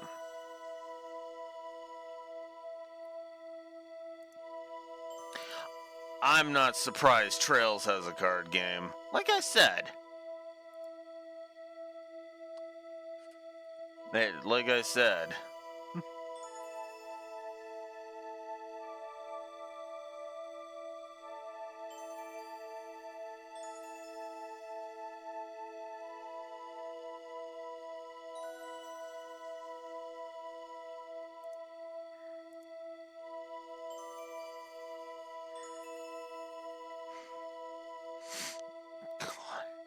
It's almost as if any it's pretty much in Japan. It's pretty much any popular franchise gets a card game. In the west, not so much. Linear train line begins construction. The linear motorcar Central Shinkansen and has finally begun construction. It will cost 15 trillion yen. Jesus.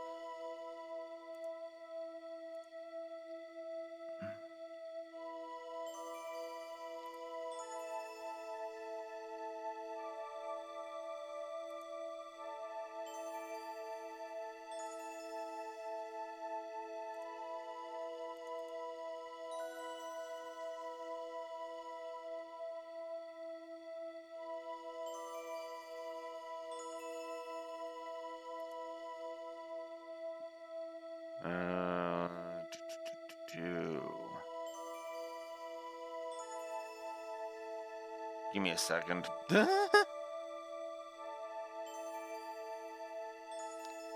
Oh, come on.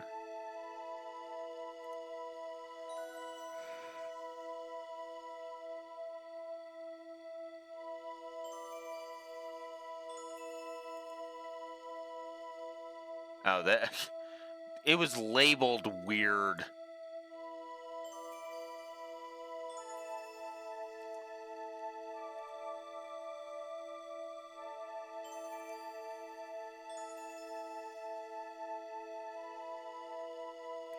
Okay. So, 1... Oh, come on. 3, 4, 5,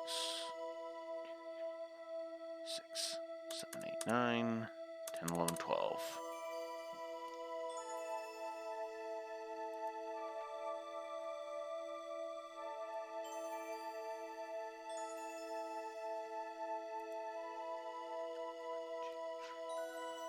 Six, 7, 8.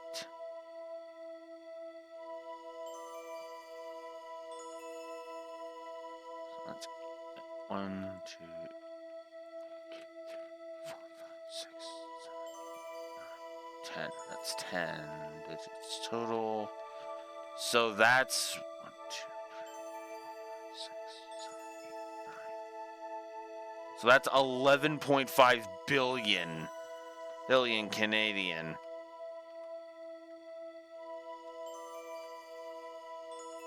Yeah, that's crazy.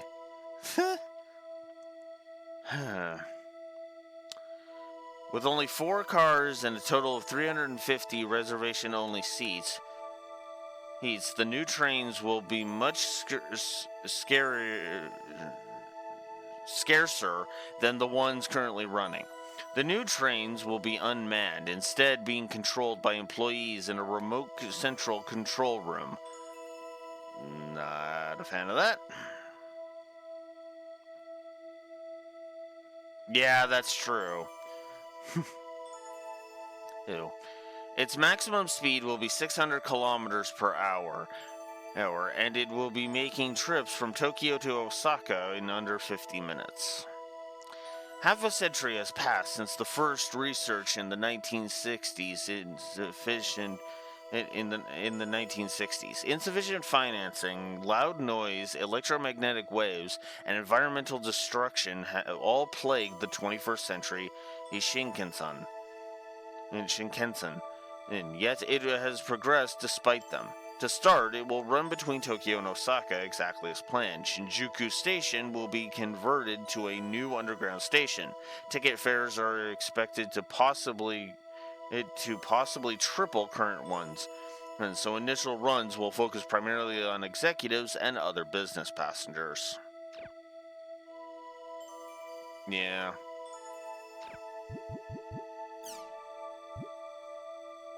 Forbidden opens its servers.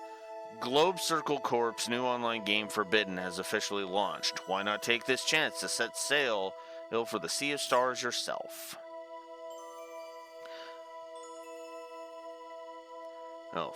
Global Circle Corp's new online game Forbidden has officially launched. It charges per item instead of per month, and the only time real money changes hands is when players purchase items from Melanie's shop on the official Forbidden website, though you will need a net cash account for purchases.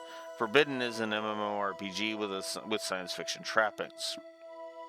Upon starting the game, players assume the role of a vagabond or space navigator.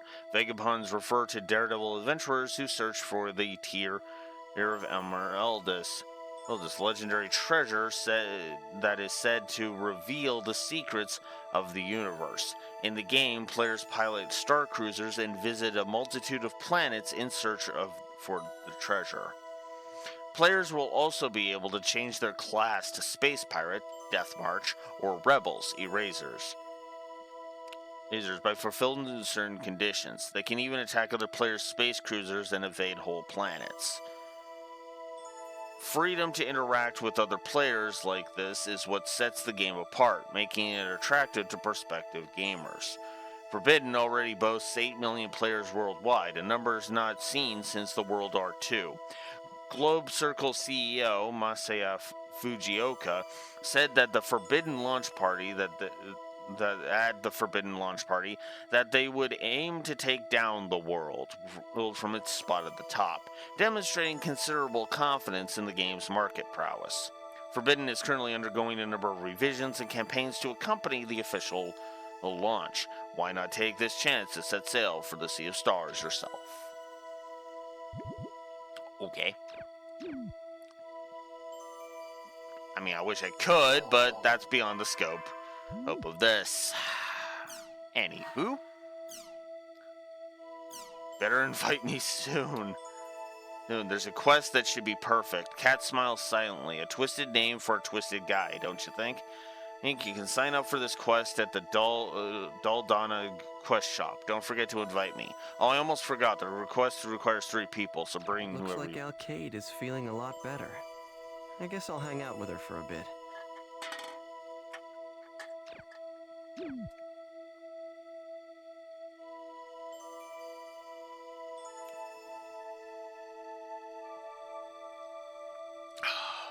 No. Just no. I'm actually going to level who I should be leveling.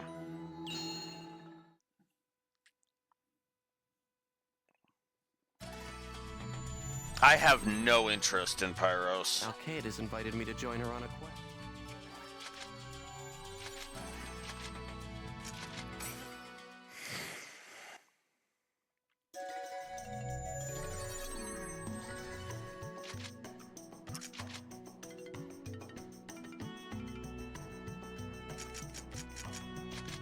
Start with Alcade, obviously.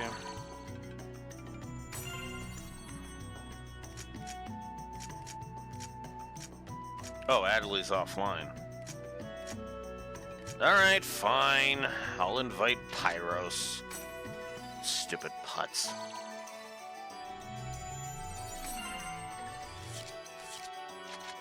What even is Pyros?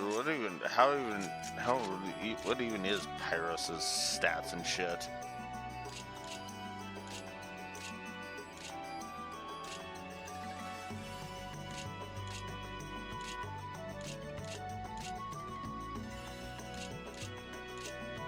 Wow. That's actually pathetic. He's more pathetic than Alcade. Yeah. Whatever. Let's just go get this done.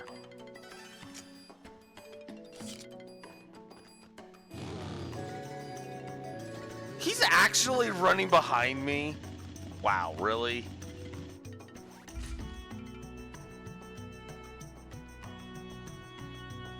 It's not actually that much lower, honestly.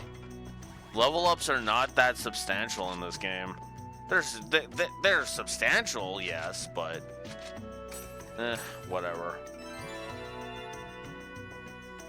I don't much care for Pyros anyway. I don't hate him, it's just he's just there. Hey!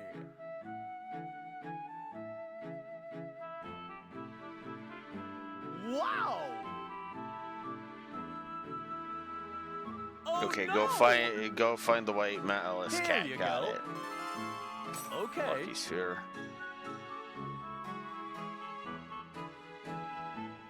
That NPC has an odd way of talking. Basically, kick or be haunted. I don't care if it's a lucky animal or an unlucky animal or a fish wearing a dress. Real men persevere.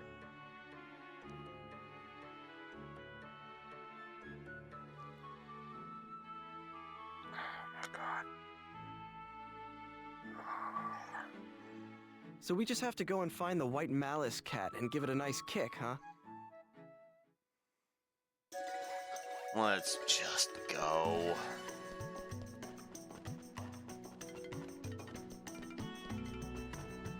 Oh yeah, I guess I should check check the shops.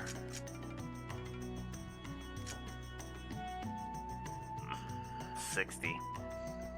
All right, I'll buy this one. Yes, I want to buy it because I'm going to be handing it over.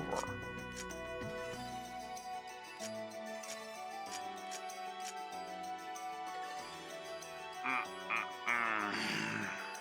51. Ugh. Well, might as well. And yeah, might as well equip it.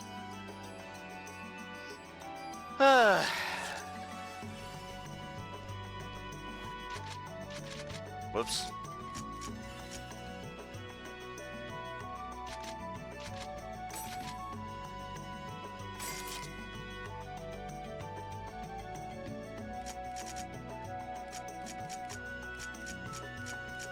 What even is your weapon type?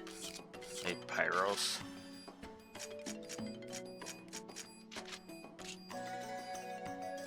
Lance. Huh.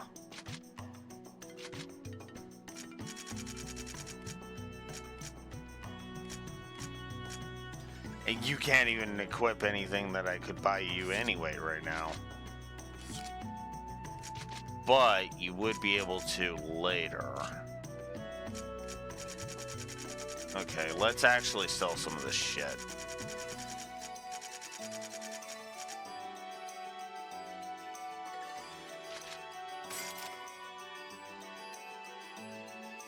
I need to hang on to... I accidentally bought too many, apparently. Oh, I can actually give him that. Alright, I'll get rid of one. Or two, I guess.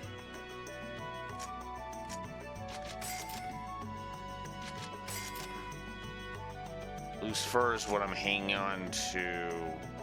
Maybe for her, but maybe not. Loose sheath. I don't know about those ones. Get rid of this one.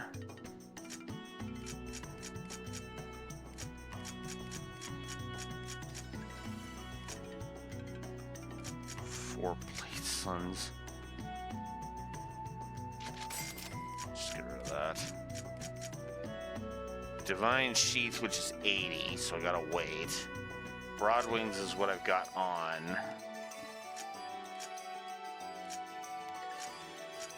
Can't even sell the... Oh wow, you can't even sell that. That's actually kind of funny.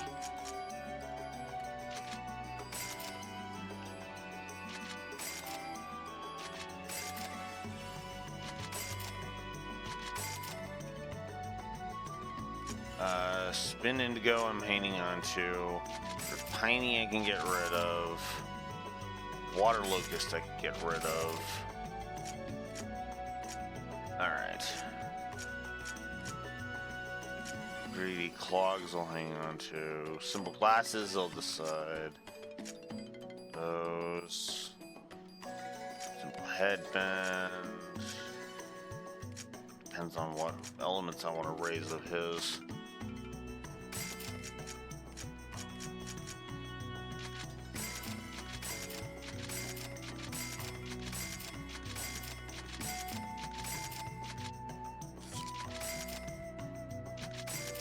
I'll just get rid of all of these simple ones. Ah, so many. Okay. All right.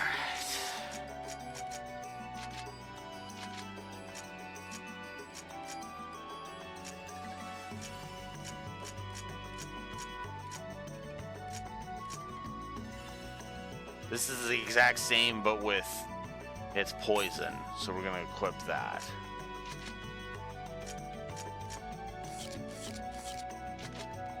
Alright. And yeah, the inventory's just as shite. Oh. Ah.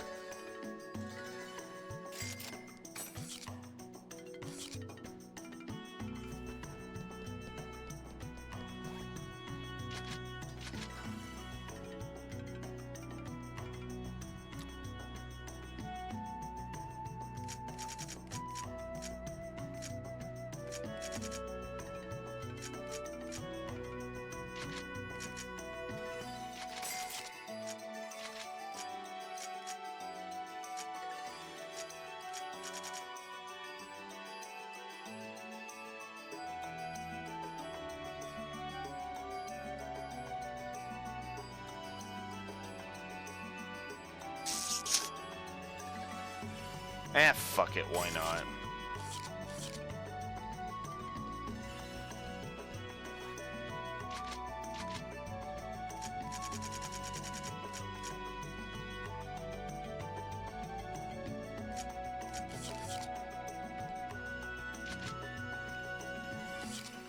All right.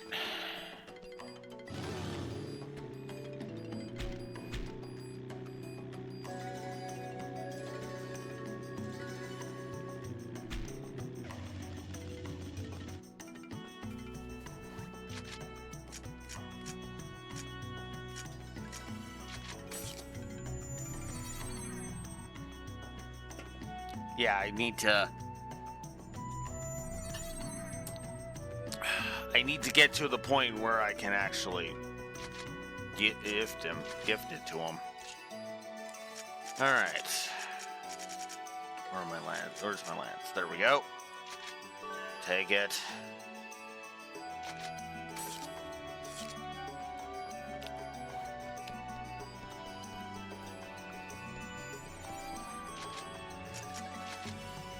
You at least have the common sense to wait.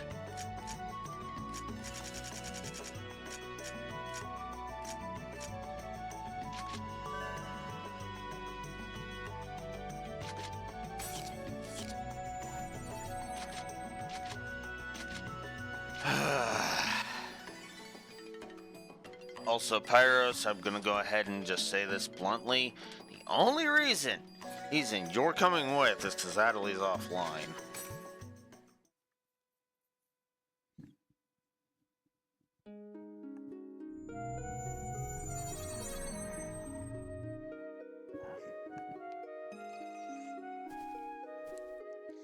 All right.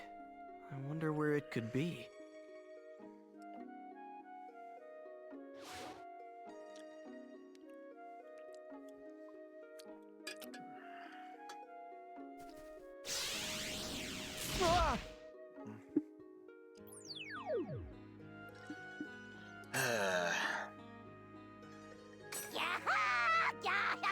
Hey there, you adventurers! You'd better listen up and listen good. This here area is my territory. You got that? Mine and nobody else's. You're trespassing. Anyone who comes here without my permission will be cursed until the day they die.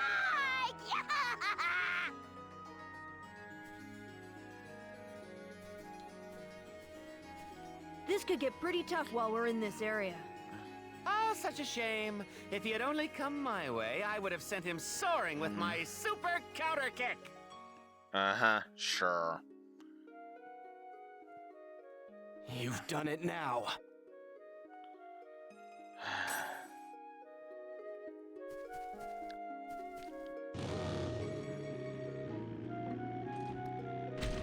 My philosophy is to go full strength. Steel blade!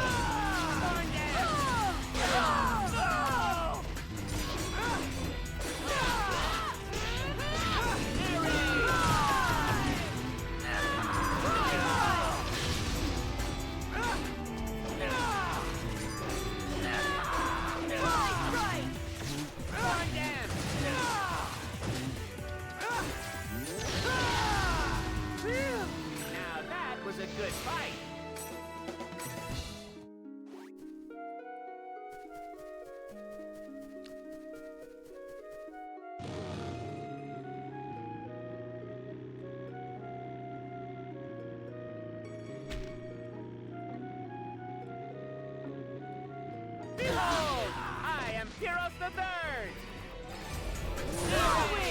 Behold, nobody he cares.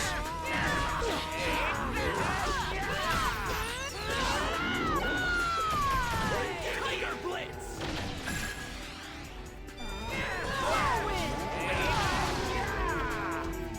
There! It's finished.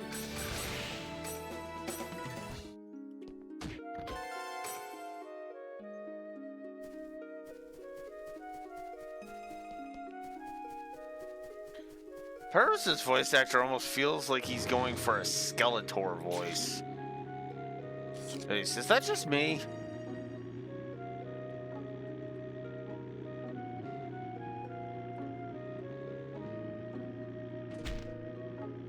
I'm getting goosebumps.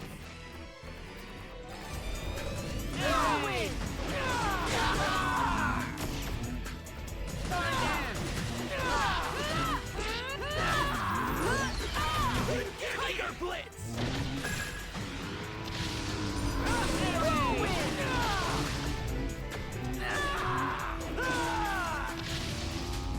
Is that all you've got?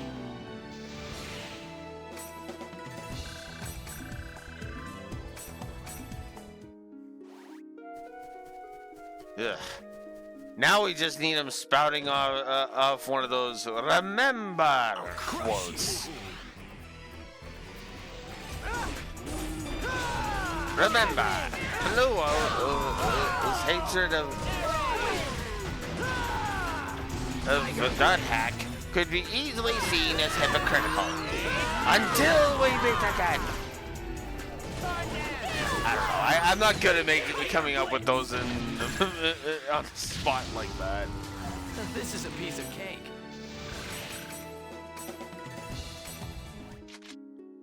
I think that's actually a thingy.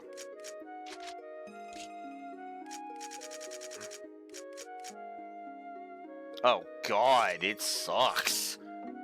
Ugh.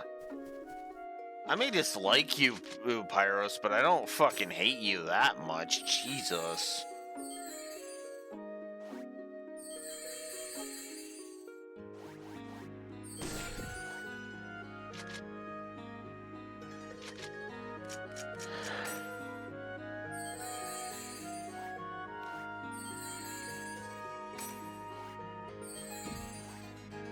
There.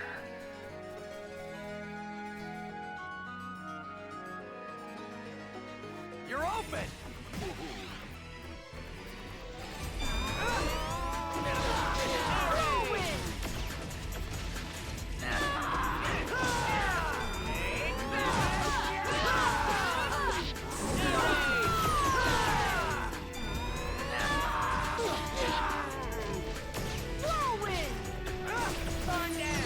Tiger Blitz! This is a piece of cake.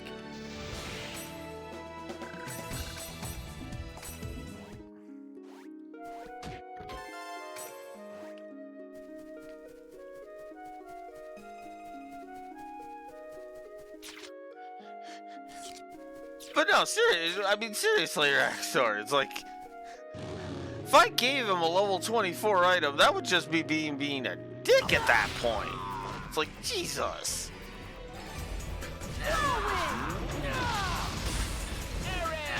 In fact, I'm pretty sure that would be weaker than the weapon he had on. That's the stupid part.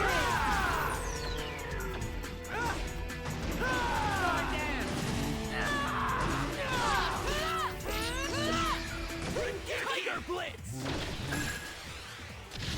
Yeah, I gave him a better lance.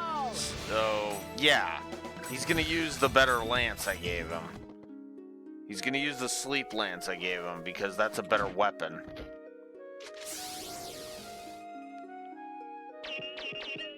Ah, no! Damn it.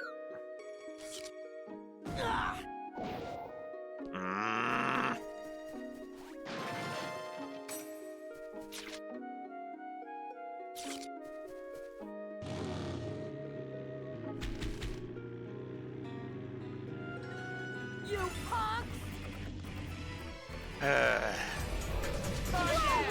threw off my groove. Fuck it.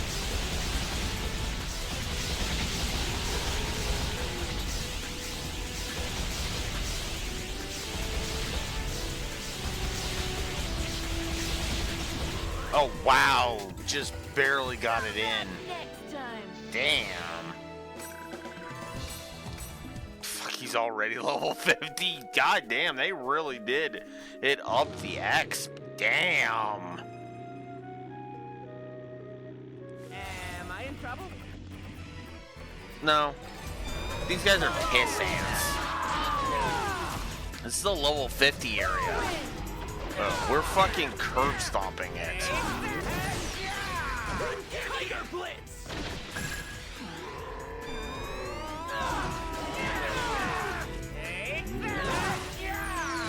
Tiger Blitz! That was nothing.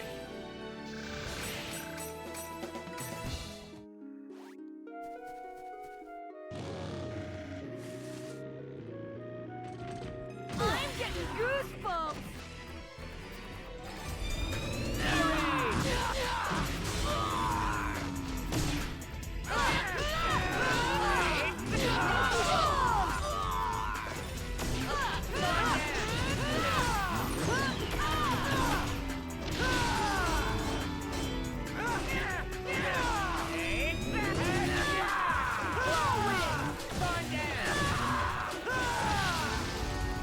Is that all you got?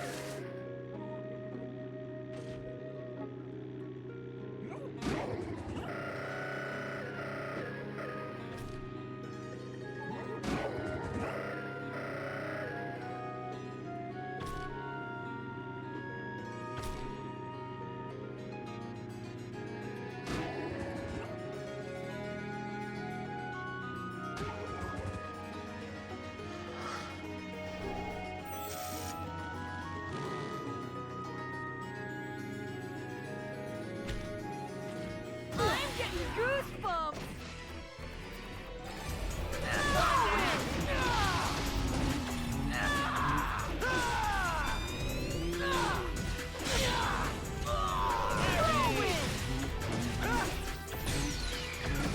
Tiger Blitz!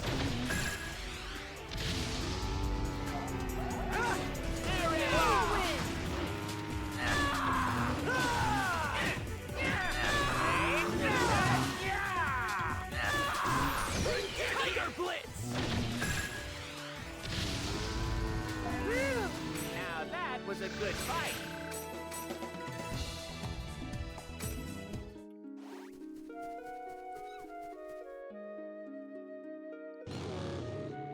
Hey, I found him. All right, we got him. Your evil doing days are now at an end. Get. So you've got foolish adventurers! Yeah, just try and kick me if you can!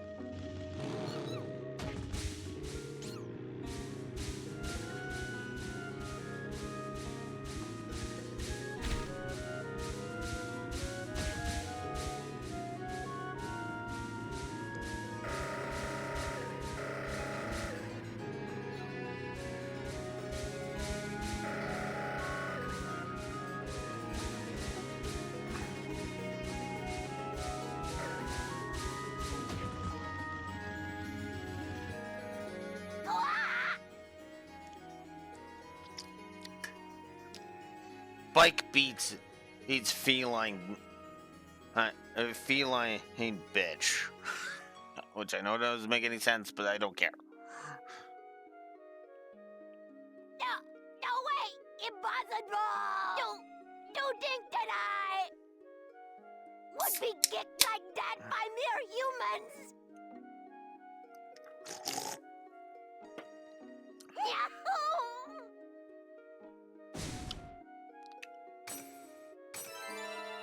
We did it, Haseo! There's no way in hell that a cat could ever compare to a Doberman! Oh, there you go. Doberman beats cat. There you go. All We'll that's go with left that. is to go back to the quest shop. We'll just go with that.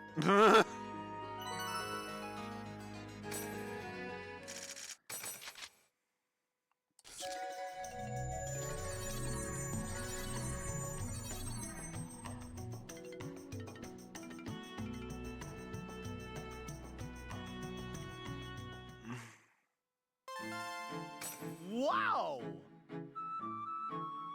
Okay. Wow! Hey!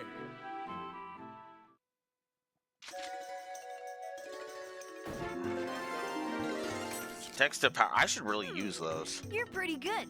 For a low-life cheating bastard, that is. Think so? You know, it's okay to call on me if you ever need my help. If she wants me to invite her again, she should say so. She isn't very straightforward, is she? No, that's the tsundere approach.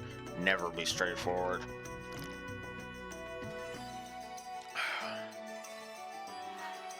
Okay, we're done. And, of course, email time. Because why wouldn't it be the email time? And of course, there's more new on the community forum because, yeah.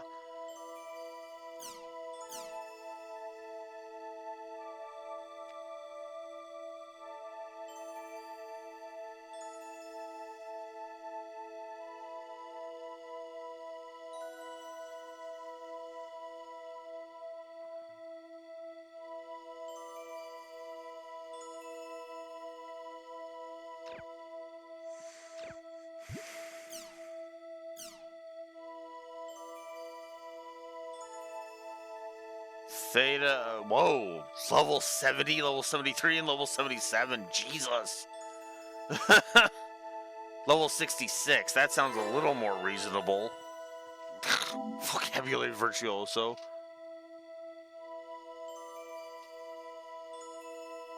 Carrying over save data is recommended. I mean... I was checking the forum constantly, so... Okay, campaign start, do not care, to Kennard. I know it's kind of late, but I thought you should tell everyone in Kennard that you're going to participate in the arena tournament. Let's go together, shall we? Adelaide. I'll go see Syllabus and explain things to him directly. That would be a good idea.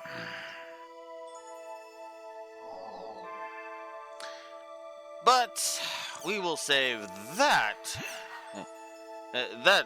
ridiculousness for next time.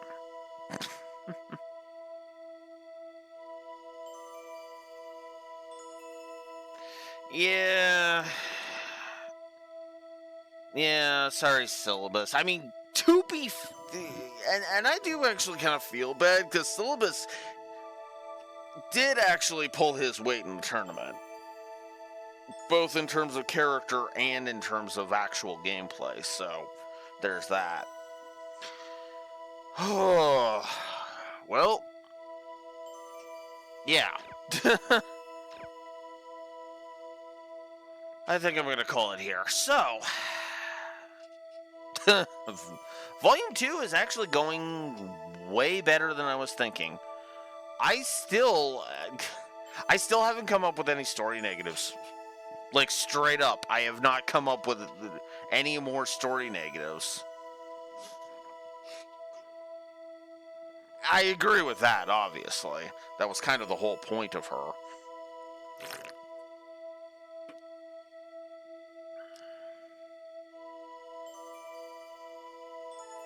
Yeah, I have a single story negative, and I stand behind that. I can't think of any other story negatives so far.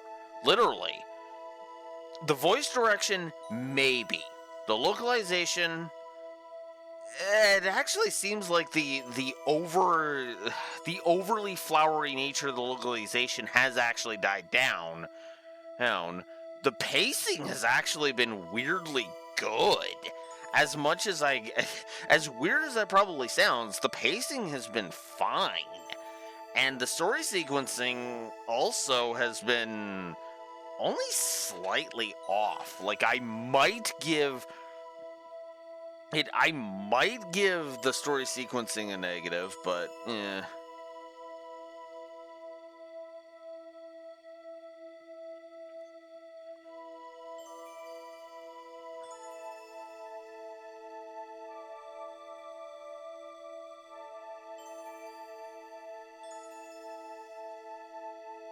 Yeah. I mean, the story sequencing it feels like there's more progress being made with the story sequencing and the pacing. That's actually why why I haven't just given the negatives yet. Because it doesn't feel like the pacing is being sluggish. Yes, we've suddenly introduced another damn tournament arc. And yet, it doesn't feel like it's cramming anything ridiculous down my it doesn't feel like I'm wasting my time. Kind of like with the first game. The first game seemed to bounce all over the goddamn Volume 1 seemed to bounce all over the place in which plot line it wanted to focus on. This one, the plot lines have focused in, are completely focused in, and have made it crystal clear that they're focusing in, and not just at the 11th hour. Oh, by the way, all the plots are converging. No, the tournament arc has been made crystal clear from the beginning. They're all converging on the same point. The arena has gotten Ida signals. Sirius is acting weird. Here, he was with those dudes that were with Tri-Edge. Hi, Edge. It's possible we can get Adelie's epitaph back if we go through the tournament. All four of these points all lead to the arena. There is no second guessing that. There's no, oh wait, that's what they were. There's no looking back at with hindsight and being like, oh, that's what they were doing. No, they flat out at the beginning tell you that's what the tournament arc's purpose is this time. And I actually kind of applaud that, because it was almost as if they looked at how they did the tournament arc in the first game and was like, no, let's make it crystal clear where the fuck we're going with this, instead of wasting the player's time and fucking circle jerking them.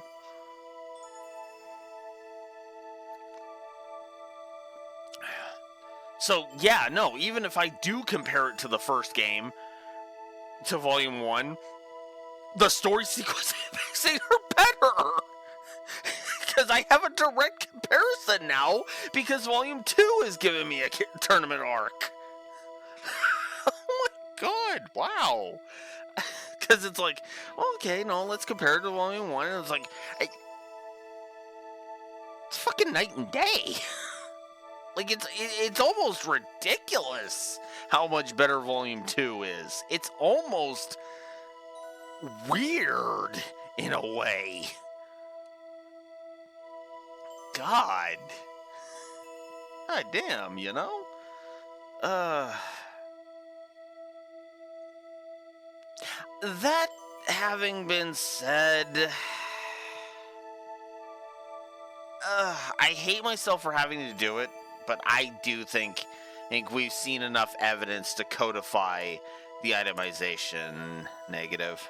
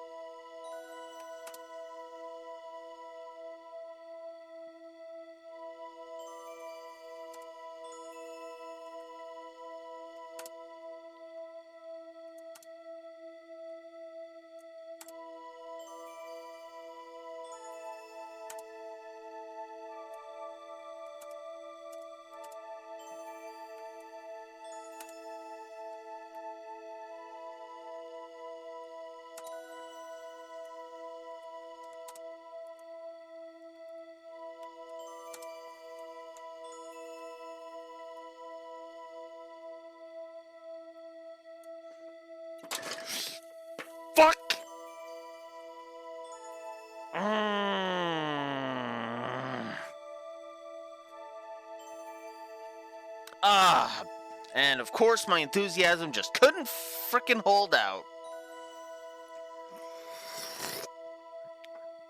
I blame you for this, Pyros.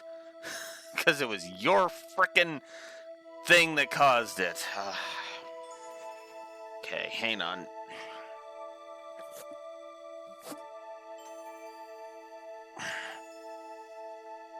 I just spilt my Pepsi all over myself. And my floor. Ugh. Which means I need to go clean this up. So,